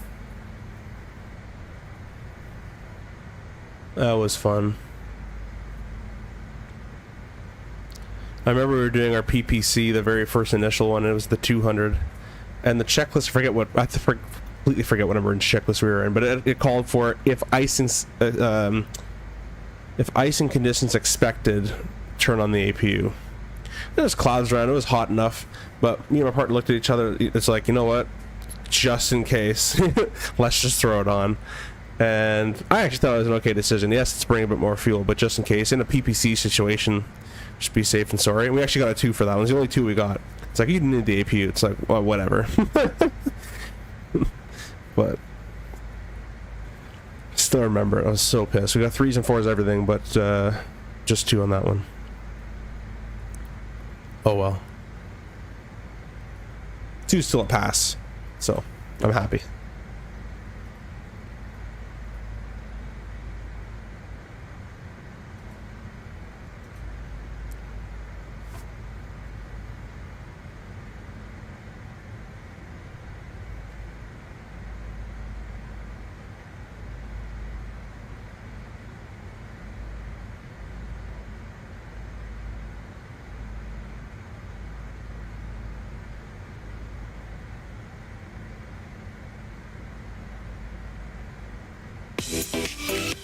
I'm so sorry for that.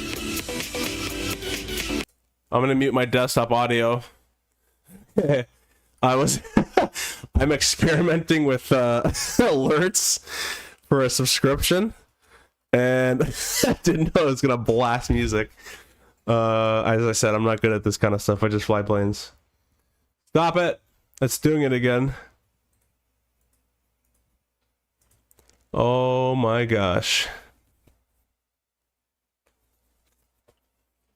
Alright, I'll bring back the desktop audio. And,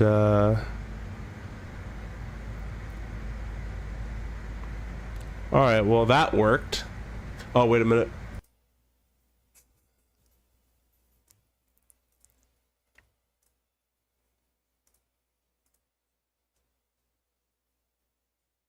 All right. I have to get rid of that sound, but I actually don't mind.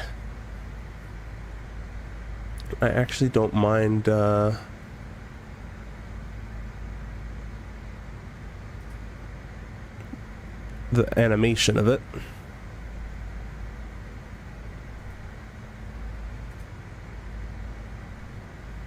I'll give you guys a quick approach briefing here. We're descending into Charlottetown. It's going to be the visual backed up the RNAV runway 21, page 12.3, effective 20th February, 20th, yeah. I got MDA 570 set right, and the missed approach is runway heading 3,000 feet, then track 207 to Villeray. Hold at, as required, shuttle climb at Villeray, and we're going to be holding there. Max speed in the hold's 230, we'll be holding at 210. In the event of missed approach, either one can call ground, including ATC, and we'll press toga button, select toga thrust, flap 8, gear up, speed mode, heading mode, actually it'll be nav mode, my mistake there. Engage autopilot at 600 feet.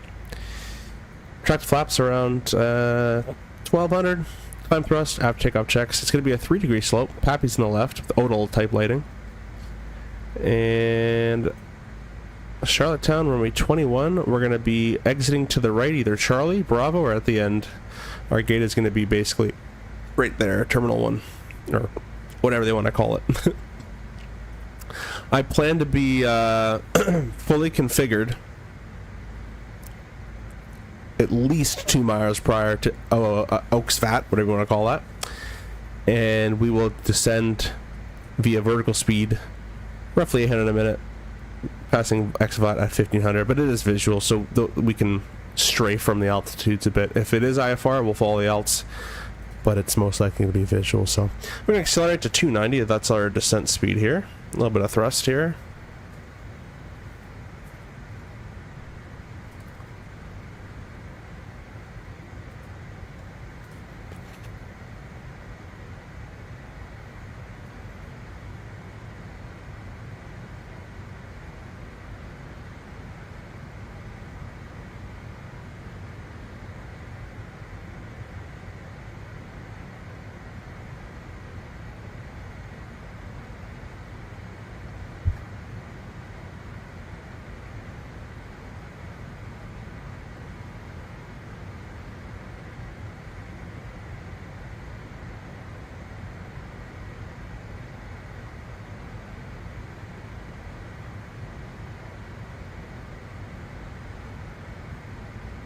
Alright, well, if someone could do me a favor, and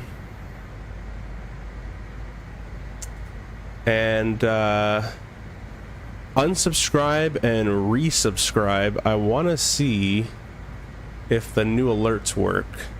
Just kind of press unsubscribe, give it a couple seconds, and then just resubscribe, and let me know. Or I guess I'll see it too, but I think I muted the audio because no one wants to hear that. 18,000, 2991. I said 1. Thank you. And if anyone does do it, just let me know. And if nothing happens, then I know it didn't work. Just did? Alright, well, it didn't work. Let me keep trying here in our little descent.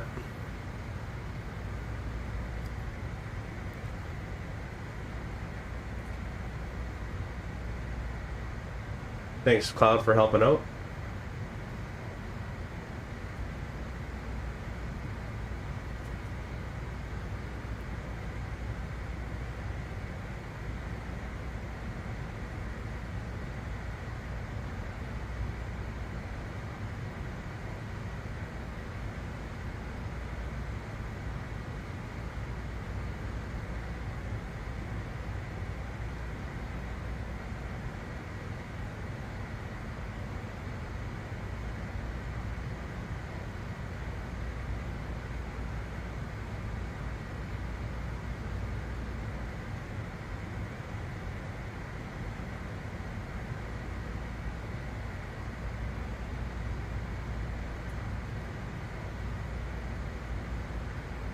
I've been at threats for this approach. I'm using a new throttle. I'm getting used to that.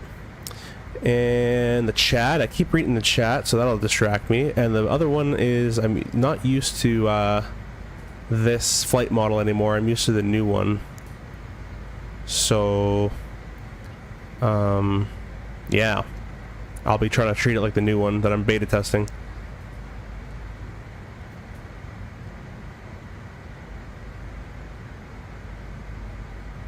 You know what? I think I just did it.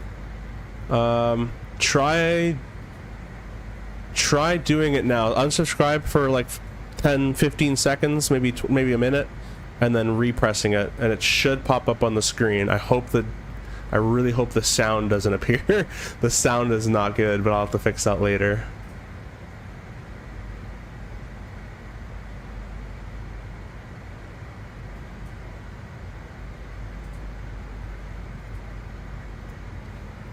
Alright, let's start slowing down because I've been watching other stuff. We'll do 900 a minute. Select 250 on the speed.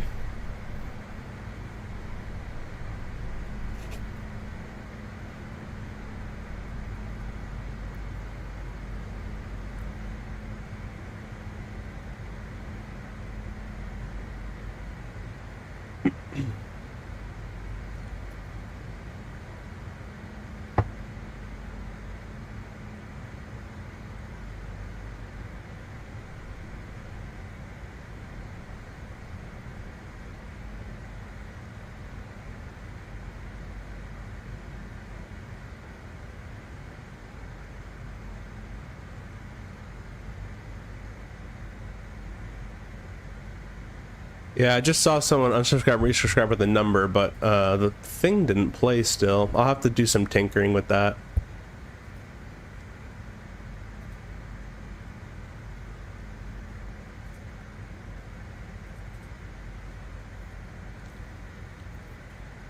Alright, well, let's start focusing on the airplane a little bit more. Taxi light on. Going through 10, we'll give them a bit of a bing bong. Oh, box those. 2991 is all set in. There you go. 29.1 is all set left, center, right. It's crossing with the ATIS. Landed at a set for 70. Let's do 4,700 because it never. For 72,000 pounds, and that is a good card. We've talked about our approach. Let's keep it going. I'll try to get that overlay thing working for you guys.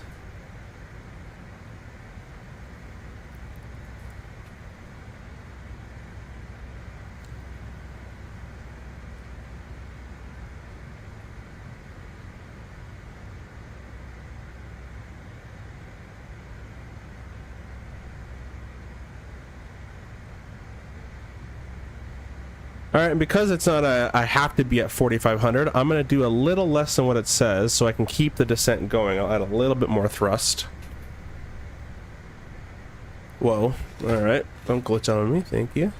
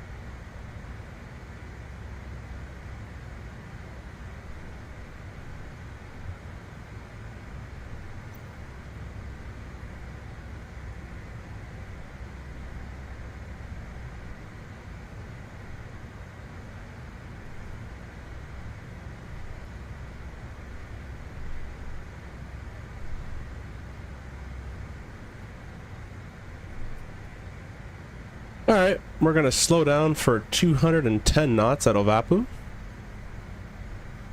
Slowing to 10.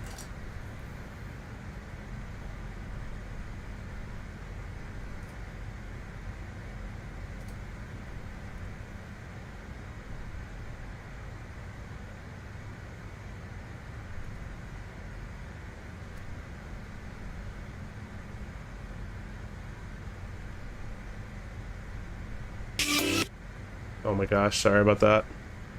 Still trying to get that alert to work.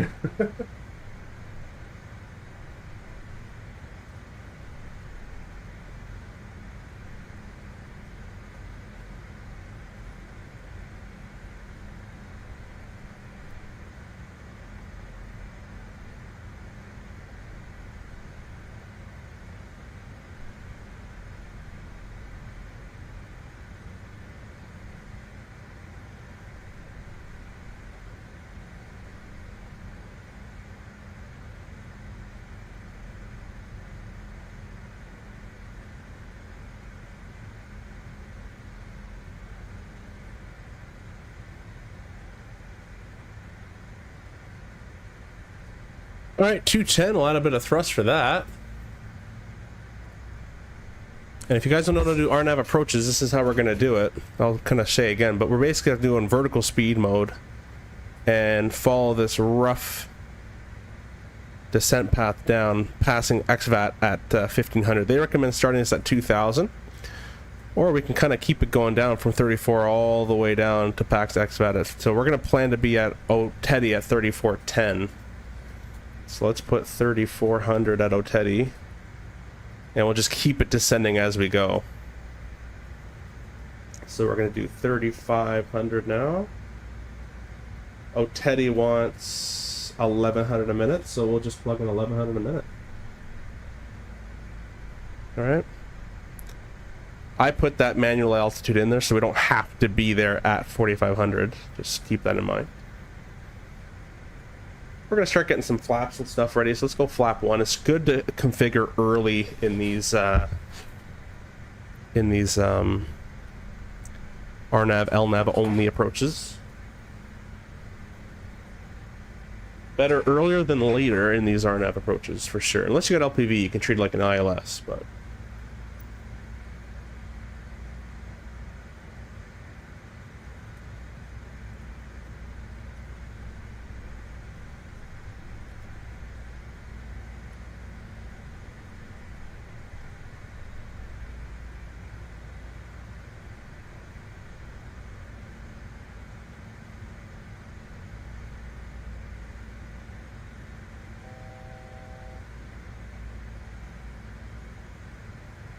That's 45 for 3,500 feet.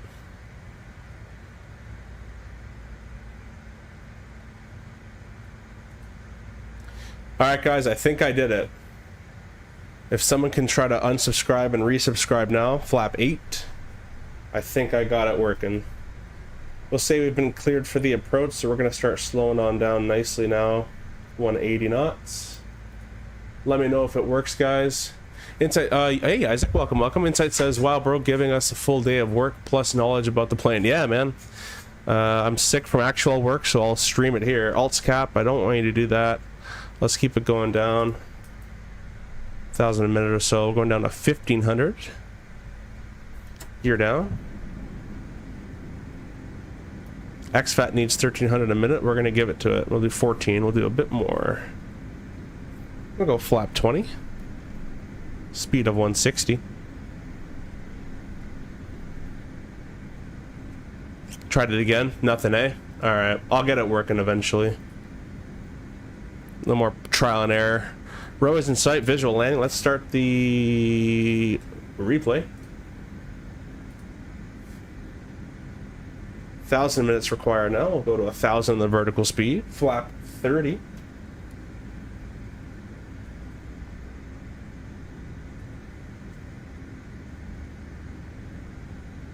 And flap 45, a ref of 138. There was a gust, I'll just bug up 140, should be good for us today.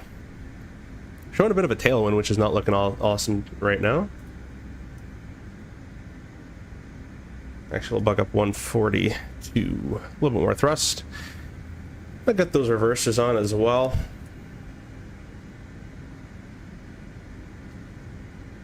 Metar is definitely not following what the or the weather outside's not following what the Metar is saying. That's okay. Thanks for trying, Cloud, by the way. Really appreciate that.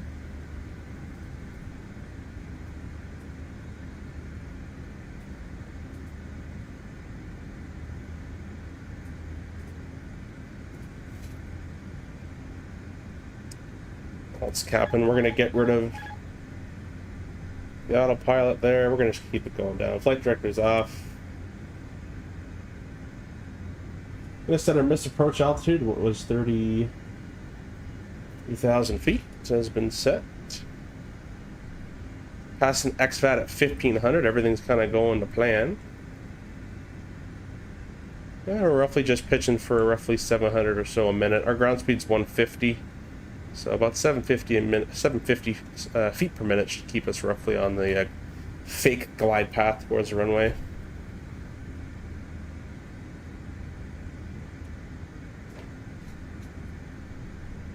Do you have the Pappies in sight? And I kind of forgot if the Pappies were good at this airport or not. This is free scenery.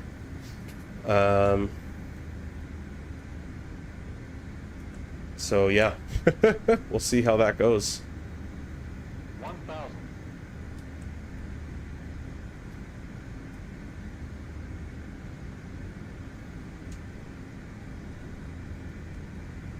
This runway is quite short, guys, so we're gonna try to get it down and planted more than butter. I might actually even go one red, or sorry, one white, now that we're visual. And that will secure me a little bit better of a approach and landing in there.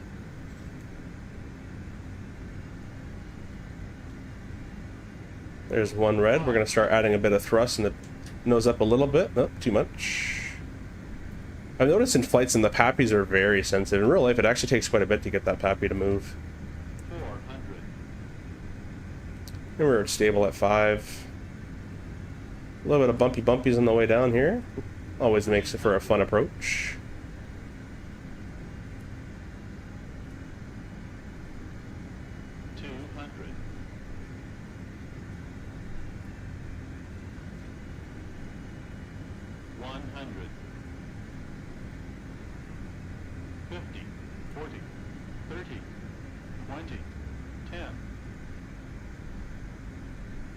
Whoop. There we go. Not my best, not my worst. Reverse. I'm full rudder right now and nothing's actually happening, so if you guys are just tuning in, I've had some control issues from Toronto earlier.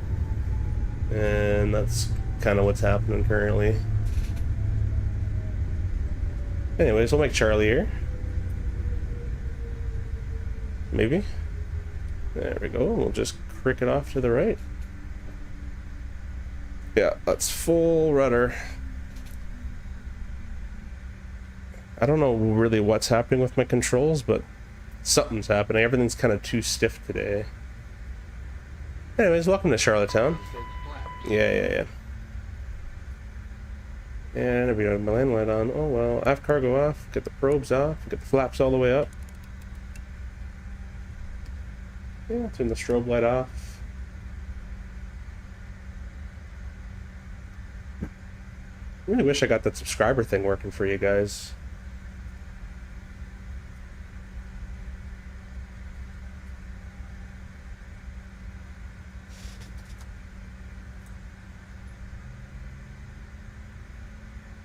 Alright, let's take a look at the replay. So I'll just put the flaps back to where they were, all the way full. We're going to disconnect from vPilot. And we're going to stop our recording. Oh, I just closed Sky Dolly by accident. Start you back up. This one. Terrain. We'll press play.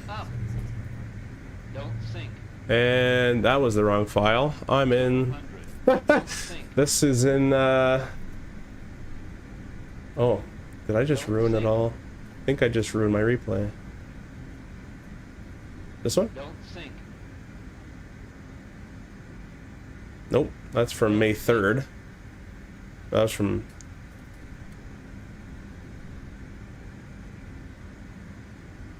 Well, I got rid of it because I closed it by accident when I taxied off there. But I'll give you a... Let's give you a Seattle, a Seattle one. I guess. How many of these do I have? Don't sink. I'm sorry about that, guys. Don't sink. 300. I really don't even know what happened here. Don't sink. 50. Okay, that's the end of that. Well, anyways, let me go ahead. What I can do, let me just record one right now. We'll just do another landing real quick, and I'll give you a replay. Flat 45, we'll throw in the thrust again. The wind's a bit different here. Don't need too much extra speed. 300. Sink rate. Yeah. I don't think this is, well, some lag. I don't think this is, what's it called? Oh no, I think it is MK Studios Seattle.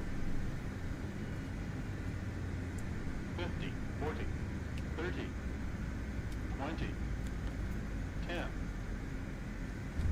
There you go. We'll stop it there. Boop, boop. We'll play it. And I gotta get going. Oh, don't worry about the gear coming out. Good old replays. Yeah, that's the thing in this sim, that gear, even in the new one I'm testing, we can't, at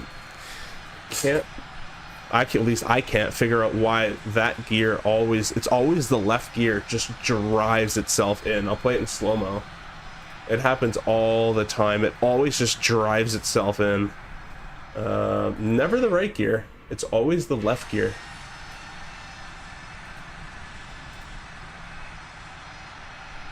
They both touch, and then it goes... It just takes... It just always does it. I don't know. But anyway, guys, sorry about that replay there. Hope you enjoyed the stream so far, or to the end. We're going to end it here, I guess. And, yeah. We'll see you in the next one. It's been quite of a long stream. And I think I lost interest around the around the cruise to Charlottetown. I'm not much of a long-time streamer. Anyways, I hope you guys learned something. And I hope it helped you. We'll see you guys in the next video, our stream. Be sure to check out CST Game. I think he's still streaming, and Skymaster is also going live now too. So be sure to check any of those guys out for sure. They are awesome guys. So we'll see you guys in the next stream, and peace out.